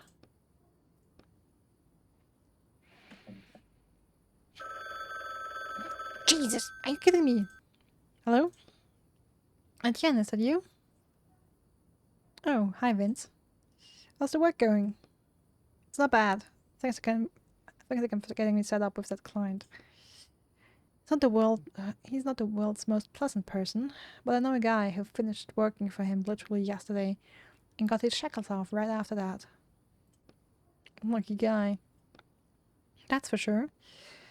We're thinking of writing something together now. You seem to know a lot of people who end up in shackles. Well, the laws these days, you know? Or maybe you just gave them the same helpful advice you gave me?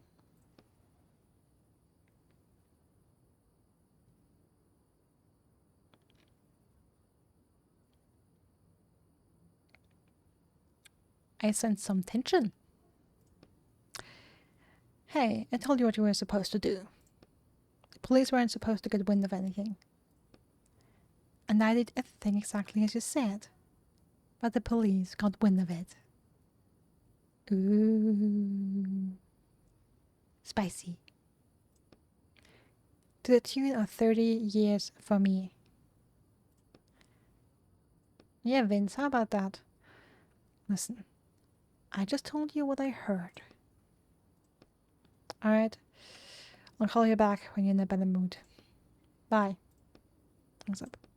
So that's this question. Did Vince set us up to get into trouble, to get sentenced, so we would be forced to work for this client of his that he knows?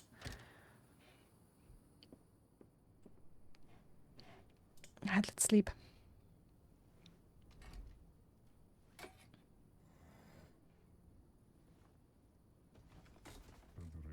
Sorry. I am sorry about that. That I didn't do all the things. I wasn't able to do all the things I wanted to. Okay, some more changes. Time to get up.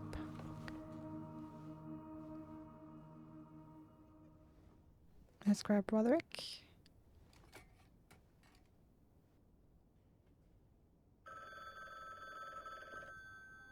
Do you have a sixth sense or something? I just got out of bed. Oh, we have a table here now. Hello? I have a job for you.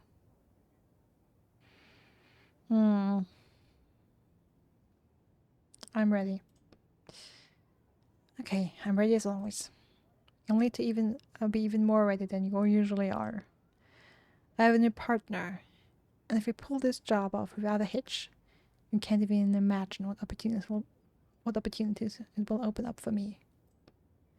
I'm happy for you. So we need to make the client happy. If he's happy, then I'll be happy too.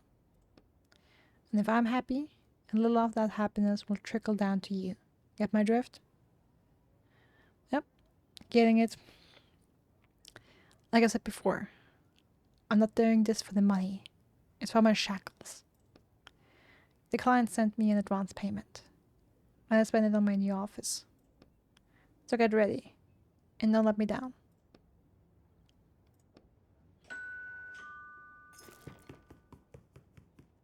Yeah, right.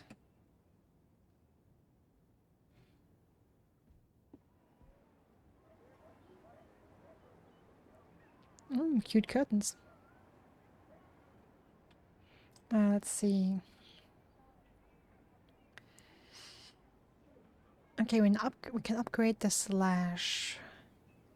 We can either increase the damage or add additional damage to all enemies.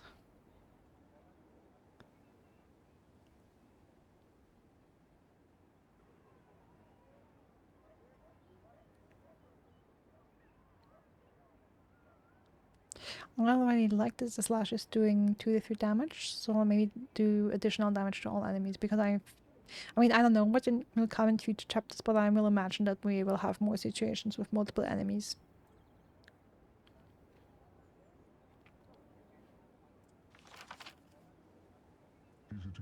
That's enough for the day. I'll try again another day. Okay.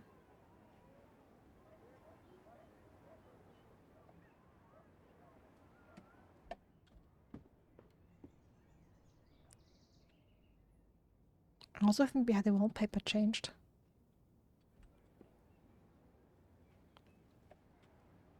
More pictures lying around. Oh yeah, we're changing the wallpaper.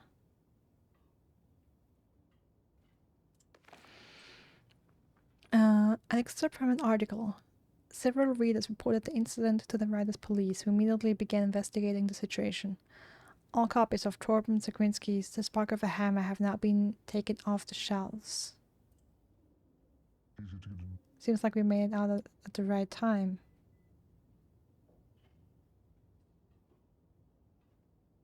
Okay. The book was taken off the market.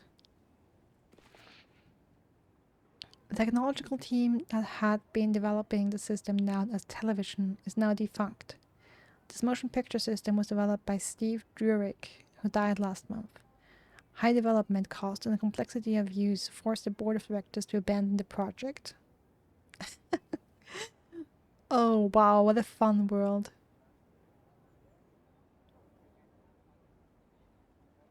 A fun world where television doesn't exist. A project is in development and has now been abandoned because of the costs and complexity.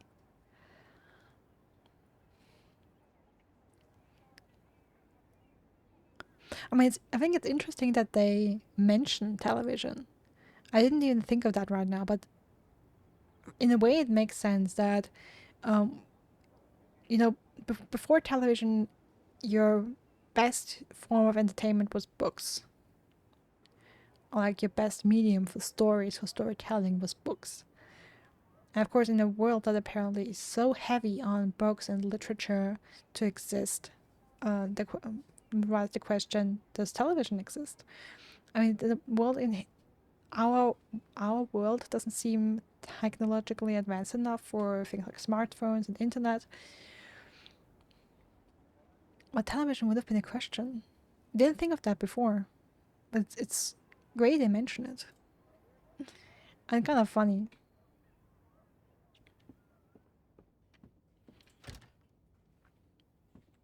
Alrighty.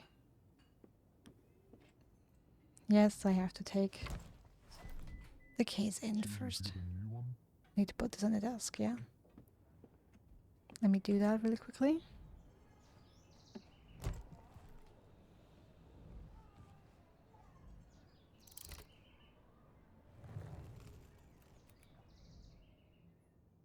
Alright, before I get in here,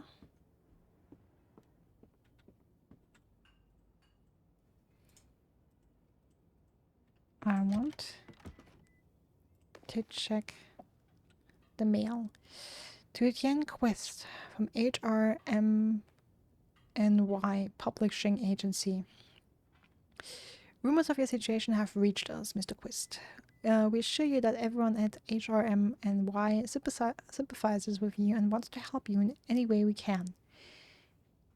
We invite you to serve your sentence with us. However, unfortunately, our resources are quite limited, so payment is out of the question.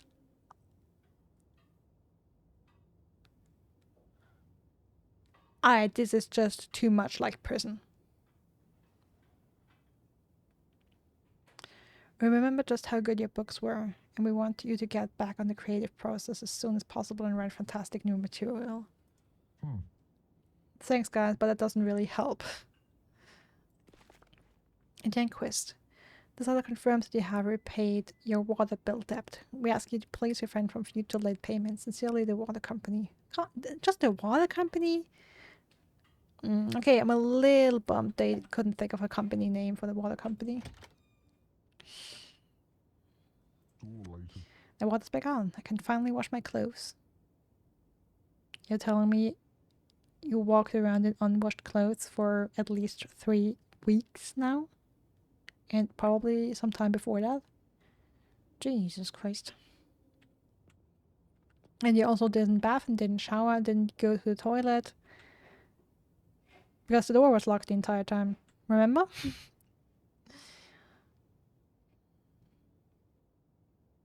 Well, that's just asking for kidney failure. Not now.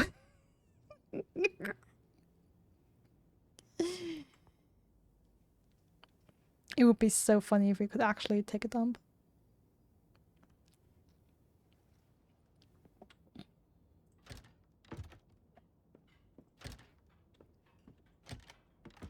Alright, let's see. I hope my neighbors won't mind that I made a bit of a mess here. Well, I would guess they'd mind. Oh, this is empty now. Interesting. No answer, but I'll probably ask you for a tool within the next story, for sure. The herbs are gone. No answer. What's going on in the kitchen? State of bread. Yeah, let's take it.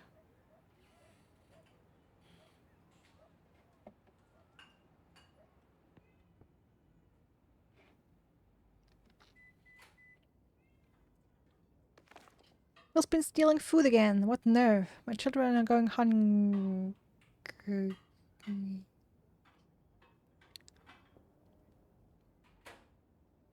Whoopsie.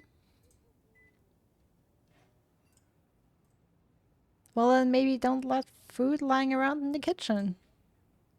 Or at least put a sticky note with your name on it.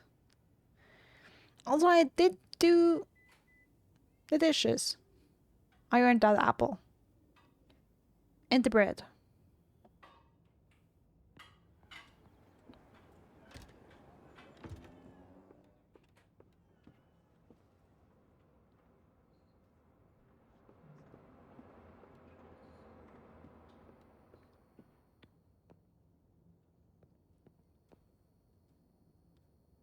Riders, please do not cross.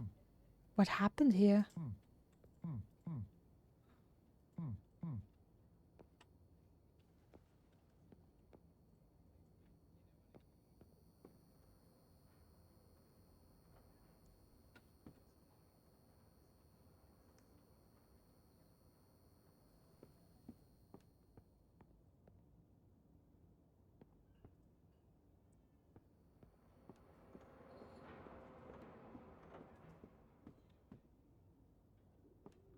Oh, we can't close that, of course. Also, we have apartment number 12. And apartment number 13 doesn't exist. I mean, technically the kitchen, I guess, would be 13. We would have 12, 13, 14, 15, and 16 downstairs. But since we have the kitchen here, apartment number 13 doesn't exist. That's interesting, you know, unlucky 13. I know that, for example, some airlines don't have a row 13, or some hotels don't have a floor 13. Because they're superstitious.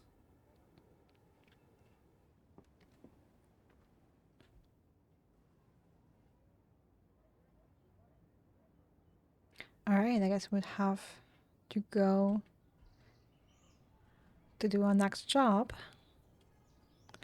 But I think I'll end it here for today.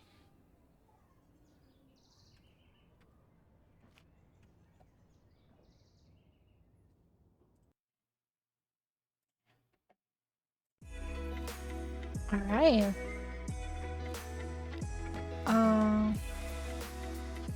That's a cool game. Very interesting. Quite different from my... I didn't expect it to have such such strong D&D vibes, and I also just saw that you can repeat certain chapters, which is amazing. You can repeat the individual chapters and check out alternative paths and alternative options. Maybe do things you missed before. Love that. But yeah, extremely interesting game. I'm very, very happy I'm playing it.